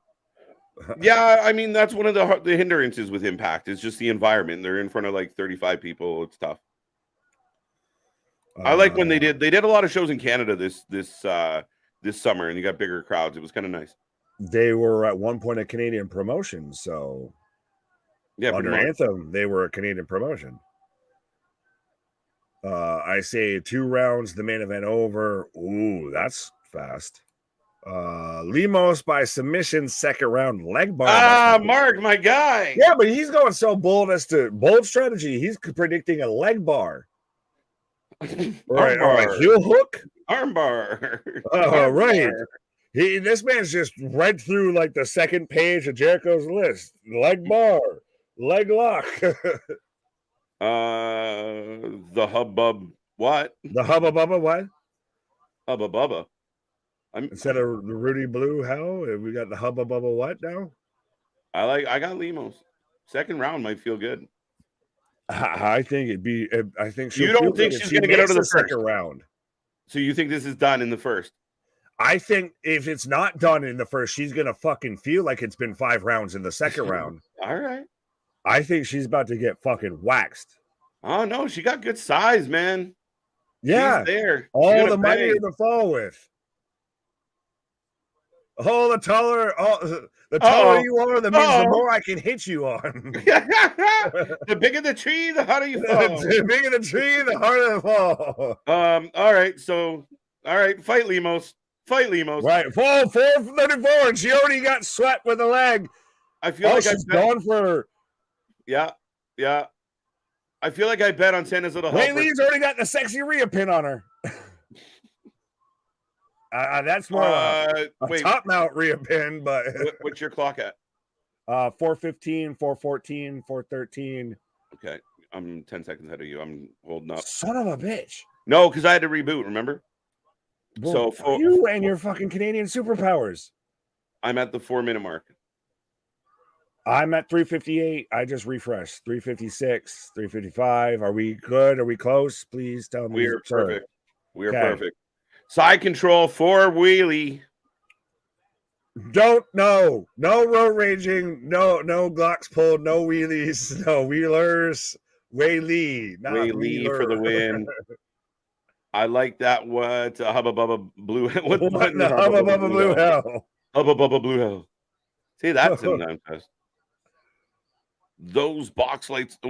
Oh no, sorry. Waka. Those box lights on Impact's entrance ramp do look kind of cheap. Could use some. Are we going to go back to the 6 sides? Is that what y'all want? Right. Let's do it. Make it different. You keep pitching, and we'll turn this back around to the 6 sides. 6 sides match. Right.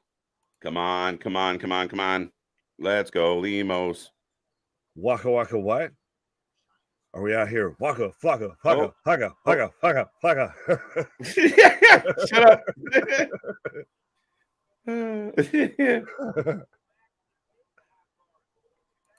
Is there the same weight class? Yes, there's normally multiple weight classes. Yeah, they're both in straw weight.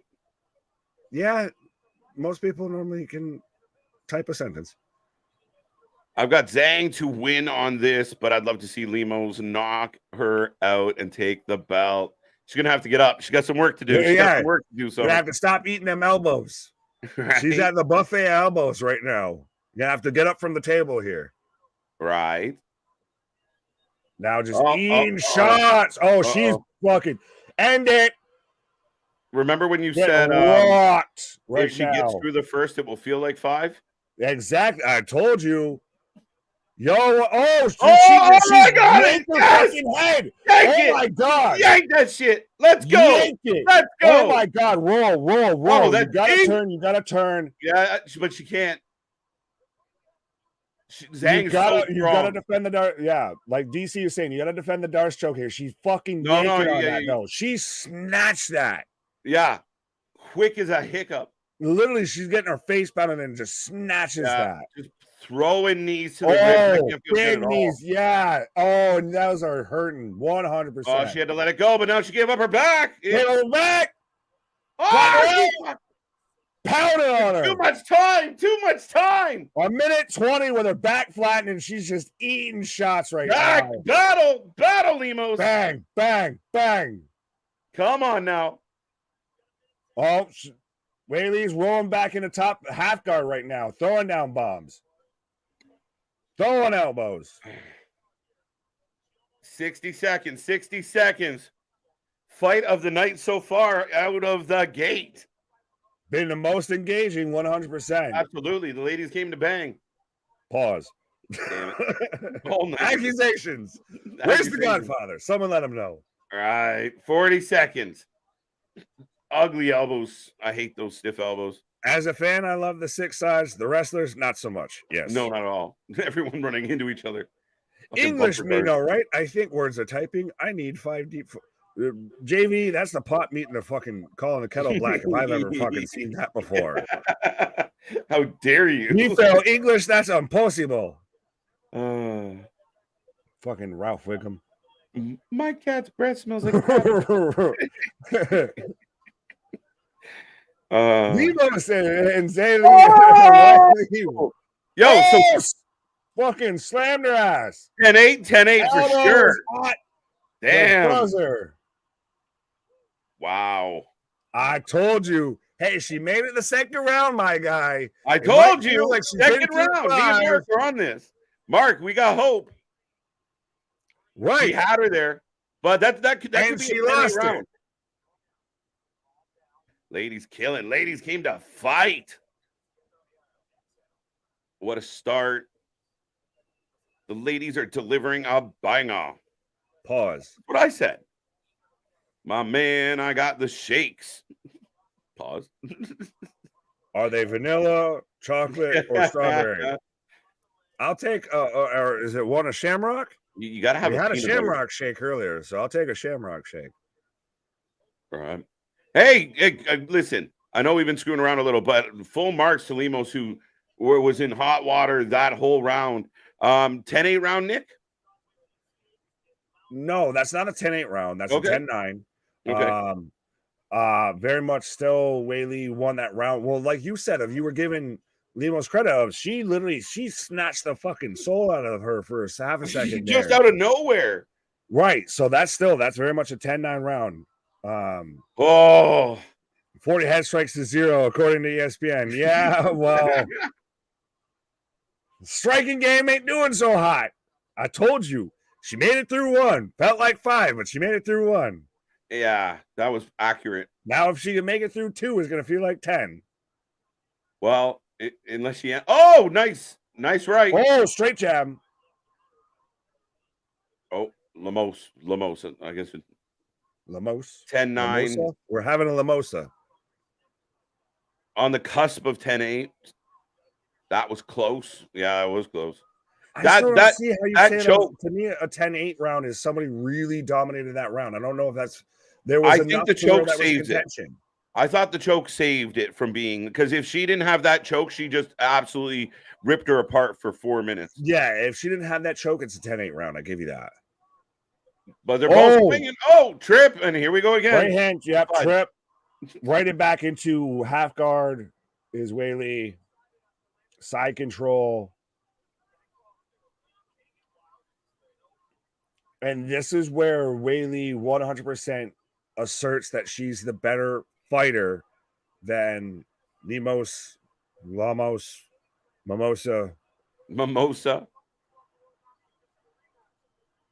Ladies are delivering. Got that one. Second round TKO incoming. Unbroken. Yeah. I was gonna make a joke there. This is a fucking maternity ward because the ladies are 100% delivering tonight. Oh, Nick. I tried. Wide range of emotions in chat tonight. I think a wide range of vitamins in the chat too. Holy shit. A wide range of substances. I'm telling you guys, go get your friends. Get them in here. Even if they're imaginary, go get them. I was saying with the wide range of vitamins. That's where I was going at, my guy. No, I completely agree. You gave me the sideways look like I said something. I was with you. I was waiting for the number to jump like 4 or 5. All right. Lee still in control. Not getting a whole lot off yet, but it's early. Are we getting to the point to where maybe the ref starts to maybe get looking at standing them up? Not yet. I think she's active enough, but I don't love when active, but we're not progressing anything. We're kind of really we're holding, we're jostulating, we're gesticulating, we're maybe throwing some elbows a bit here and there, but we're not really doing much. Oh, rolls over. She's got the. Oh, is she gonna get a? Oh, she's gonna take the back. I thought she was gonna go into almost a front face guillotine there. Oh, she's got her back. Got the Hajime. Got the Hajime. Uh-oh.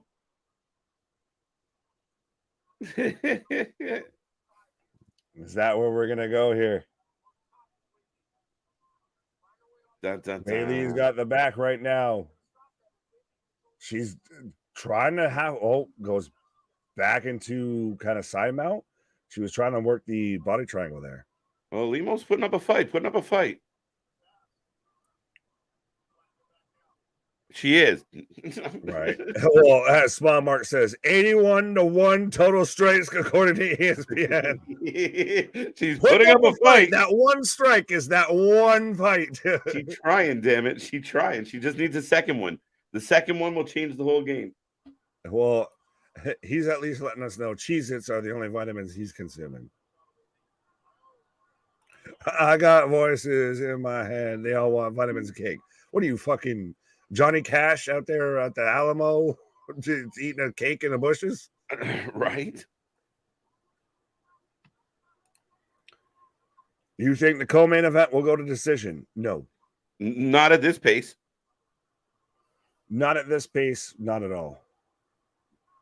Oh, take it back again. Yeah. I mean, she's a monster. Ragdolling her at this point. This is... Get off me. Well, no, this is showing this is seeing someone getting thrown into deep water here. Oh, for sure. Battling. Right. It still boggles my mind that the main event fighters have to be on their game at 12:30 at night and only water. Yeah, but they plan that out, I think. You know what I mean? Like, it's not the same routine as us and such. I'm sure they account for it. Yeah, they're kind of trained athletes. There's a little bit of one of those. It's like feeling bad for NFL players that have the 10:30 game or some shit like that. It's like, dude, are we getting a third round? We getting a third round?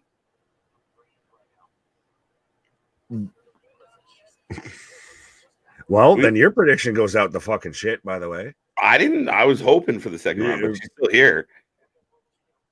Still here. We're prolonging an ass whooping is what we are doing. We're prolonging an ass whooping. 81 strikes allegedly to 1.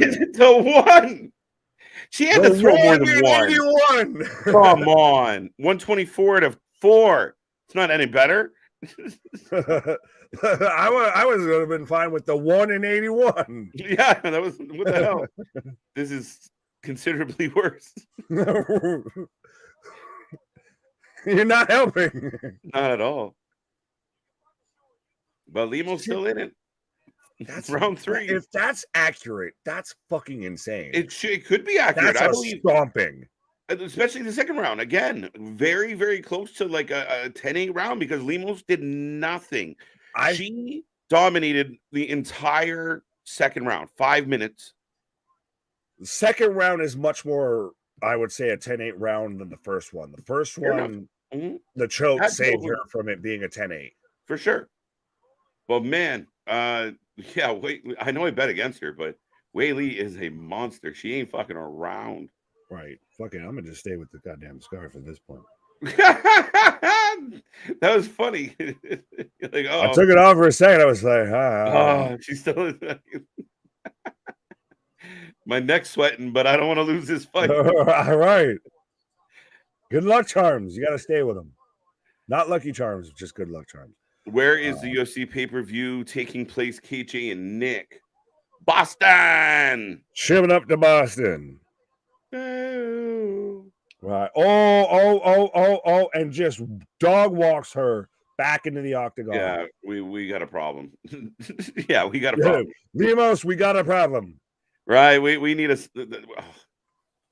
again right now. There's just no answer for this. But it's literally, Wei Li looks like she's just a different class of fighter. Like she looks like she's almost damn near a different weight class. The way she fucking throws. And you know what? Like this. I blame the fucking UFC pre-shows because they do such a good job of making each person look neck and neck. That's what they're supposed to do. I was like, Limo's got this, man. I like this. I watched this shit twice. Right. Wei Li's just, no, I'm good. She just said, you can have that. That even one I'm mad at.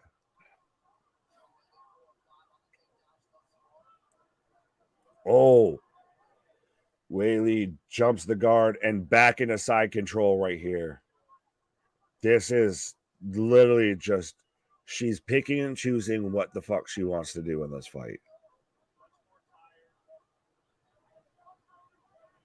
Lemos at this point, I think she's gassed, she's outmanned, she's outgunned.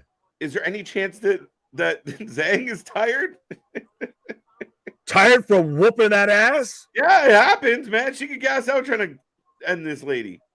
I think she's gonna gas out right now by fucking trying to choke her ass out. Yeah. She's like, are we gonna get the Kata Hajime? The Coquina clutch. The rear naked choke. How is that? How is Limo so calm? It's amazing. I'd be freaking out. Get off me! Get off me!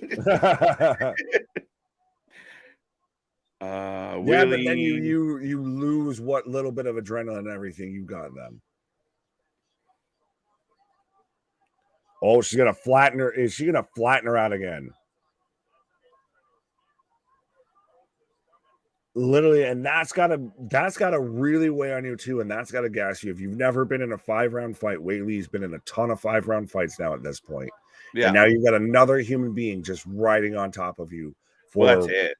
Probably a combined 15 minutes almost. It's rope-a-dope, bro. She's got this. It's rope-a-dope.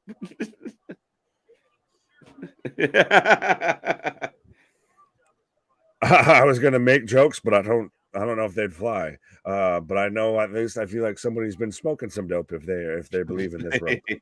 Accusations. Really need that leg bar. Really need that leg bar right about now.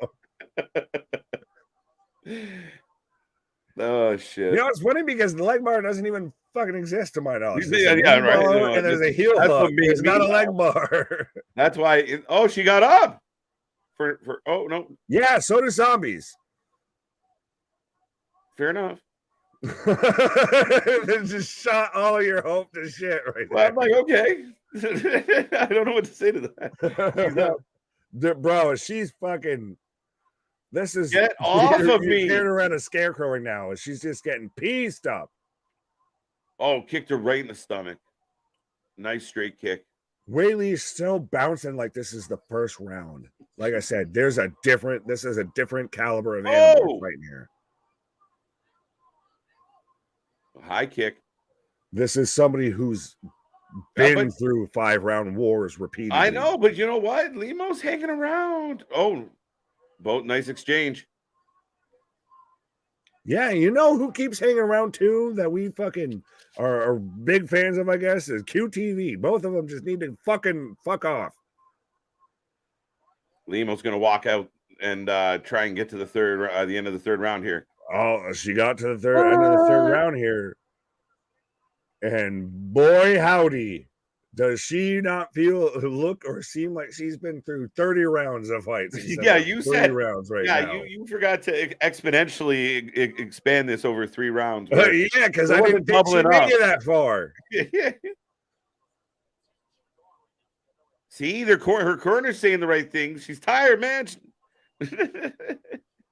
Yeah, because they're going to just walk up and just say, like, listen, you getting your ass whooped right now. I don't know what to tell you, but you need to do something. 158-9.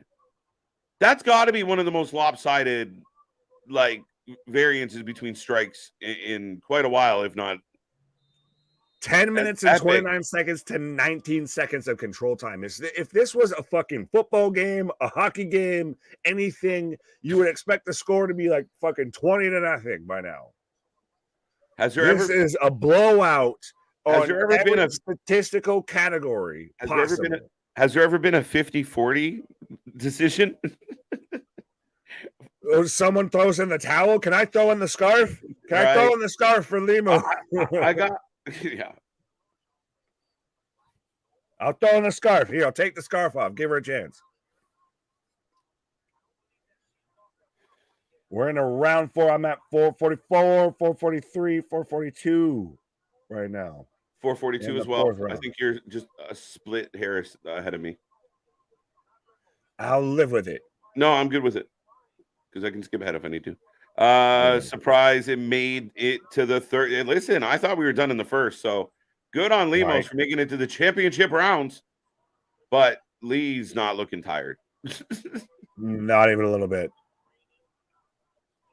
And no, I'm not looking at a blue or a purple screen. It's because I have the lovely, tint there. Because we look at the screen so much and everything like that to, help try and save my eyes. That's right.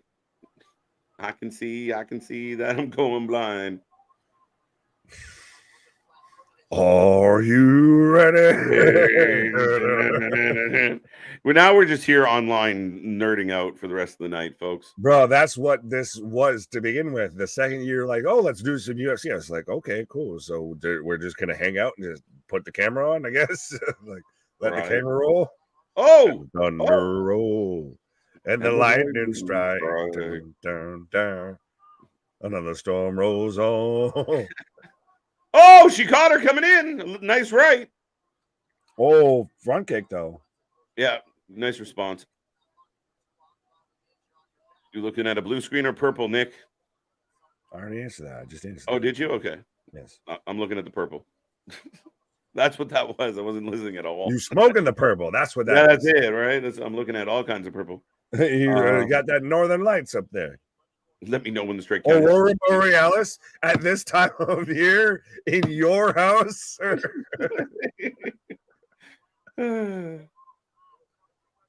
She's still in this. Yeah, like a fucking mouse can really take down an elephant, I feel. She's still there.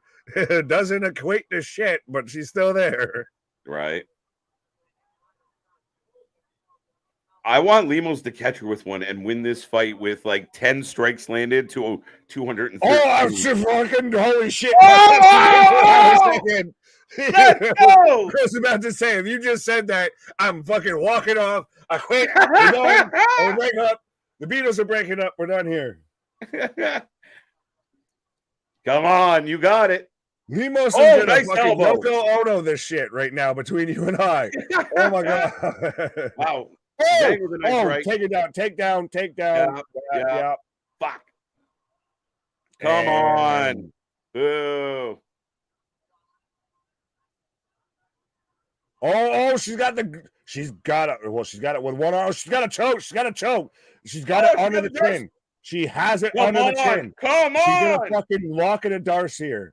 Come on. Now you gotta really wrench it. Oh my god. Oh, she gave it up. Oh shit. Because they're both exhausted, right? Her arms probably caught fire.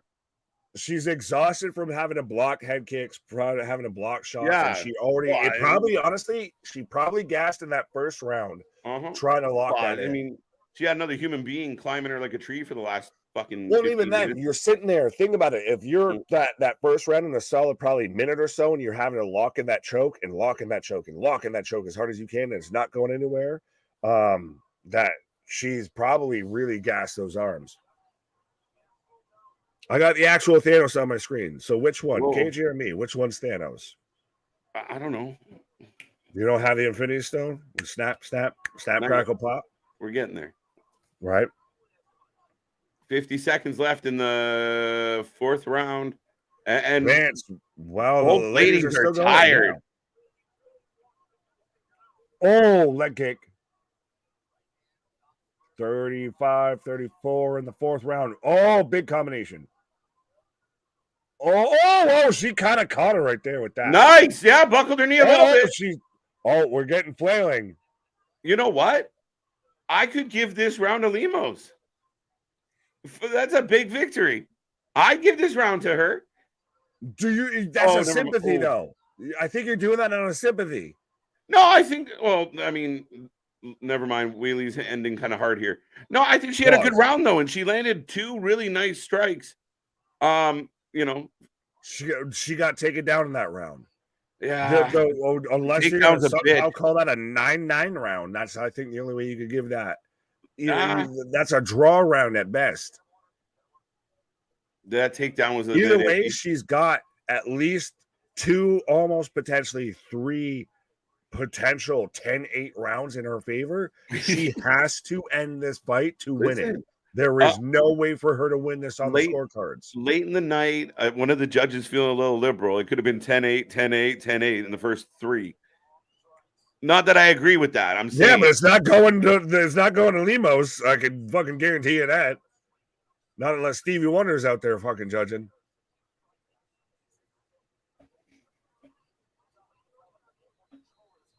Right now, Lemos, she has to win this. She has to. You have to put her away. You're not winning this on any sort of a decision. You're not winning this on any scorecard. You have to end this fight. If you want to win, this is nut up or shut up time. You end this. Only hope. Only hope. Help me, Limos. You're my only hope. Yeah, come on now. We can pull this out. We can pull this out. That's what she said.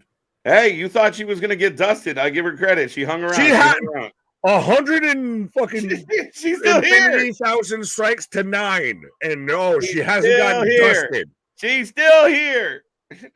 She's still here. Yeah, like fucking cockroaches. They're still here. Oh, 81 to 1 in a strike count. Ding ding, Nick. Round 5. Ding ding, the Dana Brooke of UFC. She's still here. She ain't doing shit, but still, she got dropped. She got dropped.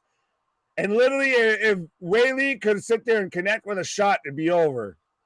Oh, she's fucking wailing on her now here. Hammer throw. Pot shot. Oh my God. Yeah. Fucking, all right, we're done. Oh, heel hook. Oh my God! If she leg bar, if they do it, I will fucking die. I will die. I will break everything in my immediate vicinity if she wins this on a heel hook. You will not see me the rest of the evening. Oh, pot shot, hammer fist. Boom, hammer fist. Just all right. Yeah, she's still fighting, but she's flailing instead of fighting. She's still. Oh, maybe not. Maybe not. Look. Woo! 195 to 21. 32 round 5 significant strikes to 0. Just this round. 32 to nothing. This round. Turned her face to hamburger meat. Has there been a more one lopsided strike differential in UFC history? I don't know. She just landed another 14, so. Right. I mean, she's looking at the ref like, I don't know what to do here, but you gonna stop this? Like, she won't go down, but she's fucking a punching bag at this point. Heel hook. Come on. The crowd is chanting Whaley. Oh, fuck yeah. What a performance Whaley put on. Yeah. Oh. A crucifix? Is she gonna get a crucifix? Come on. Oh, she's almost got it. Oh, but takes the back side mount on the back and just again still just raining down shots. Like there's what here is still defending yourself. Doesn't stop punching. She's like a wind-up toy, just that. Right, but still, what is intelligently and effectively defending yourself at this point? If I'm the I don't know. I mean, I think because she's still 265 total strikes to 21. Yeah, she hasn't landed a single one this round. What? You could literally divide her strikes up by round, and they'd be single digits. Yeah. Per round. Now she's going to try and get a top mount crucifix. Yes, I did just say that. Sugar Sean is going to get that dub. Yes. 244 to 21. Holy, like I said, has there been a more lopsided differential? Not that I can recall, man. I mean, if somebody out there has the stat, I'm all ears. But, right, man, this has been... Like I said, the best I can say for Lemos is she's a grinder. She did not give up, but she hasn't gotten knocked out. That's your victory. She survived 25 minutes of just a beating. Like she got tenderized for fucking 25 minutes. Her claim to fame is she survived. As we're still got a minute 11, a minute 10. Man saying, when is the ref going to stop it, huh? I mean, she's still active. She's still active, but she's not right. To me, there's nothing that's really showing that she's actively, truly defending any of this. Now that we're on the ground, it's different. But when she was laying in hammer fist, she was not actively defending herself. Yeah, you're not wrong in that sense. I mean, I give the ref credit. Just it's a tough spot to be in, right? 278 to 21. We're getting down to the final seconds. 30 seconds here. Oh, tries to get a choke. Rolls out. Good fight. Good fight here. 15 seconds right now. Let's go. Fucking head kick. Good knockout. fight. sidekick, boob adjustment, pause. 10, 9, 8, so 7, 6, 5, 4. That's it. That's it. Whaley won, hands down, far and away. You're going to see a unanimous decision. I think you're going to see a good amount of 10-8 rounds in that fight. There could be multiple 10-8 rounds in this fight. And you know what, though, dude? The last punch thrown by Lemos, so she got her, strike count up to 22. You know what, though? She fought right to the end, but she got dominated by the champ. It wasn't even close. That would have been, just going off the last estimate, that would have been 256 more strikes throughout that entire fight. I want to see what the final count was, because she did not stop. Oh, no, I was just going I was giving Lemos 22 and going off to like the 278 that we saw for Wei Li. So that's still a 256 strike differential. Huge. There was almost more strikes landed by Wei Li in that fight than there are days of the year. She landed more strikes in the first half of the fourth round than her opponent did in the entire fight. Yes. Like, fuck. That tells you all you. And oh, wow. But I can't believe it went all 5. I think Summer said that as well. Can't believe we're going a full 5 rounds. It's insane. It's insane that you went right to the end. 288 total strikes to 21. They didn't give her 22. Come on now. She got 22.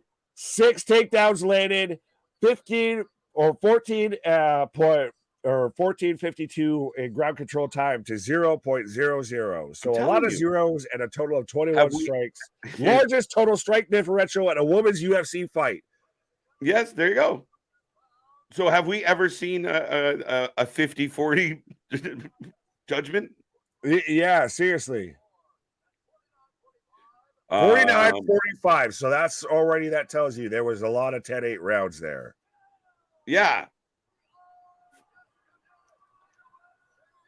50 plus strikes per round more. Yeah. Yeah. Yeah. Like, she had more in the first 2 minutes of the fight than Lemos ends up getting the entire fight. And she still had that same amount and that same difference in about that same amount of time in the 5th round. So Amen. She never faded. She never really backed off. Mm-hmm. And I will say this, just because it was my pick, it was a gutty performance by her competitor. Didn't give up, didn't quit. I thought she was done in the first. I thought she was done twice in the second. Thought she was done 3 times in the third, 4 times in the fourth. Bro, if you divvied it up, she didn't land 5 strikes a round. No. No. 21 divided by 5 is less than 5. Easy, Spicoli. How about them apples? Right?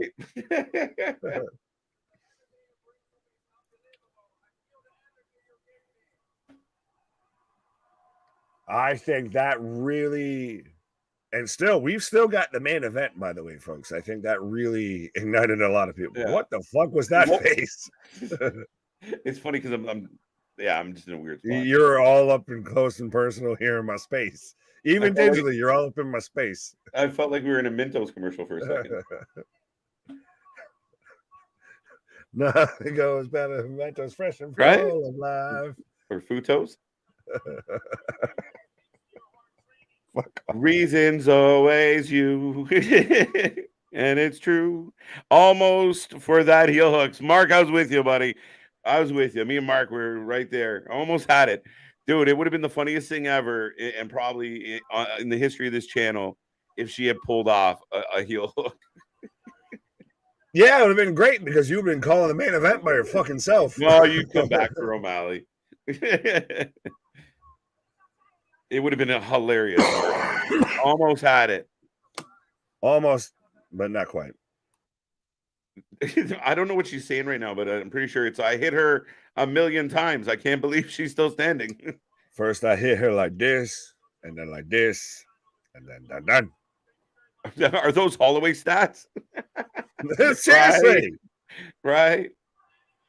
I think he's the only one that's outdone her in a strike differential. Oh my God. She just Most didn't stop. title fight wins UFC strawweight. So she's 2 behind Joanna right now. She's tied with Rose. She'd be past Rose if Rose didn't knock her out twice. Yeah, well, that's the thing. Funny how that fight game goes, eh? Yeah.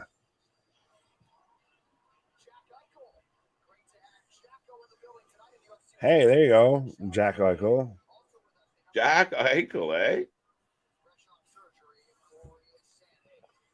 So we're gearing up for the main event coming up right now, folks. Aljamain, Aljo, Funkmaster Sterling taking on Sugar Sean O'Malley here. Dude, I wonder if I'm gonna go Sterling just to fucking be difficult, but I think this is. You can make a case. You can very much make a case. Easy.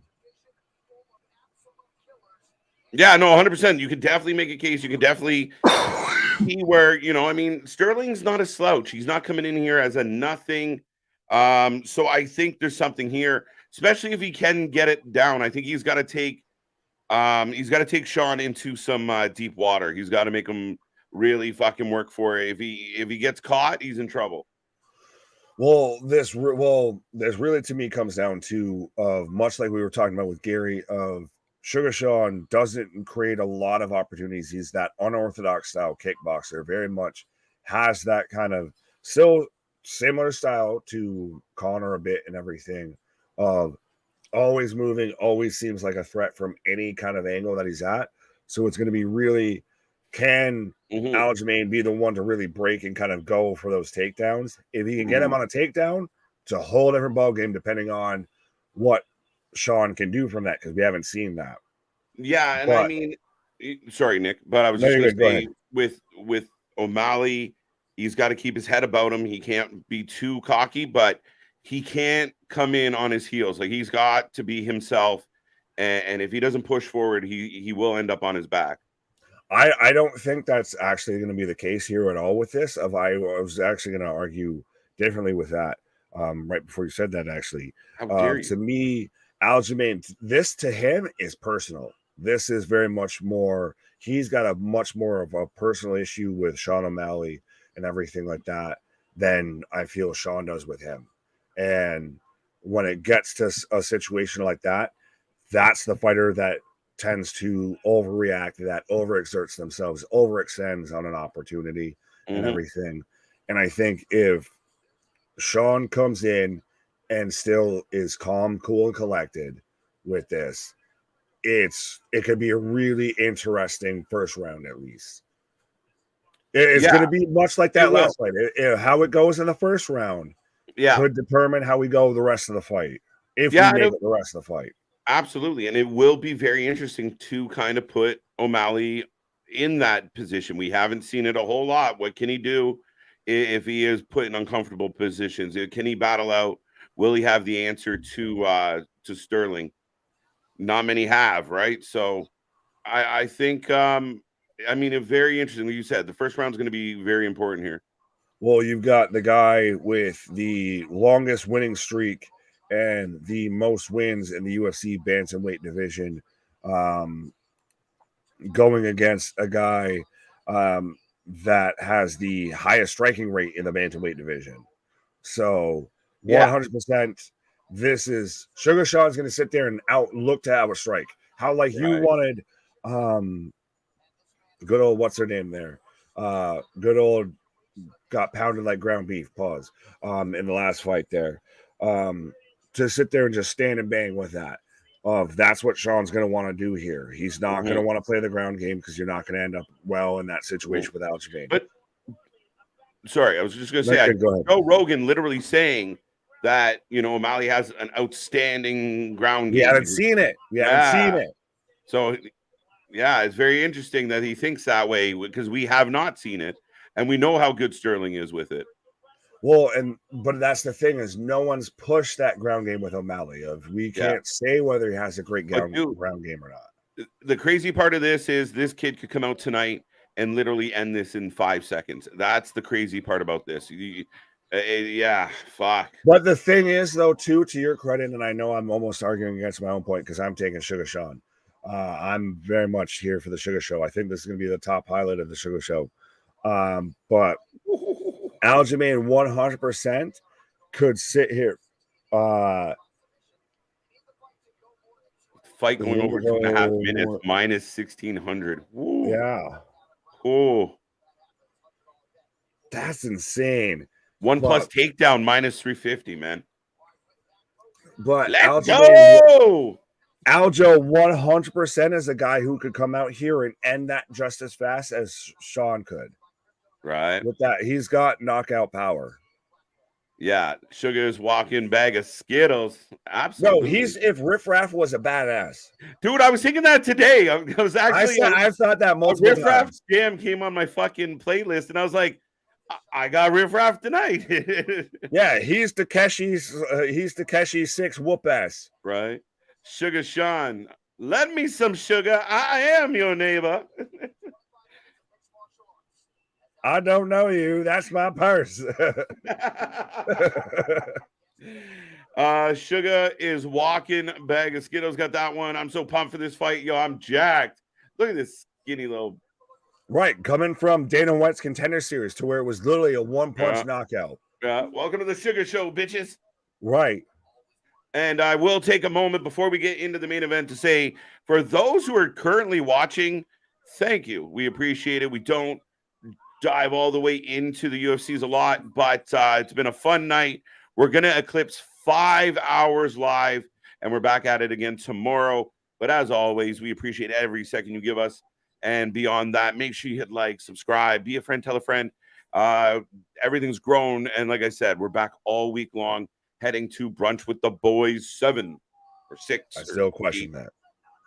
I'd believe you on 6 or 5 more than I would 7, but someone fact check us. Someone let us know before we get there because we're not going to remember vitamins. Yeah, I don't think anyone cares. Boston with the first ever "You're welcome" in the chat. Oh, this is super nice. No, we appreciate it. I appreciate it. As much as I'm an asshole, I appreciate it.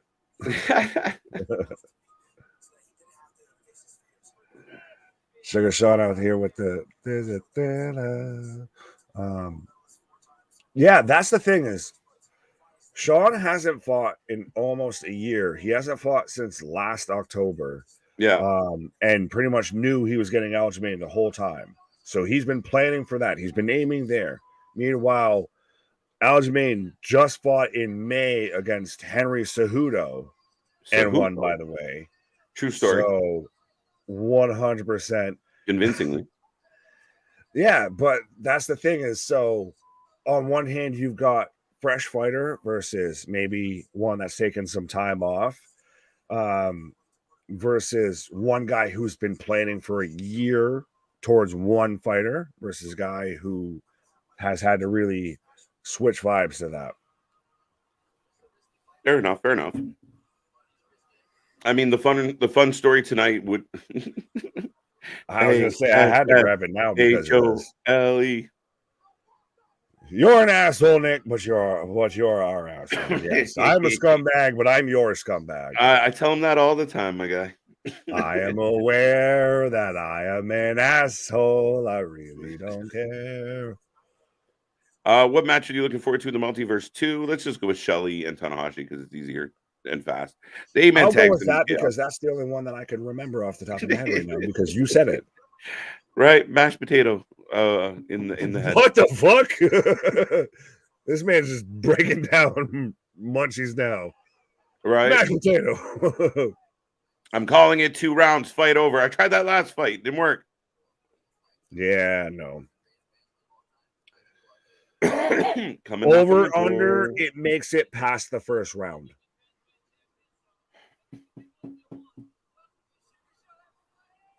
I think if it gets into the second round, O'Malley's going to lose.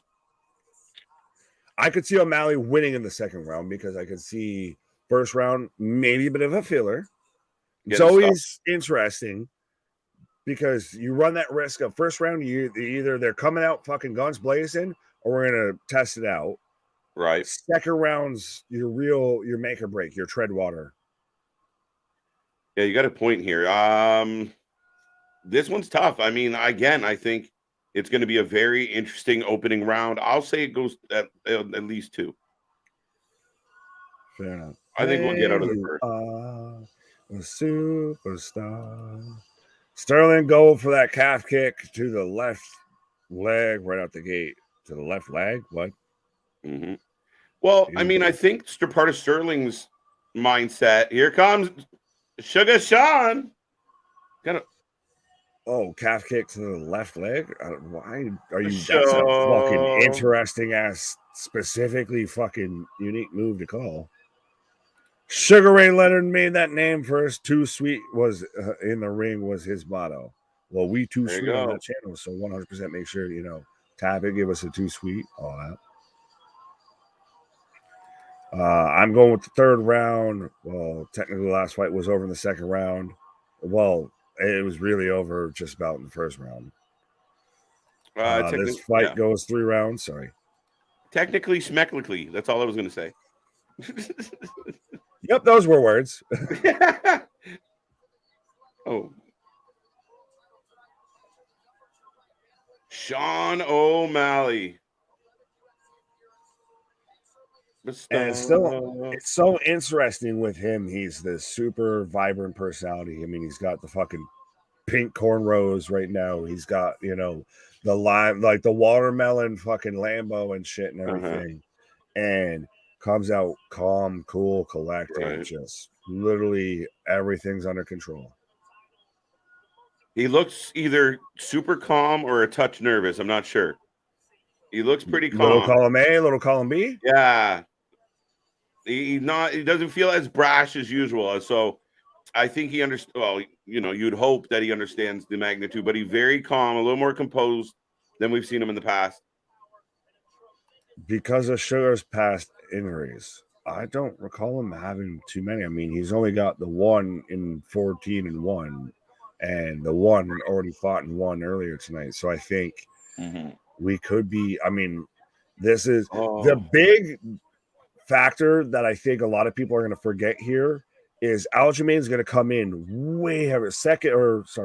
I was trying to read off his stats as they swished by me there. But Aljamain I was just pointing out like the crowd's loving it. Oh no, I was just trying to read it like I saw like third longest But Aljamain is going to come in way heavier into this fight than Sean.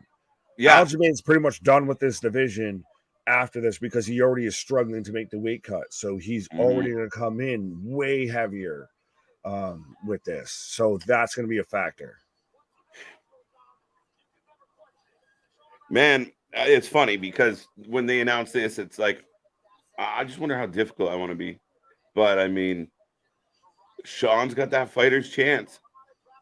My concern is how much does that size in that wrestling game play into this? And I'll ask this as I kind of laugh already with cotton candy snow cone. I almost wanted to start going cotton candy Tootsie Roll. Yeah, Tootsie Roll. To the left, to the right. And then watermelon Lambo with seeds or seedings. I don't know how many seedings it has. I would assume at least 2. But it's so interesting. It's such an intangible thing. It can't be marked on anything. You can't ever really determine if it matters in a fight or anything. And I saw Chael Sonnen even talk about this of how much does the it factor play into a fight? Well, especially in the situation, the factor matters, and it always has. You through the ranks of time, but you can't ever gauge it. You can't extrapolate it. No, that's the intangible, right? And I mean, when you get to this level, everybody kind of comes into the octagon with some type of intangible. But again, certain fighters have that something sometimes. But just for the fun of the evening, I'm gonna go Sterling. I'm gonna go against you so we can have fun with this. No, that's fine. It's so interesting that you're the one picking the fucking New Yorker and everything like that. I thought that earlier, but right, but it's still it weighs. To me, it's an interesting thing. Is again, like we've got Ray Longo, we've got Matt Serra. I feel who's that behind him right now. But I feel like Sean O'Malley's a guy, much like a Conor McGregor, much like a Paddy the Baddy, a Paddy Pimblett, that has that it factor that, love it or hate it, you can't deny it, you can't define it, that makes or breaks fights. Yeah, no, that's it. You can't, like, there is no way to define it. It just happens. It is what it is. Right. Aljamain Sterling, Long Island, New York. I mean, he's going to go up a division, end up with 2 belts. Well, let's look at the murderer's row that he went through already. He already went through Petr Yan twice. He went through TJ Dillashaw. He went through Henry Cejudo. In his last 4 fights here. So he's really been through a murderer's row when it comes to the bantamweight division. Meanwhile, like I said earlier, Sean pretty much kind of jumped from 10th ranking to 1st ranking so they could make this match, because we need to get our star in the spotlight here. Yeah, no, and that's the thing. I mean, and you know what? Sean earned it in the sense of, again, you make waves, you make noise, you're going to get that shot. And people wanted to see this fight. And I think now we got to see if he can live up. Did he get there too soon, or is he ready? Right. But that's it. He's so big, Sterling. But he gets whacked, we'll know it. Unbroken, I don't know what you're talking about with a leg injury with Sean, because I'm literally going through his past fights and there's not anything that's ended with a fucking leg injury. So maybe are you mixing Weidman with him? I don't know, but you do you, boo-boo. This fight is going to be amazing. Sterling to win by some. Oh, goddamn you. Win by submission was plus 140. But Aljamain Sterling is the minus 250 favorite to Sean O'Malley, the plus 205 underdog right now with this fight. Yeah, an upset. I mean, he's got the length, he's got the range.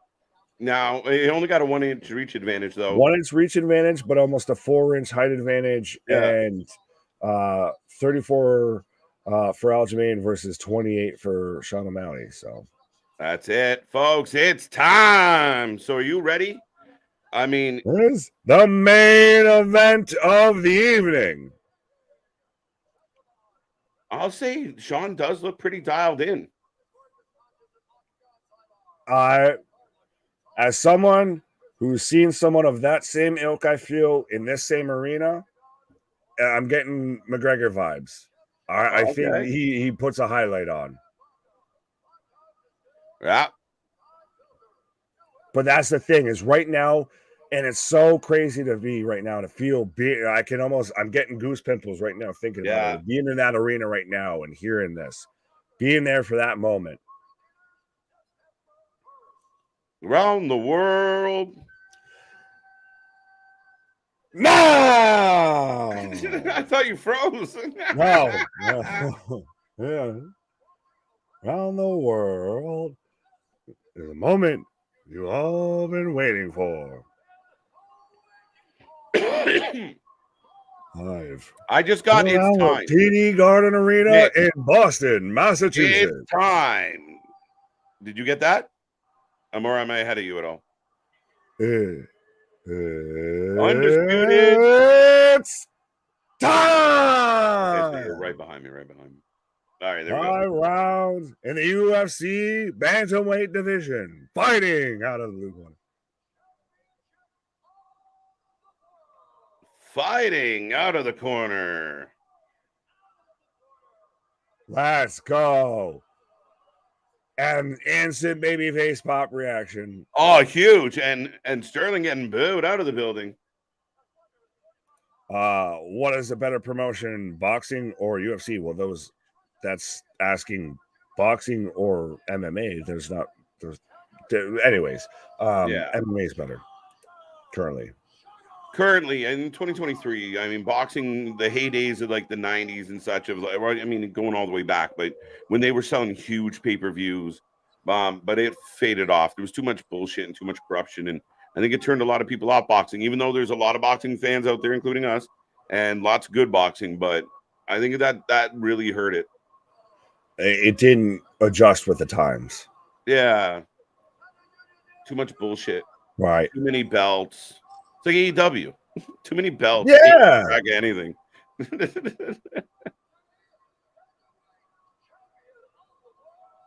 Oh, dude. Sterling. Let's fucking go. 135 pounds. Yeah. The hair on my arm's standing up a little. That's pretty good. Oh, trust me. Like I said, I still mark out, and that's why I even did it there. Of always, you got to build up to it's time. It's time. Mark Goddard is your official referee. Touch gloves if you want. Nick, yes or no? He throws a fucking knee within the first 5 seconds, or does he come out composed? Just guess. Comes out composed. I think he's going to land a whooping overhand right shot. Is probably going to be his first shot here. I don't think he jumps with a knee or anything. I think you could maybe see Aljamain shoot and whooping overhand cross, but yeah. Both guys look ready. And you know what? 100%. Sterling pushing the issue. But you look at instantly trying to find those angles. I'll give you credit, though. Sean very much does look like he's a little bit tense. He's not quite as loose as he normally is. Granted, you probably got to let it go a little bit. You got to wait through a bit here. We're only 30-29. 4 minutes left in the first round here. Yeah, I'm at 4:16, 15, 14. I'm at 4:20. Yeah, go figure. Yeah, I refreshed. I got you. Well, I refreshed. I'm at 4:13 right now. Okay. 4:10, 4:09 for those syncing up right now. Ole, ole, ole, ole, ole. How did that become everyone's fucking sing-along? What the hell? Because it's fucking Boston. Trust me, I've been there, my guy. Right? Good energy, good energy. Notice how O'Malley's now got control of the center of the octagon here. Important, because Sterling wants to put it on him, Nick. Right, and he's still... Oh, no, that's not... He's working the angles enough that Aljamain's not shooting. Yo, Sterling almost got caught. Wow. Oh, did you? By the way, for those in attendance, can you hear the chant? F you what? Oh, fuck you. Oh, they're literally F you to Aljamain. Yeah. I couldn't hear it, the last part. It makes sense. I heard the first part. What's your favorite match? So far, the women's match was the best one. He was asking about Collision, but on Collision. Sorry, I'm in UFC mode right now. That's still best fight of the night. Yeah. What happened on Collision? Anybody remember what happened on Collision? At this point, I don't know. We've crossed into Sunday, by the way. We've crossed into the space-time continuum. There you go. Oh, big kick. Oh, blocks it though. Yeah. Come on. Shane, look, Shane. Well, I want to call him Sugar Shane so bad. Here comes the money. Got to get the wrestling out of my head. Here we go. I blame you, Damien, bringing up all the right. Oh, leg kick. Wow. Leg kick. Oh, but that's the thing is O'Malley can still switch stances. He kind of pot shots. He's very fluid with his. Oblique kick. I know I mentioned that earlier. That's straight kicks tough. Kick.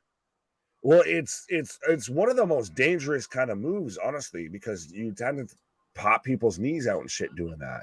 You break shins doing that. Yeah, no, 100%. You break shins and you pop knees out of sockets with that. Oh.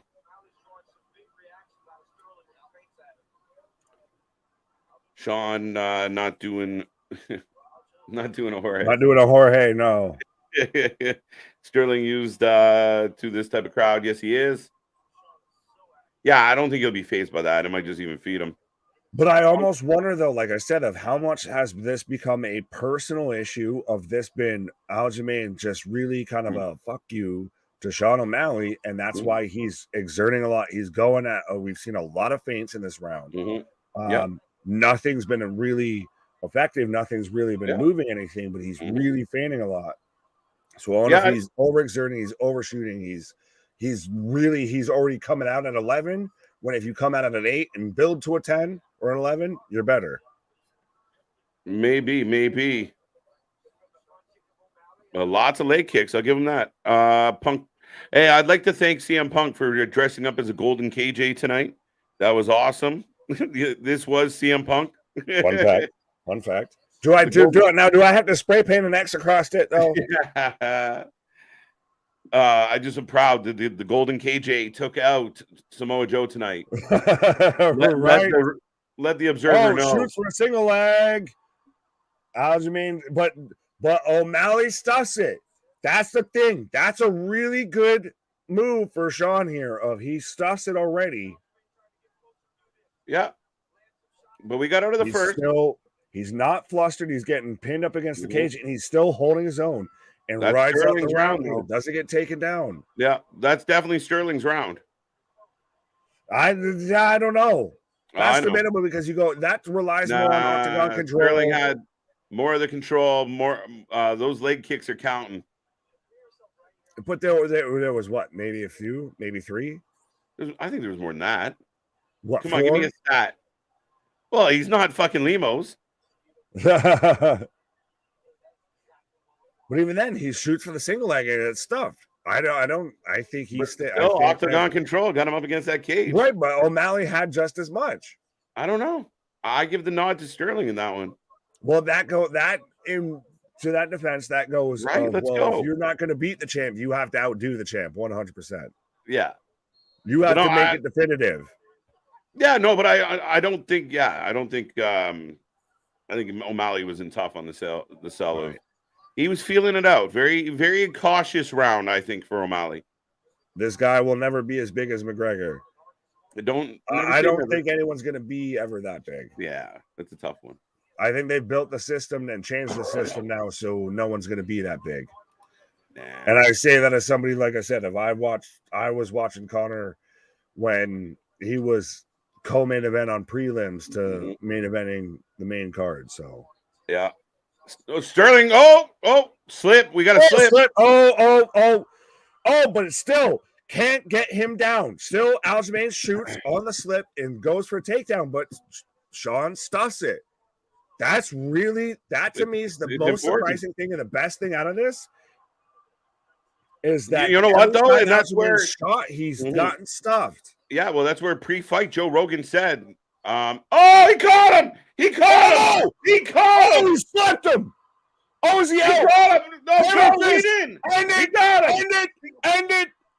He got him! End it! He's busted open! Oh my God, just how much are you giving him, my God? Just, no, light him up! Come on! I gave you 2! He gave him 4. No, he gave him the 2-piece with the soda on the side. I'm saying I gave you 2 rounds. Sterling, got slapped. I want to see a replay of the shot that got him. Where's Herb Dean when we need him? Come on.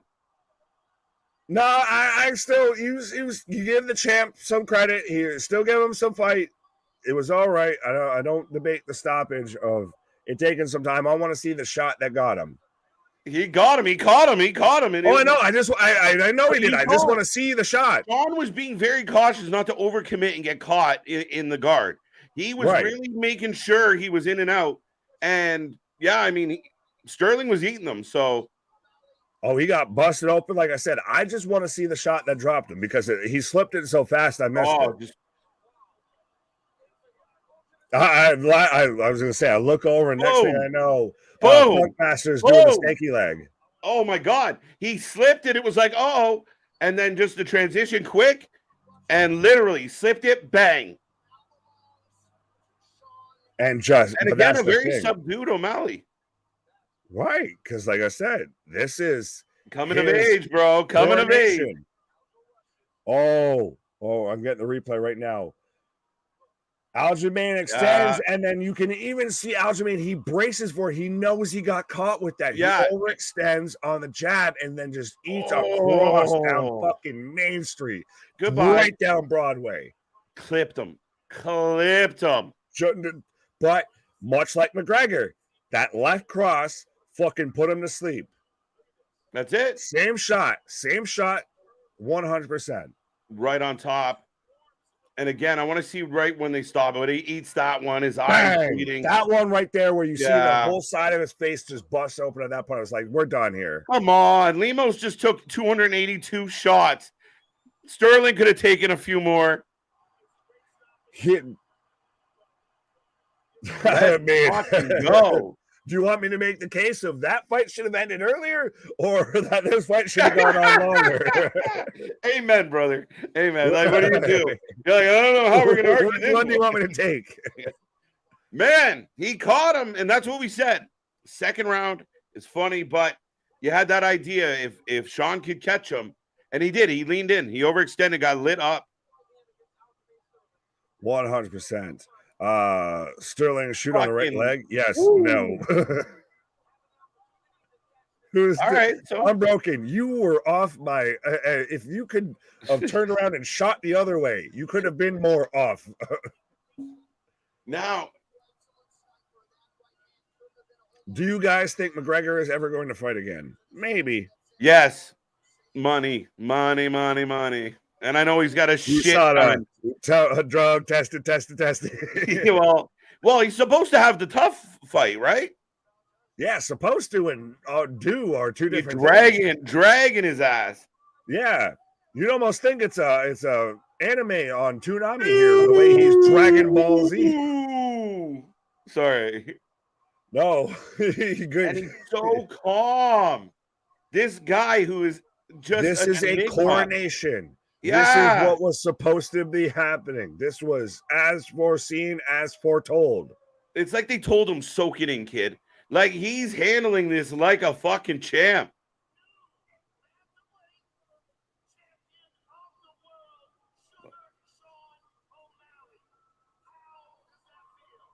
There it is. Well, like I said, it's that corner of, I'd like to take this moment to apologize to absolutely nobody.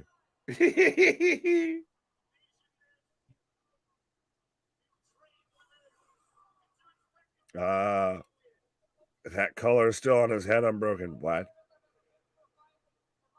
Amen. Well, that confirmed both are 1 minute men. Well, no, because they went 7+ minutes because 2 rounds. So again, you if you could turn around and aim the opposite way, you couldn't be more off. Just got out of reach of that right and landed clean. Like literally like Matrix that like just got out of the way. Sterling got caught coming in hard. Like I said, that's such a fucking perfectly clean shot. And when they show that slow-mo up on his face, it's almost like you could see Sterling's face of like realize. Yeah, like, just brace of like, I'm about to get hit. Just right down Broadway.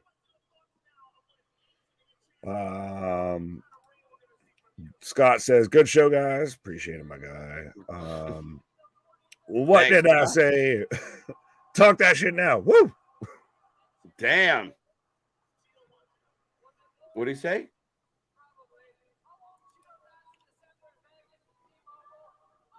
So he's saying December against who? I missed who he said. Damn it. Cheeto.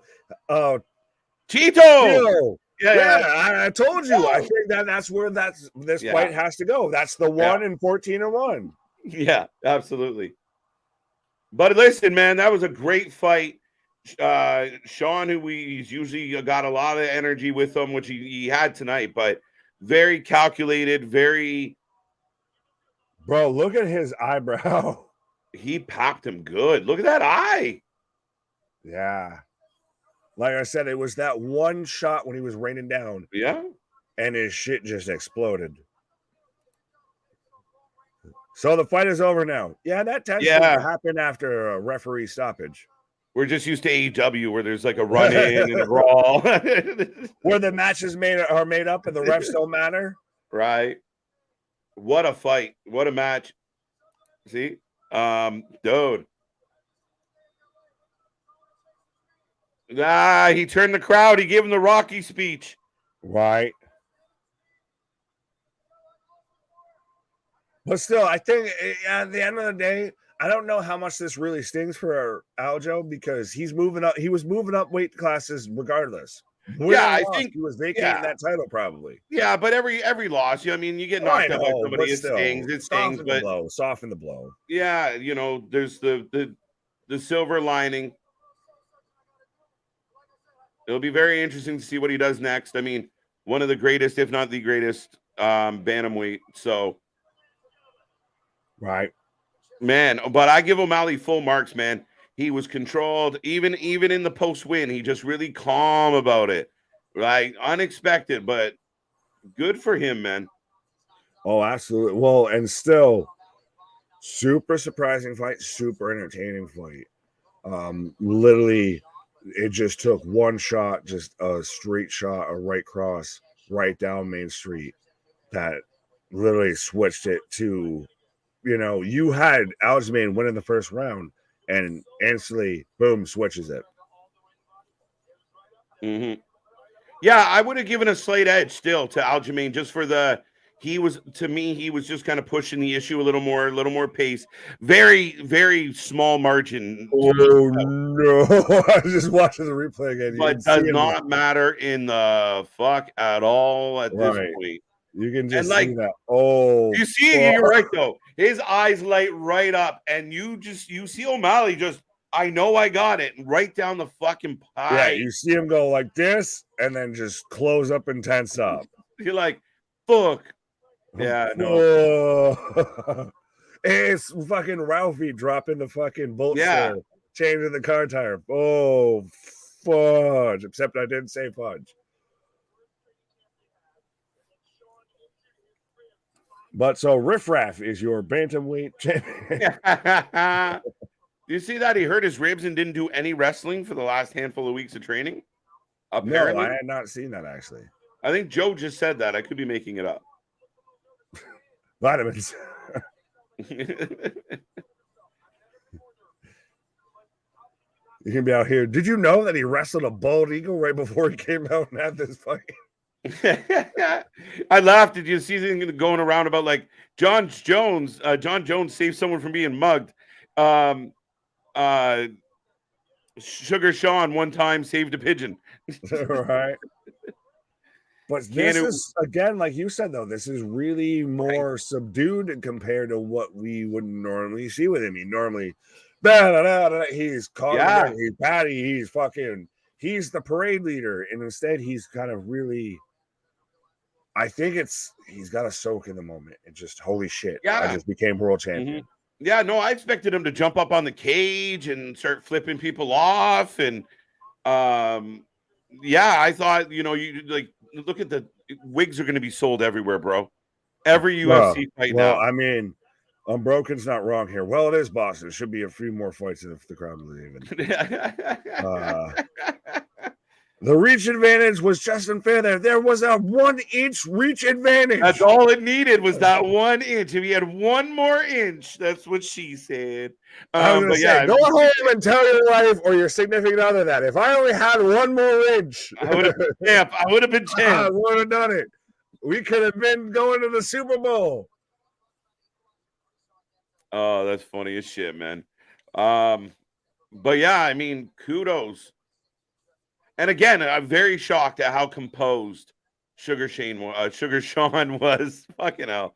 I was really surprised at how composed he was and taken in that moment.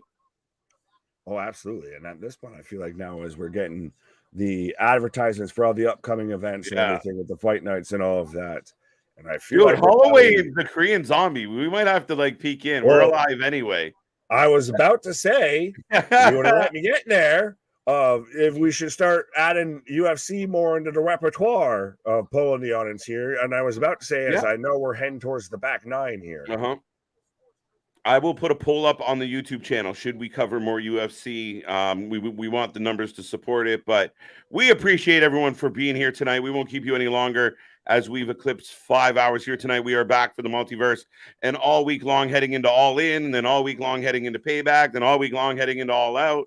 There's so much wrestling. There's so much UFC. There's so much we want to cover. And thank you. And big things popping up, things stopping up. The some season never sleeps. Our shit is real. Our shit is raw. Our shit is authentic. When you're talking about the wrestling, you better put that for life with it. All right. See you on the flip side, folks. Good night.